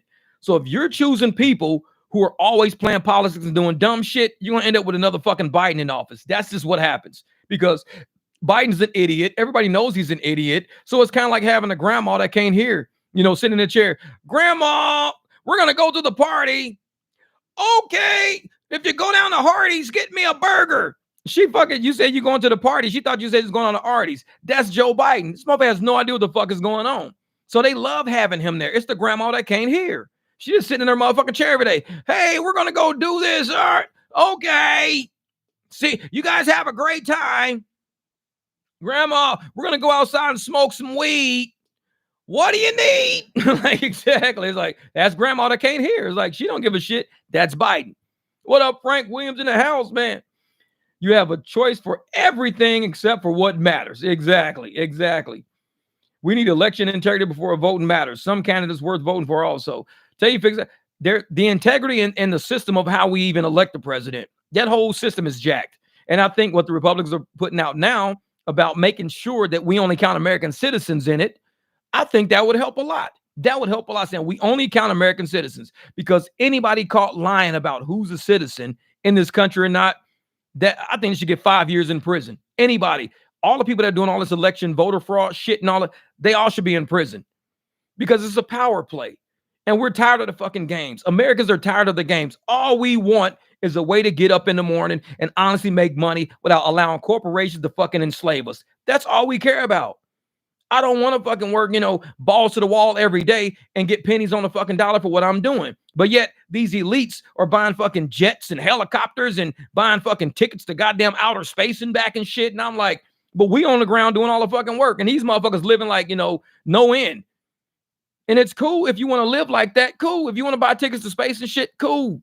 But make sure the people that are doing the work aren't starving. Make sure the people that are doing the work aren't struggling, because everybody should be winning. Not just the motherfuckers at the top, but the motherfuckers actually doing the work too. Because if you don't care about the people at the bottom, guess what? That's plantation economics right there. Now you're running a plantation and nobody likes sweatshops. Here in America, you got to have the mind of a chess player to come out on top. I'm telling you, Seth. And that's why I tell motherfuckers, even with insurance, like I tell y'all every day that, I do my private ride. It's to a law firm. Now, the law firm where my client works, their defense in auto accidents. So that's what they do. They do defense. They're always the defendant. So they're always the ones cutting the checks in auto accidents. They're never plaintiffs, ever. That's not that type of law firm. They're always defendants in auto accidents. And they take on people that do that. So we talk a lot about insurance, which is why I laugh my ass off when I hear all these people talking about, you need commercial insurance. You need. I be telling her about that shit. She be laughing like a motherfucker. She thinks I'm funny anyways. But I'm like, the main thing is not to have insurance, but it's to have a good attorney. These people are all attorneys. And exactly, They deal with people that hit people all the fucking time. They're always like, when people get into an accident and they caused it, these are the people that fight for them because they're really good at their fucking job. They're really good at making sure the plaintiff gets fucked over or doesn't get a lot of money. That's their job. That's just what it is. Like Seth said, you gotta fucking have the mind of a chess player. These motherfuckers are chess players. These are defendants, 100% defendants, never plaintiffs. So if I had to be a defendant in any fucking thing, these are the people I would go to. Me being a plaintiff against Uber, being a plaintiff against Lyft, being a plaintiff against you need to have a really good insurance company because they have companies like this, defendant-based companies, to make sure you don't get shit out of what you asked for. If you're just a driver trying to fight an insurance company, trying to fight Uber, you're fucked. Get you a good attorney. Guess what I always say? It's not about the insurance you got. Who you got as your attorney. And when I finished talking to I have an attorney. When I actually finished talking to him, I got to call his ass today too. It's only 1 o'clock. He'll be happy to hear from me. So once I talk to him, I want to actually kind of introduce people to him. Not him personally, because he probably don't ever going to live stream. He was like, Jeff, I ain't doing that shit. Fuck that, man. I got to go do another case. But actually show people how he battles companies like the ones that my client like works at. So I have a good person as being my attorney, but my client would be somebody I'd go to if somebody tried to come after me. See, you got to have good attorneys on your team. You got to have both sides of the fucking coin. It's chess. This shit is nothing but fucking chess. If you want to make it, you got to play chess. And I got both chess pieces. I got a queen, I got a rook, I got bishops, I got all these motherfucking chess pieces. So if anything was to happen, like I say, if you get into a wreck doing Uber, doing Lyft, doing all this and all that, you've got to have a good attorney. I don't give a fuck what kind of insurance you got. You can have the most amazing, greatest insurance ever. There's an attorney right now that will eat your ass alive, and you'll be walking out that motherfucker with nothing. That's just how the game goes. It's a game. Make sure you got the right players on your game. That's why I'm never worried. People say, you ain't worried about fucking, accidents? No, I'm not worried about shit like that. Why not? You don't know who I deal with, do you? You have no idea who I deal with. Everybody's situation is different. Even when I meet people, when she told me who she was from the get-go, from the very beginning, I'm like, you're somebody I need to fuck with. Never knew she was going to become my private client every day. Never knew that. But I guarantee I know now why people like that come across your path. Because if anybody ever fucks with me, trust me, they will become my representation, and they're going to chew a motherfucking new asshole. Because that's what they do. They always got depositions all the time. So, yeah, we got a deposition today. We got this, we got that. We got a court thing on Friday. We got this, we got more. They always fucking people up. Because that's what it takes. Say, DoorDash send me orders due to oversaturation while telling me to refer friends to the app for $20. That's funny shit. They said orders due to oversaturation. Like, I tried to sign up for Spark, and Spark told me they don't have any availability where I'm trying to, because I think I just put the Mesa one in just for the fuck, because I don't know shit about Spark. So but it said, due to, no availabilities in your area, we can't sign you up right now. Please try back, or something weird like that. I probably put another region in soon, because I really want to start doing delivery in February, because I don't know, man. It's just, rideshare is fucking me up. So I'm ready to throw some gold paint on my ride. Oh, Frank's up there painting his car. Hey, Frank, I'm going to tell everybody this. If you're a rideshare driver and your car is fucked up, Frank Williams down in Casa Grande, he's a specialist at this shit. This motherfucker, he gave up his rental because everybody knew Frank. He was the one who was having issues with the Hertz. Hertz was pulling money out of his account, fucking with him. I did a whole video on it. It was fucking with Frank. Frank eventually said, I'm getting out of this rental. He got out of the rental, went and bought this truck. Now the truck runs amazing. Truck runs great. Thing solid as hell.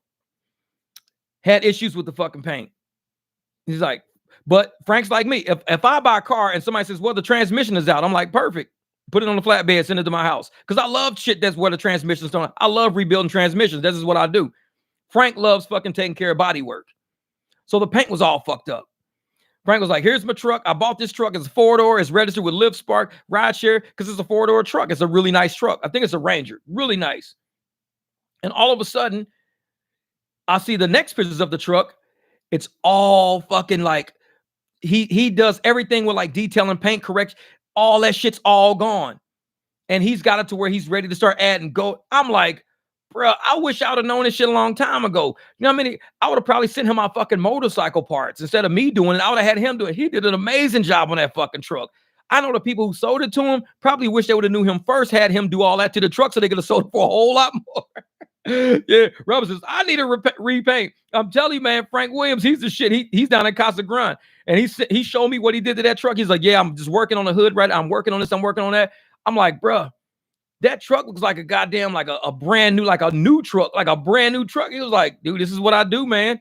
And I'm thinking, why don't, and I know because people ask me all the time, why don't I do mechanic work? Why am I not an accountant? Why do I drive?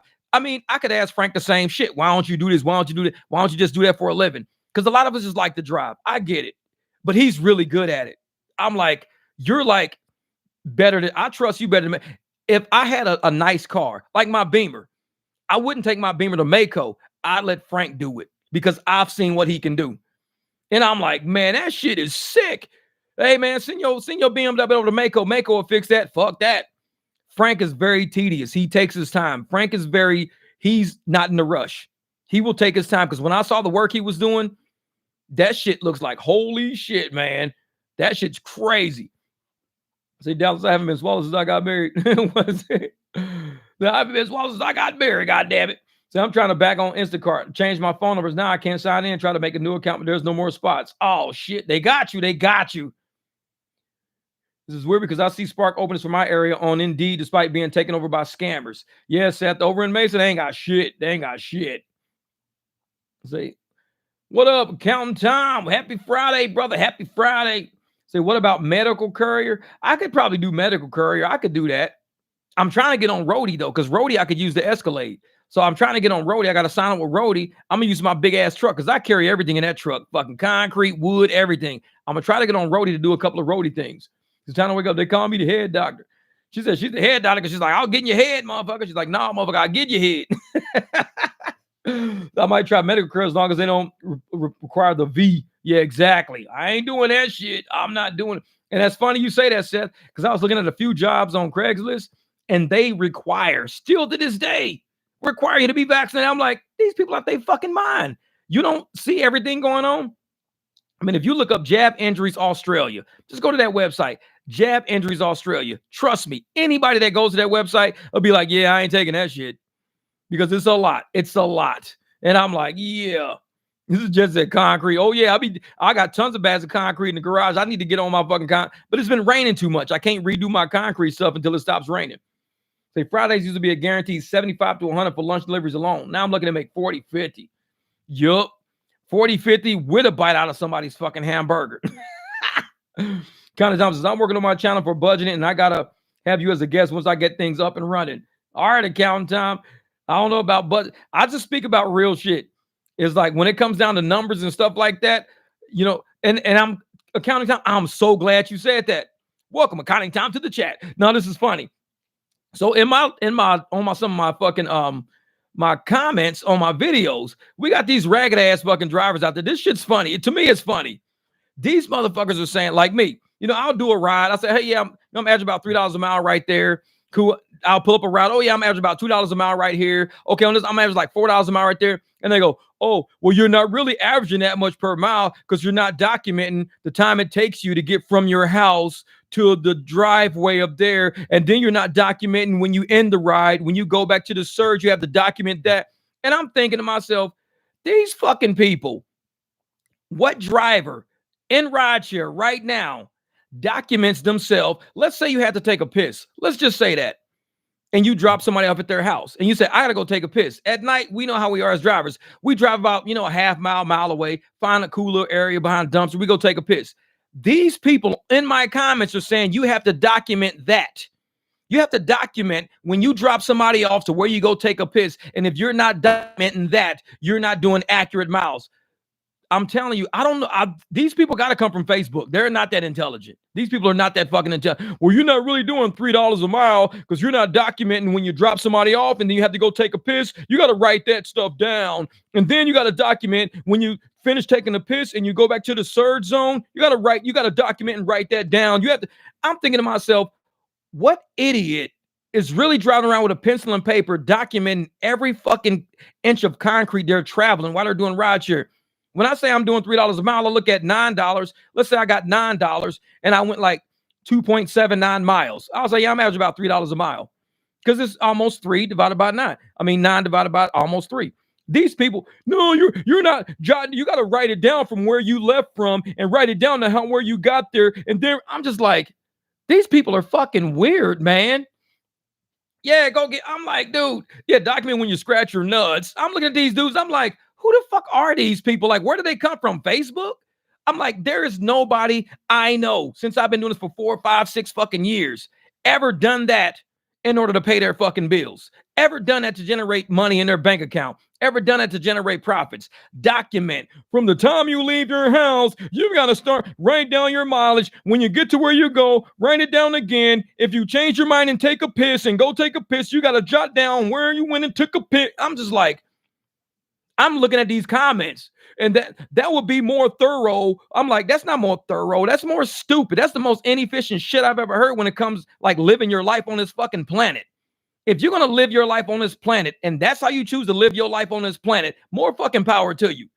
But I'm not going to be sitting around for some raggedy motherfuckers on the internet driving around writing down how long it took me to get from this lady's house to where I took a fucking piss. And now I got to go fucking take a piss. And I got to drive over here to the surge area.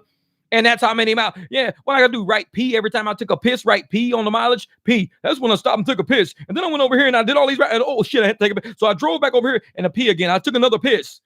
I'm like, man, these motherfucking people, man. My oldest son said that he had driver writing down stuff before the ride and after the ride. Jesse, these motherfuckers are going to, and you ask that person, how much has your bank account increased by doing that? Because we're in business to increase our bank accounts. That's all we're doing this for, is to increase our bank accounts. That's what I'm doing it for. I don't know why these motherfuckers doing it, but I do it. So ask them, when you write all of this shit down, how much higher is your bank account? Well, it really doesn't go up higher.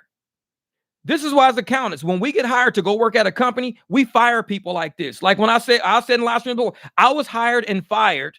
I was hired to hire and fire people at different casinos because every time I would have to go sit with somebody in their job. As a controller, I would go sit with somebody, see their job, see their level of efficiency, see how many people it took to do this job, see what everybody's doing. I would have to be like, let's see how efficient these people are. People like that would get fired my second day. I'm like, you know what, man, we appreciate you working here and everything like that. We just need somebody who's a little more efficient. Well, I just want to make sure when I go to the coffee machine, I write down the time I got up from my chair and what time I made my coffee and what time I got back to my chair. So you guys knew my break was actually 1:13 seconds. Fired. It's like, fuck that. We're not doing that. So you have time to take a piss? Think it was Spencer Freight? Yeah. So there's an Uber driver I had a few times. There's a clipboard that writes down all the trip info before putting it in the drive. Man. See, and that's the thing. In corporate America, those people are very inefficient. Those are the people that get fired because we're efficiency people. We look at the bottom line. We look at the bank accounts. That's what we look at. Like I said in other lives, we look at account reconciliations for our bank account first thing every month. And we look at how much money we got. Are we being efficient? Are we doing that? But these people, they think they're doing something so major without realizing how stupid they are. Look, I'm writing down every single mile. When I left today, I got everything documented. And I tell you, I'm like, okay, how much more money did that make you doing that? Well, none really. Then you're wasting my fucking time as a businessman. You're wasting my time. I look at bottom line. All this fuckery you're doing, it's busy work. It's micromanaging. We don't do busy work. We don't do micromanaging. We don't do fuckery. If you're not efficient, you got to go do something else for a living. I just want to let you know it only took me like 2 minutes and 13 seconds to piss. It didn't take me that long. It was like 2 minutes. That was it. So I still have, 3 minutes and 47 seconds left on my break. I'm like, nah, get the fuck out of here. It's like, you're fired. And that's the thing, man. We don't fuck with people like that. We're too high level for that. That's too micromanaged. It's too minute. And I'm somebody who says, I know how much money I put into my gas tank. I know how much money I always do because I always record it. I know how many miles I get on average to a full tank. I know how much money I want per mile out of this full tank. So when I look back at all the money I've made and what I've done, I got to come somewhere close to that.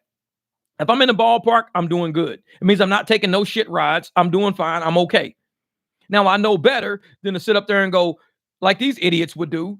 Well, if you drive all the way to fucking Tucson, and I'm like, yeah, why do you think when you rent a car, when you're on, and this is a good, I don't even make this argument with these motherfuckers. I just thought about it because I think kind of quick. But if you rent a car through Lyft or through Uber, you have this thing called personal miles. Personal miles are miles in which you're not driving on the app. It means the personal miles are when you're not driving for them. You're driving for yourself. So if Uber sends you 100 miles away on a ride and you do that ride for 100, those are app miles. When you come back, are those personal miles or are those app miles? Do they say, oh, well, you came back 100 miles, that was on the app, but you didn't have a ride on the way back? They call that personal miles. I know that because I had a lot of drivers that used to be up in Surprise and all these places, and they have to get all the way back to Tempe. Man, I got to use personal miles to get all the way back. And they would be pissed because they'd be charged for that shit afterwards. All these personal miles they would be charged for if they went over their limit. So these document so you can go take a piss drivers, all these people that was in my comments or whatever, they're trying to say you document all of these miles all over the place that are constituted as personal miles if you're not doing work any fucking ways. So why would you jot down and document yourself going to go take a piss at fucking Quick Trip if those miles don't even count towards business? If I drop some lady off at her apartment and I'll say, well, there's a Quick Trip down the street, like 2 miles, I'm gonna go over and take me a piss and grab me a donut. The piss people, oh, you gotta document that. You gotta make sure when you leave her house, you gotta write that down, and then when you get there, then you jot it down.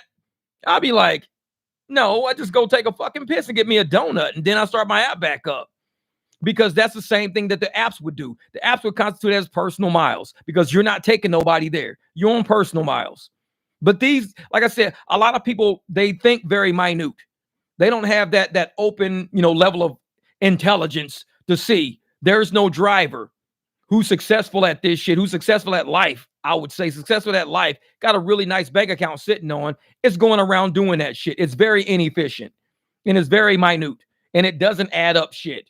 Because all you got to do, if you want to do your mileage, document in the morning when you left your house. I'm at 100,000 miles even. Cool, 100,000 miles even. When you back that car up into that driveway that night, where are you at? I'm at 102,000 miles. Cool, you got 102,000 miles. Call it 200 miles. Call it 100,200 miles. Cool, call it a 200-mile day. 200-mile day is what you did. But if you say, well, I only did like 2 trips and that only came out to be 50 miles. Then just say you only did 50 miles of business. That's it. You did even though you went 100,200 miles, you drove 200 miles that day. You're saying you only did like 50 miles of business. Didn't say I drove 50 miles of business. But these people, oh no, you drove 200 miles for business. How do you not know they went to a friend's house, went to the mall, went to go get some cake, drove here, drove there, stopped, went to a park, sat, fed some fucking ducks, did this, then turn the app on? Everybody, when you leave your house every day, drivers, we don't like, even I go to the gym when I'm out. Is that constituted as business because I went to the gym? And I go to Walmart, is that constituted as business? No. If I go to Walmart and I have no frozen foods, like sometimes I just get dog treats. I'll get something easy. If it's nothing that has to be refrigerated, I turn my app on while I'm at Walmart to make sure I'm not in the area of surge. We're contractors. We could do that. We have a right to do that. We're not on a schedule. So when I go somewhere and I have nothing frozen in my car, I just turn my app on. Like, oh shit, no surge, app off. Turn it on. Oh shit, $5 surge a block over. Of course I'm gonna go get it. I'm not stupid. I'm a block away. I got dog treats in the fucking back. They ain't gonna go bad. They've been sitting on the shelf at fucking Walmart for a month, probably any goddamn ways. So I drive over, get the $5. Hey, some apartments behind me. Bling, 4-mile ride, $9 total. $2 a mile. Like, let's do it. And it's going back towards me. Let's do it. We're contractors. We can do that. Driving like these idiots, the piss people, they like to sit around. Oh, well, when you leave Walmart, you got to start documenting your miles when you leave Walmart. And then you got to go to the surge, document that. I'll be like, this is why I can't fuck with a lot of people. I don't, because dealing with that shit every day, I don't even know if that's a girl or a guy, and whoever they date has to deal with that shit every day. Well, when you left the house, did you piss before or after? Because if you pissed before, I need to know what time you went into the bathroom, what time you left the bathroom, and at what approximate time did you lock the front door? And that lets me know when you started work. This is the kind of shit they got to deal with. These kind of people, the piss people. That's what I call them. Anytime I see people, well, you're not documenting this and you're not, I'm going to start calling them piss people. Do you want to know when I took a piss too? Would you like to know that? Can I document when I took a piss? Anytime a motherfucker say that shit in my comments from now on, well, you're not really giving accurate mileage because you're not, okay, you're part of the piss people I see. It's like, I'm going to have a whole motherfucking collection of piss people comments. Exactly. If you're a guy using your personal miles to get back home, start using the location filter to get you home. It works well. Or and use destination, yeah, location. Like say I'm going there, and you get rides the whole way back. That's your gas. That's your gas all the way back. Exactly. Use Gridwise. You can use anything. Juan Vargas, my brother Juan Vargas. It's like you could just use Gridwise. Use whatever apps out there for these fools to be sitting around doing that shit every day. Like if somebody asks me, what is your annual mileage? I go look at my motherfucking, t-shirt says the piss people. Welcome to the piss people. Exactly. It's like, who are the piss people? These motherfuckers in your comments. Well, that's not accurate mileage because what you went around the parking lot. The parking lot is approximately 500 feet. 500 feet divided by a mile is approximately 0.25 of a mile. So therefore, you didn't go $3 a mile. You were only making $2.97 a mile, not $3 a mile. You got to get it right. All right, piss people. It's like because that 3 cents makes a difference. It's like, yeah, piss people. Okay. And that's what you get on the internet sometimes. You get people like that on the internet all the fucking time. And I read their fucking comments and I'll be just like, okay. I'm like, this motherfucker really thinks that me, as a grown ass fucking man, is gonna sit here and document for some random ass person on the fucking internet. Well, I don't trust your numbers unless I see that you're documenting when you're taking a piss behind dumpsters and yeah, whatever. Yeah, because that's basically what it sounds like to me. And whether or not you trust my numbers or not, your trust doesn't do shit to my bank account. It really doesn't. Like I even asked Bank of America, I called those motherfuckers. I said, hey, Bank of America, do the piss people trust me or not to have anything to do with my bank account? They go, Jeff, fuck them piss people. I'm like, thanks, Teresa. Appreciate that. Can we help you with anything else today, Jeff? Nah, you motherfuckers got me going. Bet. And Jeff, as a word of advice, fuck the piss people. Quit listening to those motherfuckers. Okay, Teresa, thanks. That's how my bank talks to me. Bank of America, we got Teresa. We got cool motherfuckers at the bank. She know about piss people. I know. This is unnecessary bullshit. I go off my goosebumps when it's time to go to the restroom. I know. I'll be like, I got to piss. Ooh, I got to piss. Hey, I'm going to drop you off and go take a piss.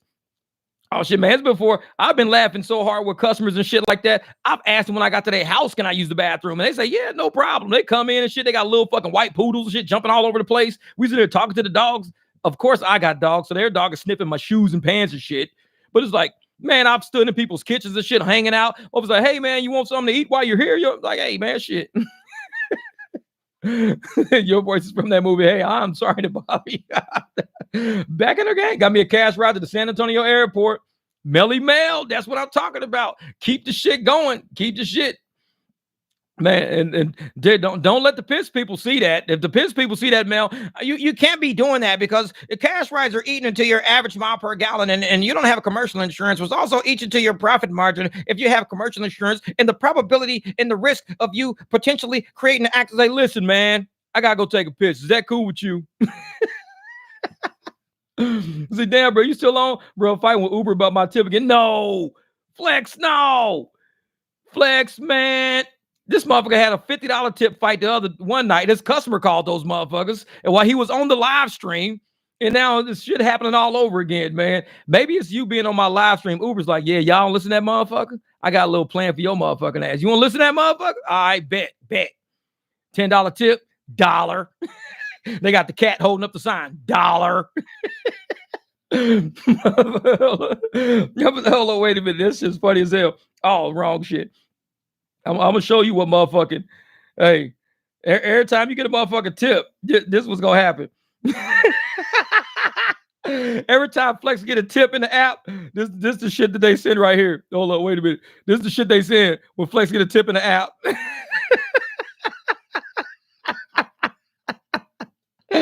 They don't even put no money on your screen. The passenger get out the fucking car, they just throw this on the screen. Flex be like, motherfucker customer be like, oh man, that was an amazing ride. Thank you so much. Hey, you have a great day, Flex. Oh, you too. Yeah, no problem. Hey, if you need a ride, don't forget to call me. No problem. End ride. Bling. 2 seconds later. They throw the cat up on your motherfucking screen. Flex be like, that motherfucker did not tip me no $1. It's like that was a good ass ride. Where my $10 at, motherfucker? They be fucking with Flex. It's like nobody else get the cat. Flex the only motherfucker to get the cat on the screen. Pussy dollars. I know nobody else get the cat on the screen except Flex. We all get money and shit. We got $15, $9.37, $2. Flex get that motherfucking cat. It's like, wait a minute. Motherfucker, they be getting his ass. Flex be mad as a motherfucker. I'm calling in. Flex mad as a motherfucker. He always calling support about his tips all the fucking time. They be getting Flex, boy. They be getting your ass. Man, you gotta tell these people stop fucking with you. Be like, hey, put me some money in Cashapp or Venmo. Man. What up, John, my man? John Post, my brother. Yeah, man, Flex, you gotta start relying. You gotta start relying on these tips. That shit's funny as a motherfucker. Flex be like, oh yeah, man. Motherfucker, that was a good ass ride. Yeah, thank you. Hey, man, you know, I always needed somebody to bring me to the airport. Man, I'm gonna start using you, this and that. Also, next you know, that's Flex. Yeah. See, thanks for putting that up. They just fix it. Hey, I'm telling you, because they know already. These motherfuckers already know. Say, goddamn right. Shit, give me my money. Shit, Flex be on it, boy. He on that money. Now, Flex, how did you know that how much your tip was or how the person like tip you or whatever? Were they right there at the car when they did it? Or they told you, how I'm gonna tip you $5? Say they better call something. Like, he's calling back. Be quiet. I'll put it on speakerphone. This is be quiet. I'll put it on speakerphone. That's funny shit. The piss people get mad because the wife is using tuber. Exactly. As soon as he gets $1 tip, the next pop-up is, would you feed a hungry child for just $1 a day? Motherfucker, they take that shit away quick as a motherfucker. That's just -1 at the end of the day. You've been feeding all fucking hungry kids all fucking Flex be like, man, I ain't made no money today, man. They keep giving me $1 and taking that shit away. I haven't fed like 400 kids a day, motherfucker. Knowing damn well you done made about $50, $60 in tips. They keep giving you $1. Oh, see, he was still with me. That's what's up. That's what's up. I'm telling you, man, you got to do that shit, man. Cat said, gotcha. Motherfucker said that. The gotcha. I know that cat getting them tips. That cat fucking got you, boy. That cat got you. Stockbridge, they rarely tip. Georgia's backwards. Yeah, man. Hey, and it's getting like that in Phoenix on Lyft. Only on Lyft do they just do not tip on Lyft. I think Lyft is stealing, man. Because one lady, she tipped me in cash, which was cool. I appreciate that. But I contacted Lyft the other day. And I was like, nah, man. Something happened. I took somebody to the airport. Check this shit. So I took somebody to the fucking airport. And wait a minute. Let me see. Where is that? Get help. Help center. Yeah, I contacted somebody the other day. Oh, they took it down. Oh, nope, they already did. They already put it up there. They took the wait a minute, help. Oh, there it is. Chat was closed. Yeah, so this is what I sent the other day. Well, y'all probably can't even see it, but I sent the lady got out at the airport. What James said, want to hear something funny? We're gonna hear this shit. We're gonna hear this. So the lady got out at the airport. Her and the dude got out the airport. They went in and no tip came through. They haven't got shit for tips on either. So the tip never came through. And it was at 8:38 in the morning, 8:38. And I was like, okay. Usually people at the airport tip immediately. And it was a good ride. We was chatting, talking, laughing, having a good time. They got out, this. So it said, please provide a description of your issue or whatever. I said, this is what I said to him. I said, and I sent him my copy paste. I said, should I send the riders this before each ride? And I put a little colon. I said, and this is what I text this shit to clients all the time. I said, the tips left through the Lyft app are glitching. So drivers are relying on Cash App, or Venmo to ensure your appreciation makes it to us. Thank you for understanding. I sent that to the Lyft app. I said, should I be saying that to drivers? Because I'm not getting my fucking tips. And it's like, thank you for contacting us. Understand how important it is not to have your expectations met when it comes to the tip. I understand how important it is to not have your expectations met when it comes to the tip. I understand that getting a tip is from rider discretion. Can you please confirm if you are referring to your ride with Zeno, whoever the fuck that was. That was the last person. Then it said, I see you're currently busy. I never answered them back. And I said, about 45 minutes later, I said, I'm referring to my last 6 trip. There's no way none of these people aren't tipping. So I think I need to start getting tips another way. The Lyft system is hanging up my money. 6 trips in a row. I didn't get a tip on Lyft. 6 in a row. I sent that message. And then it says, don't mean to rush you. I haven't heard from you for a couple of minutes. Feel free to respond. So they just closed the chat. I didn't care. They just closed the chat. No problem. I'm good. I never answered them back. About an hour later, a tip for $4.95 came through on that ride. So that's the only ride I got tipped on all week. That one ride. No other tips came through on nothing. 6 rides straight, no tips. 6 rides straight, no tips. Well, 3, yep, because that was it. Because I did 3 that day. I did 3 on Monday. Then I did 1 that day. 1, and then I did 2 there. 1 tip. And that was after I messaged them to tell them, why am I not getting my tips? What the fuck is going on? The tip for $4.95 came through. Every ride I did, every single one, all had a ride bonus. So as you can see, like all these are ride bonuses. When they pull a surge away, I just stop driving. That one has a ride bonus on it. Those got a ride bonus. That one has a tip and a ride bonus. But as soon as they take away the ride bonuses, I turn the app off because there's no point. There's no point. Yeah, I think they did that. They sent me a copy paste response any fucking ways. Say, motherfucker, the motherfuckers, they text me and say, we got a tip for your ass right here. It said, yeah. I say, these motherfuckers, that's why I said, man, Flex, I'm with you on that shit, man. And that's why I'm like, if it's not surging, I don't even drive. Because I've noticed that if we get bonuses, if we get a surge, they don't give us a tip. There will be no tip because they're replacing that surge with whatever tip we got. There's no way I did 6 rides straight in 3 different days. All had ride bonus on it. Not a single tip whatsoever. That's impossible. That's impossible. Man, I'm telling you, Counting Time, man, that cat with the dollar, that shit's funny as a motherfucker because that's how I feel. Whenever I see them dollar tips, I know they got you too. Exactly. They be getting me, man. That's why I'm like, there's no way possible. This shit, it's not a coincidence that 6 people, 6 great conversations, 6 great rides, all completely not even affiliated with each other, all at different parts of the city, different times, and I don't get a single fucking tip until I contact them and say, where's my tips at? All of a sudden a tip pops up. I'm like, okay, now I'm seeing. Yep, tips on every delivery or ride for sure. Yeah, man, stage limit, I'm going to have to go full private. I'm telling you. And that's what like I said, I think people who have to go to the airport, the best part about going private is this. Let's say you're at like, let's say a grocery store or something like that, and you're far from wherever the airport is from where you are. You can put discount airport rides. Put that shit on the flyer. Do something. I don't figure it out on people's mailboxes. Discount airport rides. And you can put it actually in their fucking mailbox if you want. Let's say you went out and you canvassed a whole little part of town and you just drummed up some flyers at Kinko's, little bitty cheap ass, like little index card size flyers saying, discount airport rides. Put one in everybody's fucking mailbox in the whole fucking neighborhood. Just for the fuck of it. Just throw one in there. Guaranteed somebody's going to call you one day, be like, hey, you do discount airport rides, right? Yeah. Because Uber's charging us, $77 for this shit. I mean, I'm not that far from the airport. Be like, okay, cool. When you got to go? Well, tomorrow. And he's like, all right, bet. Tomorrow, I got you.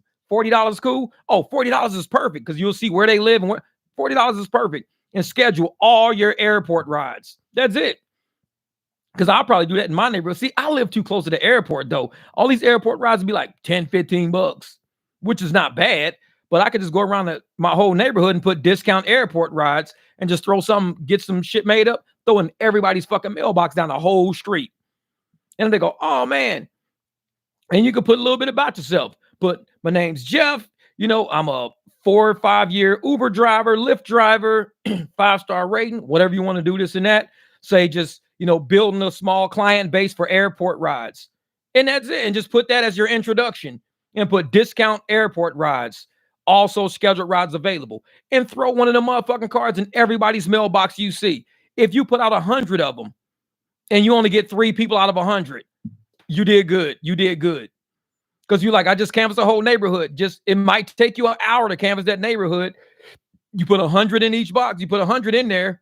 You might get 3 hits from that neighborhood. Each hit might be $50 a piece. $150 you just made. and an hour of you canvassing that neighborhood, and then you got to do the rides one day. So, like I said, you got to advertise and market yourself because the apps are sending shit. Like I said, these motherfuckers are emailing me shit now. Venmo's emailing me shit now. So we got to get out there. Oh, yeah, Serious Black Thought. I'll be going, man. Damn, it's over 4 hours. I got to get the fuck off this thing, man. But we be having a good time, man. We be having a good time. Same here. Did like 82 rides in the snowstorm band. I got 8 tips total. Yeah, James. Real shit. Real shit. So that cat is a good t-shirt idea. I'm gonna have to get that. I can hit my boy Rob up. My boy Rob from State to State. He got Roll Call State to State as his YouTube channel. So I'm gonna go on Roll Call State to State, hit my boy Rob up, and he lives here in Phoenix too. And actually, I met him. He was a YouTuber. I was a beginning YouTuber, but I picked up his wife and his son from a grocery store. So I was dropping them off. I was talking about YouTube and stuff like that to his wife and son. She said, "Oh, you got to meet my husband. He does YouTube. His channel is Roll Call State to State." So I went upstairs, met him. Cool dude, big old Mexican dude. And I did some work for him on his truck one time and everything. But he does a lot of t-shirts. He does t-shirts that can do stuff like that. Like my t-shirts, I do letters, cool stuff, red designs. But he actually has like actual sublimation shit where I can send him that picture and get that put on a shirt. So I'm gonna probably do that with him. And everybody gonna be like, dude, I want that shirt. You gotta contact Rob. The cat with the one, I'm gonna wear that shit. But I'm gonna put on mine something like, please tip more than. I'm gonna put please tip more than, and they had that cat going $1, motherfucker.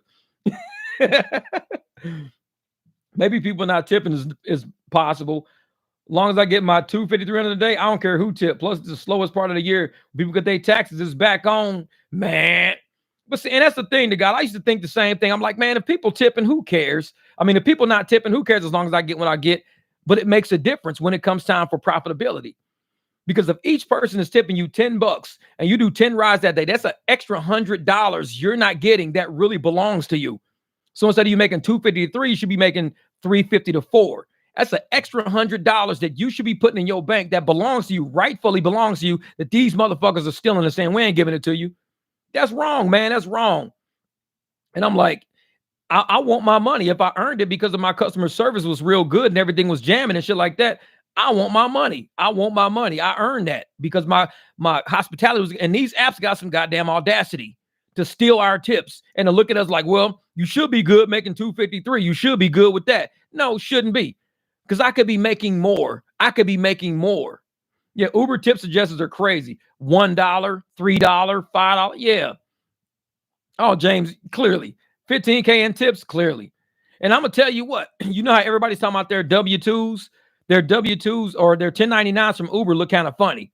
Like, you know, Ryan, he sent me his and he said, Uber said he made over $90,000. It was something like $96,000 he made going through Uber. Like $91,000.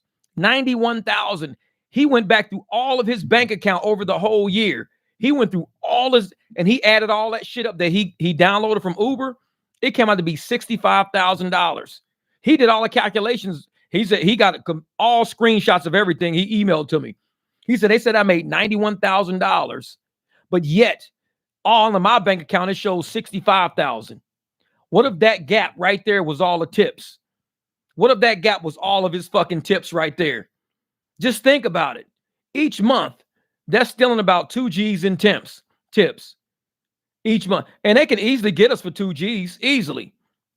Because this thing, if you do 100 rides, that's $20 a ride. They can be giving you $1, you know, and most of us doing like 200-300 rides a fucking month. So it's $20 a ride. So I got to give you $1, $5 here. Somebody could tip you 40. You end up getting 5 on that one. I mean, it's easy. Somebody gives you, you know, a $15 tip, you get, you know, $2. Somebody gives you a $30 tip, they give you like $6. And they sat there, yeah. And they said he added all that shit up. 1099 said 91 grand. All his shit added up that went through his bank was $65,000. That's a big fucking gap. That's a huge gap. And I'm like, but I got to email him back and I got to see if it's okay to make a video of it because this is his personal shit. So I'm going to email him back and be like, because me and him just talking back and forth about it in email. But I want to say, hey, is it cool if I make a video kind of breaking this shit down? Is it cool if I do that? If he says, oh, man, go for it, man. Because this proof is real shit. And if these apps are looking and seeing people are comparing their 1099s to what they're putting in the bank, and this shit's not making sense. So how you gonna sit up there and say somebody should be putting, $91,000 is the money they earned, but yet in his bank account it's showing he only got $65,000 he made all year, man. Mustard packets for everybody. That's funny shit, Austin. You stupid, Austin. Mustard packets for everybody. Time to wake up. The old 1985 dusty ass motherfucker. Like, Sarah said, was it 91K that the customer paid? That's the thing. I wonder if it was a 91K, but see, even if it was a 91K that the customer paid, the fact that we know we didn't get that money, if we didn't get that money, and if the customer paid $91,000 and Uber is taking, let's say, half of that money, he should have made closer to like 45,000. And I think, because we know they're taking 50 to 70% of everything else, but to sit up there and to say, we're going to say you made 91,000. To me, that's like, so where the expenses and everything involved at? So my total everything is $106,000. Yeah. That's why they do the tax shit all weird. Because I think they're doing something finagly with the taxes and they making sure, so that means he's paying taxes on Uber's profits. And Uber's not paying taxes on it because Uber's not saying that. Uber's calling that an expense. Even though Uber expensed out, like gave him through direct deposits, even though Uber gave him $65,000 to his bank and Uber paid him out $65,000, Uber is saying we gave him $91,000. So what Uber is doing is they're holding back about $25,000 to themselves, not reporting it as them holding it back, because they reported giving him $91,000, but they really only gave him $65,000 as what they sent him out. So where's that other $25,000 at? Uber's got it somewhere. So if Uber's got that 25 grand sitting somewhere, they should say, hey, since we didn't give you the 25,000, we're going to say on your 1099, you made 65,000 on your 1099. So it matches what we gave you on your bank statements. So when you look on your bank statements and see 65,000, you should also see that on your 1099, 65,000. Those two should match. But to sit there and say, hey, I gave you 91,000. Imagine having 91,000 in each bank, in each pocket, 91,000 in each pocket. But I'm going to give you 65,000 out of one pocket. I'm going to give you 61,000 out of one pocket. So that means I got 25 grand sitting in one pocket, but 91,000 sitting in the other pocket. So I'm going to tell the IRS, I gave you what I have in my other pocket, 91. But yet you're only showing 65. That's all you're showing. It's 25 I'm hiding from somebody. Who am I hiding it from? Because if, like I said, when Ryan does the math, it comes out to 65. So Ryan knows it ain't him that got the 65. So are they lying to the IRS by saying, hey, we paid out 91,000 to Ryan. We gave him 91,000. We paid that out. And Ryan's like, no, you didn't, you lying motherfuckers. You gave me 65. Where's the other 25 at? It's a trip, man. It's a trip how they doing that shit. They're hiding shit, man. He loves it. Jeff, remember 3 years ago when Uber was booming, I was telling my girlfriend, well, we need to take advantage of this because when everything opens back up, profits going to plummet. Oh, yeah. Right. And I'm going to tell you right now, E-Loves, I think just like with the Nikola stock, that guy Milton, he used to be the CEO of Nikola. He got 4 years in prison for all that, the fraud he was committing, all that weird shit he was doing. For these CEOs, I think many of them, just like the CEOs of Enron, the CEOs of all these corporate, I think they're committing fraud. They know they're committing fraud. They're responsible for it. And just like Sam Bankman, another fraudulent CEO, that guy. And I'm sitting there looking at all these CEOs and all these numbers and all this money going all these places. And I'm like, there's got to be a stream of fraud somewhere because none of the numbers are adding up. There's got to be fraud somewhere in there. And sure enough, I'm telling you, that shit's going to happen, man. That shit's going to pop. That shit's going to pop. Yeah, now I think they cook the books and give tips to the new drivers as a referral bonus. James, man, you 25,000. Imagine that shit, 25,000. So they took in the money, claiming they gave him 91, but they really didn't because he only showed 65. So where's the other money at? Probably new drivers got that shit. Uber made 32K out of ads last year. You got that stack away and said, gotcha. Yeah, Uber got that stack away and gotcha. I'm telling you, man, it's some shady shit going on with these, and it's always after the fact when they leave. Just like with Dr. Fauci and all these motherfucking investigations going on right now. People at the moment never see the truth of what's coming out until that person is gone and all the investigations. Because when you got the power and you're holding that CEO seat, you can lie and you can cook the books and you can tell people what to do and you can make things look a certain way while you're there. Once you leave and the new person comes and starts asking questions, trust me, that's when shit's gonna hit the fan and we're gonna all find out, wow, we didn't know Uber was doing that. We're going to start seeing commercials on TV. If you were an Uber driver between the years of 2014 and 2024, and Dara was your CEO at any of those points in time, contact your local attorney for your settlement claim. You're going to see that shit. It's going to be fucking crazy, man. Y'all gonna see all the commercials. It's gonna be billboards. Please contact this attorney because you could be part of the Uber class action Dara lawsuit because that crusty, dusty motherfucker got all you bitches. That's gonna be their commercial. All you crusty, dusty ass drivers. And you're gonna see the pissed people going, you guys didn't document how many miles you did from Burger King to the lady's house before you took a piss. That's gonna be at the end of the commercial. Should have documented that. Fucking all these raggedy motherfuckers always fucking with us. They always fucking with us, man. It's like, dude, we just trying to go out and make money. That's it. And we got all these people in our pocket, all these people fucking with us. And we gonna sue y'all and we gonna sue the pissed people. Stay out of our comments before I sue you. How long is it going to take you to get to your attorney? You got to drive 4 miles to your attorney, and then you got to take how many steps to the front door before you go take a piss? Fucking piss people, leave me alone. You hit up $32K in fees. I spent $12K on gas, $1,300 insurance, $21 on tires, oil, and other car stuff. Yeah, exactly. Don't forget about, like, brakes. Because your brakes are wearing out. Whatever you pay for your brakes, take about 1/3 of that price off because brakes last about 2-3 years. So if I pay $100 for brakes, I run about $50 a year in brakes because every couple of years I'll replace them. So that's how I do mine. $100 for the brakes, every 2 years replace them. $50 a year. It's fine. Cool. And then you got air filters, man. I got K&N air filter, but I'm thinking about putting another type of air filter on right now. But yeah, that K&N, man, that shit saves lives because out here, we live in a desert. So we get a lot of dust out here. These air filters, they fill up like in a month. A month of driving, you hit that shit on the ground, it's like a dust cloud. And that shit, it prevents your car from breathing. So what happens is, like, your air filter is what it is. It's set how it is. And it's set to breathe. Like, air can get in real easy. So you barely touch your throttle, and it opens your throttle body just a little bit like this. So all that air is going through real easy. It goes through your throttle body a lot quicker. As you start pumping, as it starts getting caked up with dust and caked up with all this shit and everything else, and you got moisture in the air. So you got moisture, plus you got dust. So that creates like a thick, muddy type of, like a solid mud compound in there.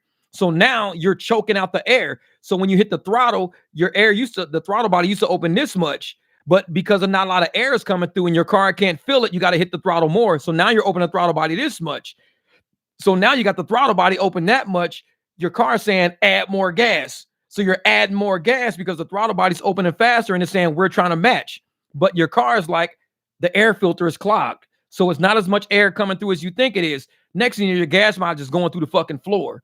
And you're like, dude, why am I getting the worst fucking gas mileage? What the hell? Guaranteed it's probably your air filter. Take that motherfucker out, beat it, clean it, do something to it. You're going to be barely touching the fucking throttle. It's like, oh shit, it's back now. Because now it's got that fuel air mixture coming back. So it's like you barely open the throttle body. That air is passing through your filter a whole lot faster. So it's like, hey, this is easier to drive now. Hell yeah. So I'm always doing that shit. And there's still at 80%. There's possibility that the driver's 1099 is a gross estimate, not the net. Well, see, even if it is, let's say it's a gross estimate. If we're earning, let's say we earned $91,000 in driver fares, shouldn't we have more to say about how much of that we really get for ourselves versus them just telling us this is what we're going to give you out of that? That's my whole thing. Because if we're true contractors and I say I want to make this much a year, then we should have more of a say in how much of that 91,000 comes to us versus what they keep from us. And like I said, I don't even think 25,000 is a good estimate on how much. I think he probably earned a lot more than that They're just saying 91,000. I bet he earned more than that. They just took a lot more out. But we never know. He has the 65,000 in his bank though. He's showing how much he got in his bank, the 65,000 coming in. So the only other alternative to that would be for him to go through and add up all the fares, the actual what the passengers paid the whole time. But with us not being able to tell, on Lyft we can tell. Uber we can't tell how much are these passengers paying unless you go to the website, open up the website, add up all that. It's way too much, and you got to do it individually per ride. Whereas when you do it on Lyft, Lyft tells you how much the passengers paid, what your portion was, all of this. Uber don't tell you that. You got to go to each individual fucking passenger. But yeah, I ain't doing that shit. Did I mention I need a new transmission too? 200,000 on the original. Damn. 200,000 on your trans. I had to replace mine at 160. Shit, you 40,000 more than me. Hell yeah. 200K original. Damn. Well, see on the Jeep, I mean, I redid my clutch at 190, but I added a supercharger, so I was fucking that clutch up at 190. So yeah. It's 200 is good, man. That's good for automatic transmission. That's unheard of. 200K on automatic is fucking crazy. That's a lot of goddamn miles. Automatics usually don't last that long. Oh, what's the Camry? Toyotas always have fucking transmissions like that. Toyotas know how to do it, and I'm gonna tell you why. A Camry is a low horsepower, low torque engine, but it's high fuel efficiency. The more horsepower and the more torque you have, the more you kill a transmission because you're rubbing off those fucking clutch plates. You're eating into the clutch packs. That transmission and all of those, that torque, that low end torque, leaving stoplights and everything, eats that first gear, eats into your transmission a whole lot faster because you're using a lot of torque to get that thing up to speed. You're moving heavy weight. So Toyota, because they got, really low, they got low torque but high fuel efficiency, their transmissions last forever. Fucking last forever. It's like they figured out the game. But to move an American car, you got to have more torque in it. So you put more torque, you eat into the clutch packs a lot faster. So it's like, yeah. Look what my wife's Lexus transmission lasted 230,000 miles and it had inherent issues from the beginning. It still lasted that long. Damn, Christy said 211, 940, 94. Wait a minute. What kind of car you got for 211,000 miles on it? What kind of car is that? 205, 2014 Ford transmission? Damn. Prius with 220K on the brakes are starting to scrub off very first time. Be changed this weekend? Yeah. BMW's offers oil change program for $299 for 3 years, unlimited oil change and filters at any BMW nationwide. $299 for 3 years. Let me see, $300 in 3 years, about $100 a year. That's a good deal. Dims. That's a good, because that's probably what I pay doing mine. I pay probably about, in oil changes on my Beamer, roughly about maybe $100 a year. I would say about $100 a year. So that is like, and you're paying $299 for 3 years and you ain't even doing the work. I'm paying that much and I'm doing the work. So it's like, it's about good. Yep. It's like Toyota's good because they leave a couple of mechanics inside the transmission to keep eye on. That's fucking stupid shit. James is stupid. There's a couple of Chinese people hanging out in my car right now. Hey, you guys good in there? Hey, can you pass us some more of that flat rice? All right, let me. You want shrimp? I need some shrimp fried rice. When there's a couple of wontons. Like, okay, cool. I'll be right back. This moment said they got Chinese people still in the car. It's like a Japanese engineer. He's like, bro, who this motherfucker out in the garage talking to? Oh man, he talking to his transmission. What? Yeah. Toyota. Oh, yeah, I heard about them. Yeah. But we got a whole little engine crew up in that motherfucker. Hello, you got some more than one time, some fried rice? Yeah, I'll be right back. You got some sake? I got some sake for you guys. You guys jammed today, man. The transmission did all right. I'll get you guys a bottle of that sake. I'll come right back. You motherfuckers. The bank account for the app should be sole proprietor, then make 90 G's. You can paycheck that out to yourself, take a cut out of that. Hell yeah. I have 180,000 of my Chrysler 300. Keep my shit clean and tuned. Hell yeah. Shit, that's what you was just doing. Doing them damn plugs, man. Keeping that shit right. And like I said, that's a heavier car too. So shit, spark plugs, air filter, all that. That's going to help your gas mileage because you barely touch that throttle. That big ass car going to be moving. And that's what I had to do to mine. I had to add more air to it. I had to put that supercharger on to add more air. Get that shit moving real easy. All the transmission is going. I think I have another 20K by using the manual controls. Hey, you're trying to trick the system. Like, you know what? What you might want to do is, instead of doing that, try to see if you can replace just the solenoids. Because a lot of times those little $25 solenoids, those things get gummed up. So when the screen gets gummed up, it can't put out enough hydraulic pressure, because your screen is all gummed. It's trying to suck it from the pan, put it into the right part of the valve body. So as soon as you pull out you pull all those solenoids out, it's like maybe 3 of them. You probably got 3 or 4 of them, and just replace them. Like $150, replace those, fill it with new fluid and everything. I bet you're gonna be like, damn, it runs way different now. A lot of times that's all it is. Because if you're using manual controls and you're getting traction and it's going and it's doing good, that's telling me shifting is fucked up. So if shifting is fucked up, those are your shift solenoids, $25, $30 a piece. And you should have like 4 of them. And they're easy. Like I said, take the transmission pan off, drain it. You'll see they'll all have electrical plugs going into them. Just unplug that shit. And it's like a little retaining clip. You pull the retaining clip out and you pop each one of them out. Take the retaining clip out, pop it out. Retaining clip, pop it out. And you make sure you do one at a time, because usually they're all the same. If they're all the same, it don't make a difference. But if some of them are different, like you got the reverse one, you got the one on this side is different. It's a little bit bigger. You got the overdrive solenoid. You got shift AB, shift BC or whatever. Yeah. And so I would just drain your transmission. First, order all your solenoids first. I would do that first. Order all your solenoids that you need. Just order the whole solenoid kit. It shouldn't be more than $150. Drain that transmission, replace all your solenoids, refill it with new fluid and a new filter. I bet you're going to have no problem shifting at all. It's your shift solenoids acting funny. They just gummed up, but you're not getting a check engine light yet because they're all working.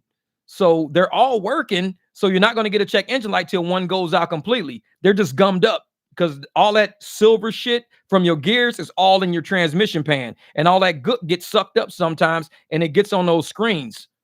And even if, let's say this, even if you didn't want to change them out, if you just want to pop them out, get you some cleaner and clean all the screens out, clean all the screen, like spray all that cleaner to clean all the screens on the solenoid and put each one back in. As you clean them, put them back in, and then just add new fluid and see if that fixes it. So you don't even have to buy nothing except new fluid. So buy all new fluid, new filter, new pan gasket, clean each one of those solenoids as long as your check engine light ain't on. If your check engine light is on, solenoid. But if your check engine light's not on, just clean all that shit. Man. So I haven't changed the oil. It still have the original tranny oil. Never changed. So changing it will not be good. Oh no, changing it will be good.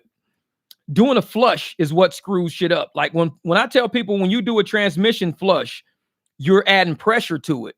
Pressure can blow out seals. And that's why I never do a transmission flush. If you want to do a gravity flush, that's different. Because what a gravity flush is you add fluid as you run it, but you disconnect the transmission hose from your radiator.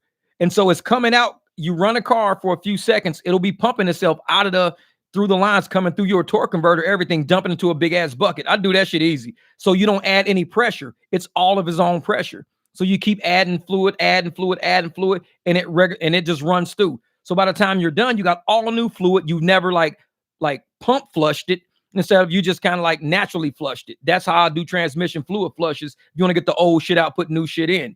But don't ever hook it to a machine and pump it, because you can blow seals out. That pressure can build up. You blow seals out, and now you got a leak somewhere in there of hydraulic pressure, and it's never going to run right. Yeah, plus the filter. Yep. Yeah, like I said, man, never flush on Hunter. Yeah, man, I never flush. If I need new fluid, drain it, refill it. If you want to get it out the torque converter, just let it run. Just just keep adding more. That's not what Scotty Kilmer told me, Jeff. Exactly. Scotty Kilmer. This is Scotty. I can't remember what his commercial sound like, but I'm on Scotty Kilmer. He's funny. But I don't flush it. Never, man. Forget that. I don't add detergents to it. Nothing. Just drain the old shit out as you're adding new shit in. That way it comes through your torque converter and it keeps filling. And you got to go through a lot. You go through a lot when you do a flush that way. But it's safer. I think it's safer for the transmission just to let it naturally pump all the shit out through the torque converter and through the transmission pump. And that way you get everything, all the bad shit out, all the good shit back in. And it's not going to go back through because you got the return line going into the bucket. So it's never going back to your transmission. All the bad shit that's going through the valve body and everything else is coming out into the bucket. It's never making it back to the pan, then back through. So only new fluid is all going in there. So that's what I think. But yeah, man, I would gig. That's what I would do, man. Just try. Because like I said, if you've never changed the transmission oil at this point, like I changed my differential oil, everything, it's probably you got silver gum on all your screens. If you don't have a check engine light, that means all your solenoids are working fine. They're just working real hard right now. So you got to get rid of all. And as soon as you dump that pan, because you've never done it, you're like a magnet. Let's say a magnet is about, let's say your transmission pan magnet is about this thick, and it's a magnet.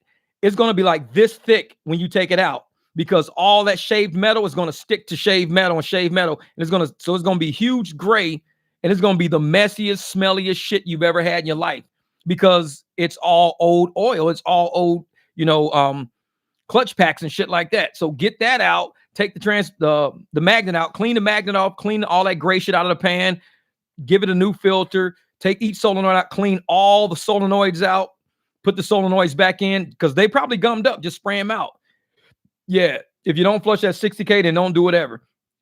Yeah, that's what I say, because like I said, I've never flushed any of my transmissions ever. How I do mine, like I said, if I want new transmission fluid, I'll drain it and refill it. That's it. But if you want to get it out of the torque converter, because there's transmission fluid sitting in the torque converter also, what you do is you drain everything and you start filling it back up, but you take the return line and put the return line in a bucket. So as you're adding more fluid, it's coming out of your torque converter, and all that nasty black shit is going in. So once it starts looking nice and clear, like dump that bucket out. Once you start seeing nice clear red coming through, you're done. Hook it back up to the radiator, then fill it up, drive it, check it. Yeah, but I won't flush mine. I'll refill it, but I ain't flushing it, no. Because you see shops offer, oh yeah, we do a transmission flush. Nah, yeah, because like you said, they got the check balls, you got all that shit you fuck up, and your transmission is never going to run the same ever again. It's going to feel weird as shit. It's like, nope. Oh yeah, do not get fluid on your skin. I learned the hard way. It was itching like crazy. Oh yeah, Robert. And with transmission fluid, you get that shit on your skin. When you try to put soap on it and you try to wash your hand, oh, that shit, it turns into like super slick, greasy, nasty shit. And you're going to have lumps and clumps, and it's going to be everywhere. It takes a while to get off, but just be ready for it. So I get check engine lights all the time. I just clear my OBD toy and I'm good to go as new. Trunks open, clear the code. Hey man, your trunk's open, clear the code.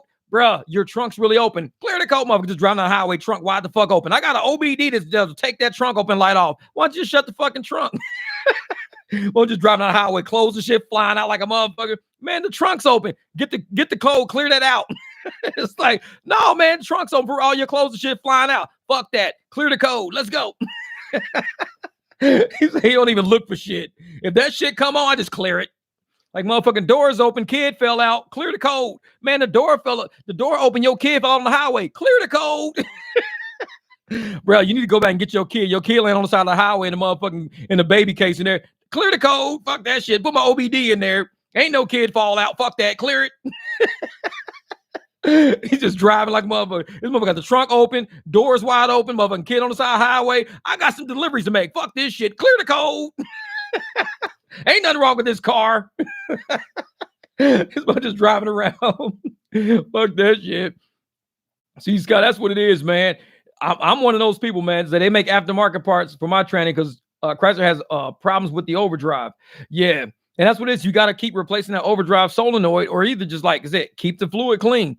Because if you keep that fluid clean and it's going through that pan, it's generating hydraulic pressure, you should be able to kind of let it shift on its own, and you save a lot of gas money with that shit.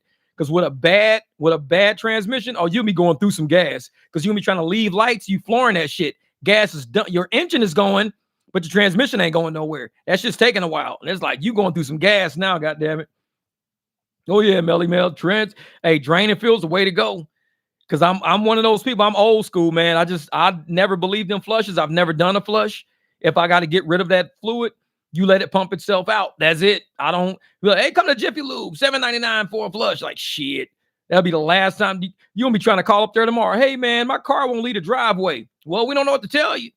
Next time you take transmission apart, rubber grommets and shit. Like, what's that? It's an O-ring. What happened? Oh, it blew the O-ring out, so you couldn't generate no pressure. So now O-rings in the pan. Like, what the fuck was that? Don't do it. Don't do it. Jeff, Uber and Lyft combined said I made 101K. I doubt it, as my calculator had me in the mid 70s. Yeah. See, that's probably me, man. I know I didn't make no 100K. Nah. I make just enough to stay under the fucking radar. Because I'm like, I know what my expenses are. I know my write-offs are. I know what everything is. You make just enough to say, I'm living okay. Like I said, y'all saw my bank account last year. I had $10,000 a year before. At the end of the year, I ended up with $13,800. So $3,800 is all I had left after everything passed my bank account. To me, that's good. So that means I made $3,800 net income. So I have to pay taxes on $3,800. Clear the code. I do rideshare. Clear the code. Hey, why is this car smoking in the back? I don't fucking know. I already cleared the code. Bro, can you just drop me off at Quick Trip? Yo, shit's shaking, about to blow the fuck up. Ain't no code up there because I already cleared it. It's like, bro, this motherfucking Uber driver, dangerous as a motherfucker. He just driving around. Car be like, boo, boo. Check-in's like, come on, clear the code. Like, bro, I don't think you should be clearing the code. I think you should be getting this car fucking fixed. Oh, fuck that. Clear the code. Like, dog, gotta stop clearing the code, man. Take your shit in and get fixed. Your car's trying to tell you something. Say, doctor, he's flatlining. Clear the code. Motherfucking car sliding sideways down the street. Check engine light pop on. Clear the code. Like, bro, something's wrong with your car, man. No, it's not. Just clear the code. Fucking time to wake up. Dangerous as a motherfucker. He wondered, Uber fucking got, hey, Uber, you got like 8 unsafe fucking rides and shit in the past week. They're like, oh, excuse me, we might have to kick you off the app. You keep getting unsafe ride reports. I don't know what's wrong, motherfucker. I cleared the code. Everything's good. Uber's like, oh, shit, this is time to wake up. He probably cleared the code, didn't he? Yeah, he said he cleared the code. Just let him keep driving. He's cool. He's cool. See, my wife is always saying, what happened to the check engine light, babe? I tell her, I took care of it, baby. I've got her. My son thinking I'm a damn mechanic. Clear the code. They gonna get to the motherfucking gas station. He said he cleared the code. He didn't say he fixed the fucking car. He just said he cleared the code, motherfucker. You don't get it. Zick is stupid. He said, honey, my period is late. Clear the code. Zick is stupid. Zick be coming out of fucking left field. Zick is so stupid. This motherfucker's stupid. He said, my period late. Clear the code. Oh, I can't fuck with these people, man. I can't fuck with these people today. Man, that's just stupid as much. Wait till you get that fucking phone call. Oh, my period is late. Zick be like, clear the code. Hang up quick as a motherfucker. Oh, man. Bro, you're fucking stupid. It's fucking stupid. What makes him think of this shit, man? I swear to God, that shit is he is fucking stupid. His brain be coming out of left field. He be fucking me up, man. I'm telling you. Zick is like having it's like having Zick, Time to Wake Up, all these motherfuckers. Imagine having like a show, like Friends, like that show, and just have them as characters on the fucking show. This is the shit they would do all day, every day. You'd be like, you wouldn't even want to see the main character. You'd be like looking for Zick and Time to Wake Up. Like, when are they coming into the scene? These motherfuckers got some stupid shit to say. They like Joey on Friends and shit. That's what they like, Joey. Or they're like that one dude on fucking It's Always Sunny in Philadelphia. The Charlie. They're like Charlie. Charlie, the crazy one, has always got some off the wall shit that he says. Oh, I was just saying that. Hey, Time to Wake Up. I was just saying that shit. Charlie from Always Sunny in Philadelphia. That's what I'm saying. You know exactly who I'm talking about. That motherfucker walk in, clear the code. Dude, we watch the same shows and shit, man. Charlie's my guy, though. Charlie will fucking walk in and fucking have everybody die laughing. I'm gonna have to watch that shit tonight just for that. I love Charlie, man. Fucking Always Sunny in Philadelphia. That's my guy, man. That's who y'all are. You motherfuckers are like Charlie's, man. That's just funny as hell. Was it car's on fire? Clear the code. Motherfucker just driving down the street. Car straight on fire. Oh, excuse me, driver, but I think your car's on fire. Oh shit, hold up. Clear the code. Gotta clear the code. It's all right. No, I don't think that's gonna work, man. We need to get out right here. No, don't worry about it. I do this shit all the time. I just gotta clear the code. That fucking OBD. I know. Boy, we be in there acting stupid, man. We gotta end it. It's almost 5 hours. We gonna end that shit on the fucking clear the code. This shit was fucking stupid. That was stupid. I don't know, man. Y'all be coming up with the weirdest shit sometimes, man. This has been a live stream where y'all have been two fucking periods where y'all just got me knocked the fuck. I should have stopped this live stream the first time. When y'all fuck with me the first time, I should have just ended that shit right there. That shit's funny as hell, man. Oh man, that's just fucking stupid. He says, I'm late. Clear the code. Honey, I'm late. Clear the code. This shit's funny as a motherfucker. Boy, man. What time is it? Shit. 2:13. Damn, it's almost 2:15. I gotta get my ass in there to eat and shower. I did my morning rides. I haven't driven all day. I don't think there's no fucking rides out. Yeah, man. I'm about to look it up now. I got to get out and start driving. It's only 2:13. So hopefully I want to be out before clear the code is the morning after pill. Yeah, exactly. Yeah, right now is nothing on Uber. Ooh, I got a little surge. Damn, that's way down. That's damn near by Sun Lakes. 925 way down by Sun Lakes. Not a lot going on, man. That's on Uber. It's $9.25 down by Sun Lakes. That's about probably 15, 20 miles south of me. So I will not be going down there. Hey, Logan, get out there. Man, I know as soon as I finish showering, while I'm in there eating, I'm going to get on Roadie. I'm going to try to sign up for Roadie. I got to do deliveries in February, man. January fucked me up. January really fucked me up. I got to get out there and do Roadie because I need to come up with a different app other than Uber and Lyft. I just got to do something different.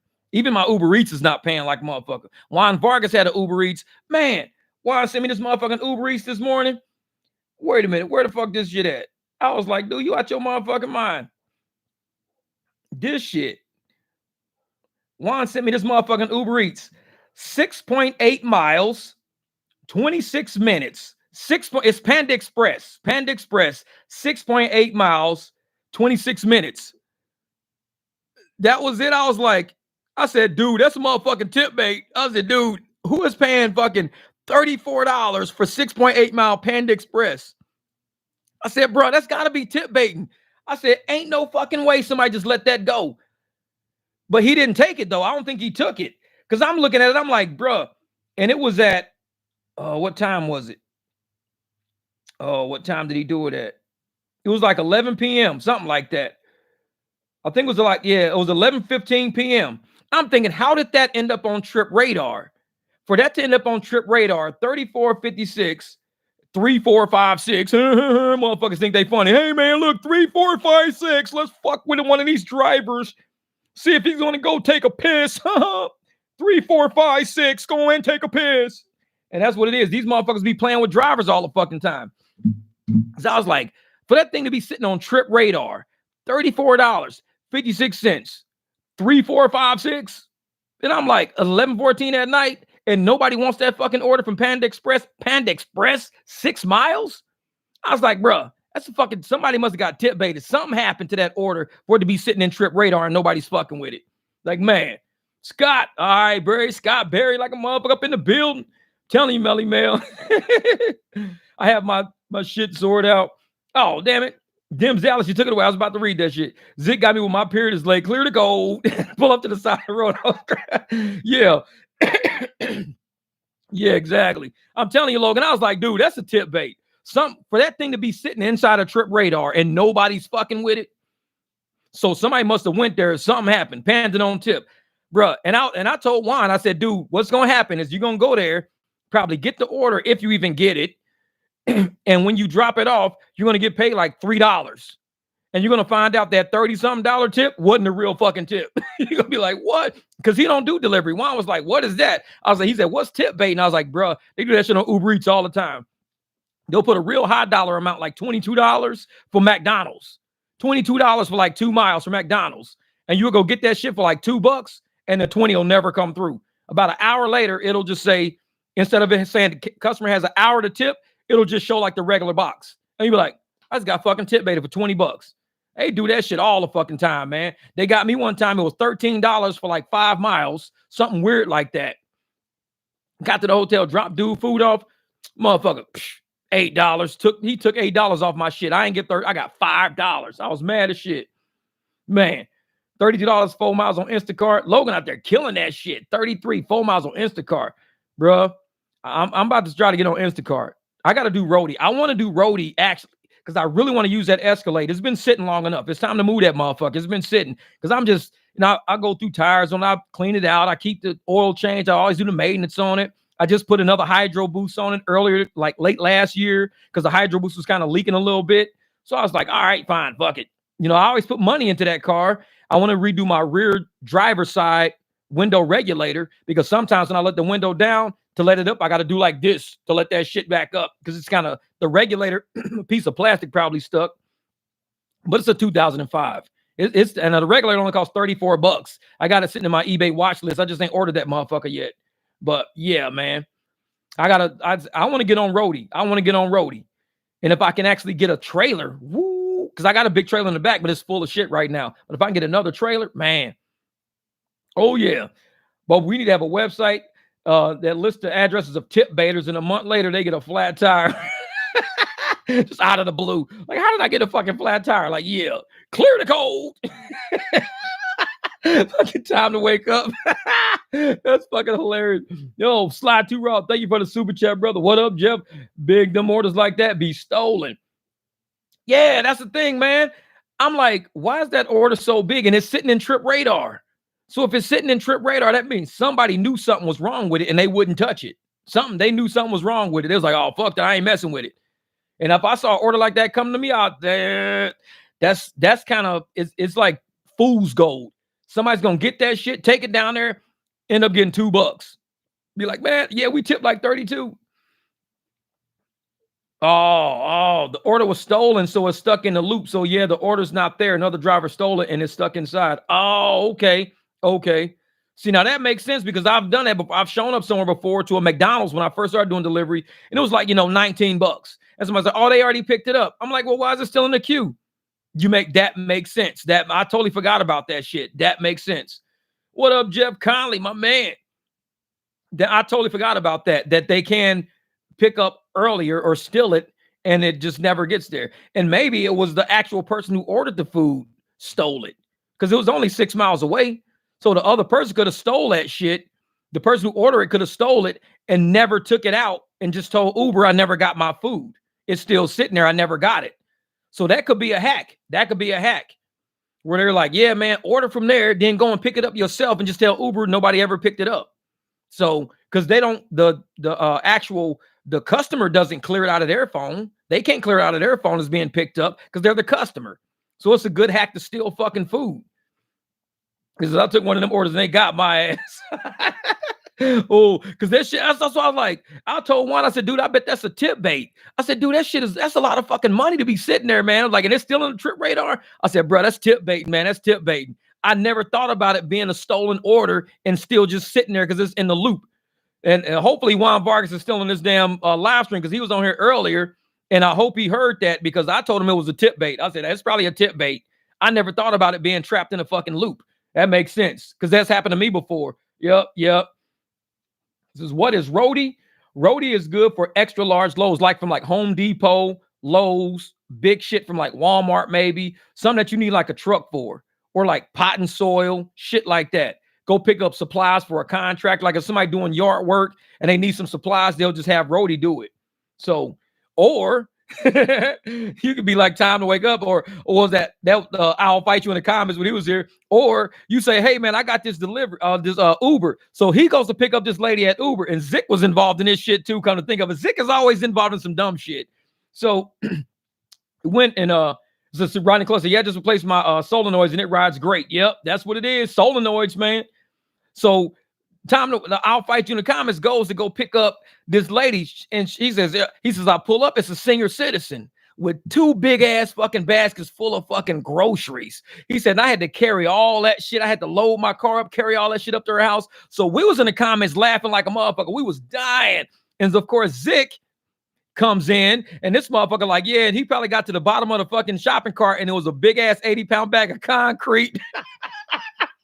And that's where the whole shit about concrete came from. We was rolling laughing. We was like, that motherfucker, he was like unloading the basket. We made a joke out of the shit. We was like, yeah, that motherfucker was unloading the basket, got all the groceries into the back of the car. Motherfucker turned around. He was like, what's that? And the old lady was like, you know what that is. Motherfucker, big ass 80-pound bag of concrete. Because he was like, man, I was so tired after all that. We was dying laughing. And Zick was like, yeah, because he had that motherfucking 80-pound bag of concrete in the bottom of the shopping cart. She hid all that shit on top of it, made him think it was groceries. We was crying laughing. Dude, I'm telling you, man, some of these live streams be going off the rockers. They be just going out there, man, fucking stupid shit. Say, how much does Rody pay? Logan, you got Rody, man. So, because in Rody, you can pick up tires too. I forgot you can pick up tires. I know over on Gig Geezer Lane, he does Rody. And I think one time he picked up some tires one time because he did a video showing he picked up a set of tires and all this stuff doing Rody. So definitely, yeah, it's like there's different people got different, and he's good with cargo shit.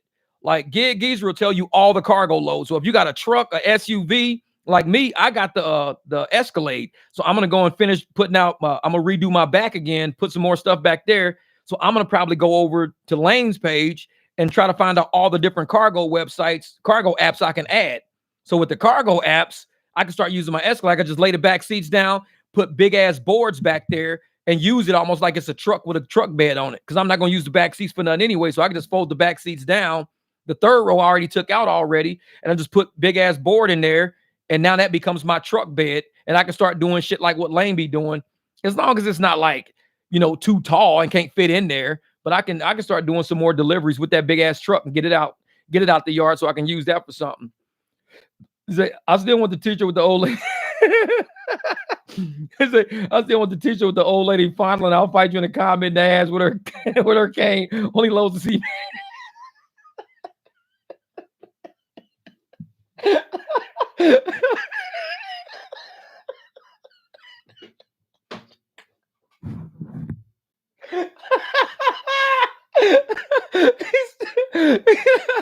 He's ain't gonna. And the lady was following him in the ass with the cane while he was loading cement bags in the van. She all, you like, get that out my ass, motherfucker. That's exit only. Man. Y'all are stupid. Y'all are straight stupid. Y'all are fucking stupid, man. Well, I can do ship too. Yeah, ship. I'll do that shit. Deliver mattresses and shit. Yeah. Man, and that's what I is, man. I want to use that truck for something because, like I said, I just sit it around. I wouldn't mind leaving the car in the Jeep park for a while and doing like February. I really want to get involved in deliveries. And if it goes good, I go February, March. So I won't fuck with Rideshare too much. I love Rideshare and I want to keep doing Rideshare. So I'm going to stay good on my Rideshare apps, do my shit in the morning still. But with the market being as saturated as it is, plus, like I said, we got Waymo out here. With Waymo and with all the new drivers who got fired from their W-2s, add immigrants in here who are fucking, scheming their way to get on these apps and use other people's accounts and everything. It's getting pretty sketch out here, man. Because like I said, for us to go this long without Surge is only way down south. Surge is only in south because nobody goes down south. There's nothing down there. I tried to sit down there the other night and I ain't get shit. I was like, fuck this, man. I'm done. And usually they throw Surge down there all the time. But yeah, I want to get on delivery, man. It only pays well on XL large orders. Yeah, I got to see how that works. Oh, man. This is funny. I had to touch down on the W-2 to carry me over the threshold. I start February 19th. It pays $25 an hour plus fuel reimbursement. That's what I'm talking about, Dims. And that's what I'm trying to do. I just want to get something to roll over. I want to keep doing Rideshare, but while it's kind of flat and while it's kind of slow, I got to keep bills fucking paid. I got to keep shit moving. I mean, like I tell motherfuckers, YouTube is cool, man. You get like $30-$40 a day for being on YouTube. That's like what, $10 an hour to do a live stream. But I'm like, I'm cool because it don't cost me a lot to run things the way I run things. So as long as I keep my expenses low, you don't need a whole lot of money to run shit. And you just keep things moving, And like, I'm gonna end it on that because it's 5 hours in. All you drivers out there, if you got a YouTube channel, start making videos. You guys got to start making content, man. You got to start making content, and we got to start sharing content on each other's channels just to let people know. You know, we are trying to get into the YouTube program, because if Google and corporate's going to pay money, I'm still looking at how YouTube's fucking everybody over. So I'm still learning about how that's working right now. So I'm still doing my research. I'm on a channel that's been fucked over a couple of times. So I'm kind of figuring out how that works. Because like I said, motherfuckers like, man, YouTube is just like Uber. People are really saying that shit. So it's like, man. Oh, Jeff, I'm sitting here coffee as we speak. Keep an eye out, brother. Love you, man. Love all you guys. Make my days with the lives. Oh, thank you. Time to wake up. Love you, brother. Thank you. I'm going to definitely let you know how that coffee's going, man. Yeah, delivery is more profitable than rideshare in many areas. Rideshare is just a fill in between deliveries here. Oh, deliveries have always been more profitable. I think they've been way more. But in Arizona in the summertime, I'm not getting out my fucking car, man. It'd be hot as a motherfucker. Then I just get caught up doing rideshare. So I used to do delivery a whole lot. I got to go back over to that. I got to get back into the deliveries or whatever and get out of rideshare again. So I'll be back into deliveries because, like I said, I used to always do delivery because I always made more money. Uber kicked me off of deliveries because one week I made $2,200. I didn't even work like 43, 44 hours. And Uber kicked me off of deliveries. I couldn't even do deliveries no more because I was loving that shit. I was getting $42 deliveries, 46. I was getting $40 tips. I got videos of that shit. $40 tips, $25 tips. I was loving delivery. I was like, this shit's easy. Bring a motherfucker sandwiches from Tempe to Mesa, $20 tip. I'm like, man, this shit is what's up. And now I'm like, rideshare fucking suck. Like, I do something different, man. Have you got in front of a Waymo and brake checked it 20 or 30 times in a row? Like, I ain't fuck with them cars, man. All right, Rodney, my man. All right, guys, enjoyed the barbecue. Got to head out here and shove some shit rides for a few hours. Talk safe. Make that plenty of that cat money. Rodney's on that shit. Them cat daddy dollars, motherfucker. Say, what you making today? I'm making me some of them cat daddy dollars. Where is that? There it is. Like, motherfucker. This Rodney right here. Rodney out there making them cat daddy dollars. He's like, yeah, baby, I'm gonna go get that fucking money. Fucking what's up? Every time you get a motherfucking tip, get a $1 tip on your phone gonna have a notification saying cat daddy. It's like, motherfucker, you'll be driving down the street. All you're gonna hear is you just dropped the customer off. Cat daddy, you know that's a $1 tip. Like, these raggedy motherfuckers just gave me a $1 tip. Turn the corner. Hold on, I'm gonna go back. Cat daddy, somebody else left a $1 tip. You're gonna get like 2 or 3 cat daddies a day. Cat daddy, like, fuck this shit. App off. I'm tired of being cat daddy. I want some money, bitch. I'm gonna see if my man Rob can make that on a shirt for real. Yeah, I'm gonna fucking put cat daddy on the back of that motherfucker. I'm like, what's cat daddy? That's what we get these old ragged ass dollar tips all the fucking time. We know we ain't getting no dollar. They fucking with us. They stealing our fucking money. God damn it. I'm cat instead of donkey of the day. You get cat daddy of the day. So, you know, the Breakfast Club with Charlamagne and all them, they got donkey of the day. We're going to start giving motherfuckers cat daddy of the day. I got 3 $1 tips. You get cat daddy of the day. It's like, you should have turned your fucking app off after the first cat daddy. You get cat daddy of the day. So do you ever have riders who say they did Uber or currently working a service job that don't tip? Waitresses sometimes. I've done 2 waitresses that have done that shit to me, man. One of them from Twin Peaks. Sat there and did a ride, and I didn't get a tip from her. She works for tips, and I'm like, okay. Cat daddy, motherfucking ass. Like, that's what I felt like, cat daddy. I ain't getting no tip. I wish I was cat daddy that day. Give me $1 at least, motherfucker. Give me something, shit. Man. Scott said, I'm trying to make videos. Scott, man. Hey, and Scott, and you work on your own car, bro. This is what you got to start dropping some mechanic videos, man. I'm telling you, on my mechanic videos, man, you get 40, 50,000 views every day. Some of my videos, especially the ones with the Jeep, because a lot of people want to do Jeep work.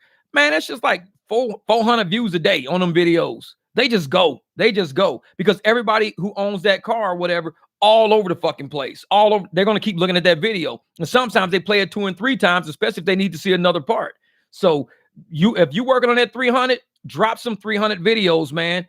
And it's gonna go nuts. You're gonna wake up one day and look and be like, 26,000 views. What? And you're gonna miss a few comments here and there, but you gotta go back through and just answer the comments if you can. Every once in a while I get a notification from one and I'm like, cool, I caught it. Because somebody be like, hey man, I'm trying to do the hydro boost and I'm trying to do this, I'm trying to do that. I'll hurry up and I'll go find it and I'll chat with them real quick while they're doing a repair. But sometimes it might be a couple of days you get back to them, they already did it. It's like, oh shit. But yeah, man, definitely put that. If you do any car work on your car, put the title, the description, put that car video on there, because that one video is going to become a staple on your channel right there. It's going to become a staple on your channel. And like all my Jeep videos, sound system videos, all that shit, every day, the views just go nuts on those. I don't even look at those videos no more. I answer questions only. That's it. But for the rideshare videos, because we chat back and forth all the time, we talk, I'm always on the rideshare videos in the comments laughing and chatting and having a great time, because with the repair videos, I might laugh a few times with a couple of people back and forth, but normally I'm on the rideshare videos laughing all day. This is the fun shit over here. Repairs are repairs, but the fun shit is rideshare. Connie, what's good? I talked to an old friend from delivering appliances. I heard these guys are banking $400 a day from delivering appliances. What? This is gonna be dollar bill for Players Club. Dollar bill. Uber Jeep AI, Uber Jeff AI go beep boop, beep boop. Was it like fucking? Was the computer slagging or something like that? Say, damn, Jeff, you sure not AI? You be live streaming for hours on end. I left hours ago to handle W2, and you still cooking it up. Oh man, I'm about to get off. And that's the thing. Man, once we start having a good time, we start chatting and laughing. People are doing deliveries, driving around. We just keep the barbecue open. We just keep that shit running for a while. It's just funny as hell. We be dying laughing in here, but we get a lot of information across. See, Jeff, we would be better off making a comedy channel and working on it together. We're fucking hilarious over here. Oh man, we got to figure something out. I'm telling you, man, you guys are funny as shit. Y'all are funny as shit. I think, like I said, it's almost like the Johnny Carson show. You know how Johnny Carson had the sidekick? Like, I would be a good sidekick on y'all fucking channel. Like, you guys could just sit there and just say shit, and I would just comment on the shit y'all coming up with, and we will fucking die laughing. Because I think y'all funny as a motherfucker. I would be a good sidekick on that show. That shit would be hilarious. That would be funny. Just you and Zick going back and forth and shit like this. And I'm like, yeah. And I'll just find the funny parts and just like, man, just be rolling laughing. I don't know. You guys might have something going right there, man. You might have something going right there. Time to wake up. You might have to come up with a channel for that. That's pretty clever. But I will tell you, a lot of people who do joint channels, and I'm saying this shit on the real. If you're doing joint channels with people and you're sharing content with people, make sure you do contracts. If you don't understand what I'm talking about, look at Crip Mac and China Mac. If you look at Crip Mac and China Mac, two of my favorite YouTubers, they did Mac TV or something like that. So they got Crip Mac has his own stuff, China Mac has his own stuff, but they did a channel together. Now something bad happened. I don't know what happened between them, but the content and all of that stuff, they had to end up splitting up and going separate ways, paying each other out, something crazy like that.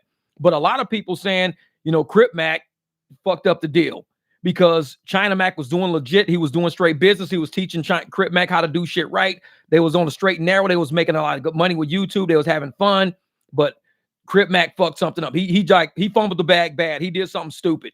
And now everybody's like, oh man, you guys should, squash it all. But it's way too far gone down a road now. It's too fucked up. And it's like, yeah, so I think creating content together is fun, especially creating channels is fun. But make sure all parties are protected when you guys do joint channels, because I would hate to see people end up like Crip Mac and China Mac, because they had something good. They had something really good with that. And a lot of people loved how they were creating content, and to see those two not together doing content no more, it hurts, man. It really hurts, because I love watching good comedy and I like watching people do good things for the community. And you've got, two gangster dudes or whatever, you know what I'm saying? Two businessmen doing shit, and they really did something good for the community. They opened up a door for a lot of people to help get money from corporate America out of Google and out of YouTube. They really opened the door for that. And for them to end it like that, it's almost like they went back hood real quick. They stopped doing business, turned hood all of a sudden. It's like, man, come on. It's like Claudio said, chat comedy battles with Jeff Watts. Hey, that shit'll be like like Nick Cannon with them jokes they be doing on Wildin' Out and shit like that. As we have Wildin' Out at the barbecue, Wildin' Out barbecue edition. Shit, that's just funny as hell. Uber unveils a new way to earn with Uber joke. $2 a joke, no tips included. Real shit. $2 a joke, no tip included. Motherfucker, you ain't getting shit. They see you the cat daddy. They get your motherfucking ass. Like, man. Was it send Lyft send the message? Do you want to tell the Lyft customers your birthday is Sunday? I said, hell no. Fuck that. Because Lyft gonna be like, yeah, we'll tell them, and they'll tell a rider, make sure you give them some money for the birthday. Rider's like, yeah, let's do it. $10 to Connie. Here you go. You'll never see that fucking $10. Lyft is slaving you the fuck out. It's her birthday.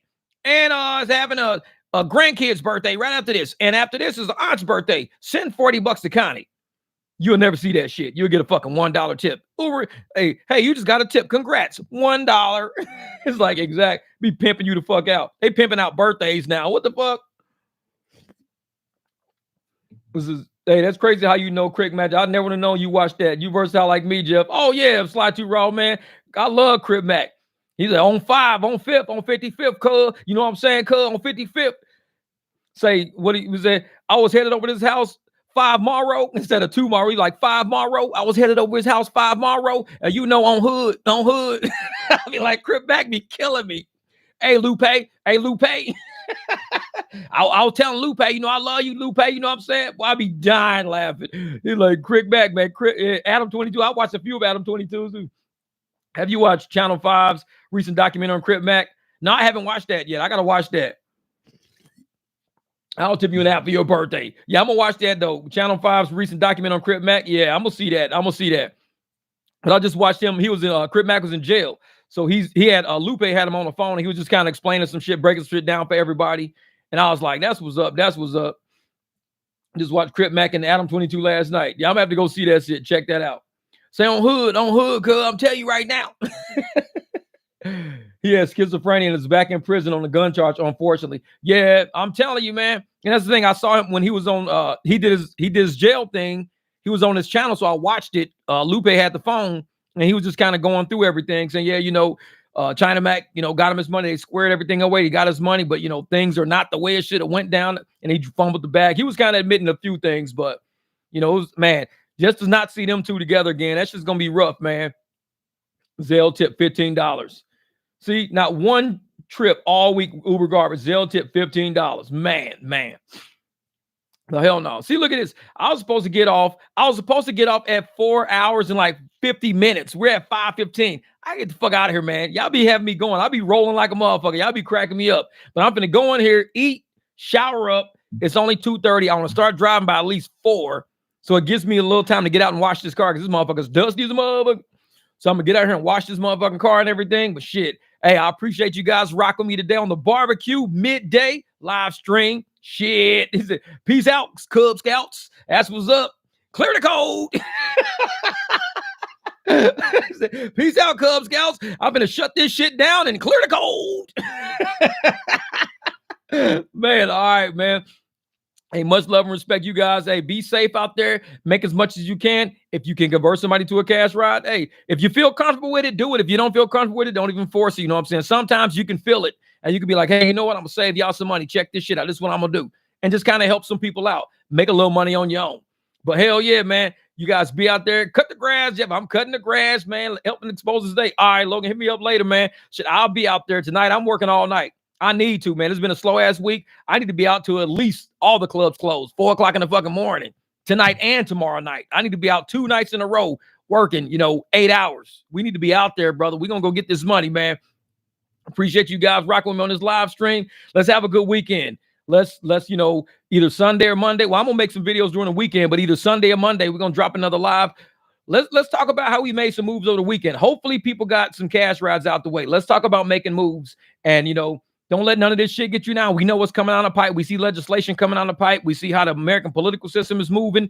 Keep your head on a swivel at all times. Make sure you're paying attention to what's around you. Go out, make as much profit as you can, make this money, and let's try to see each other at the finish line. Real shit. Let's get our bank accounts up together. And fuck all these haters on Facebook. Protest ain't gonna work. Motherfucker, guess what? Clear the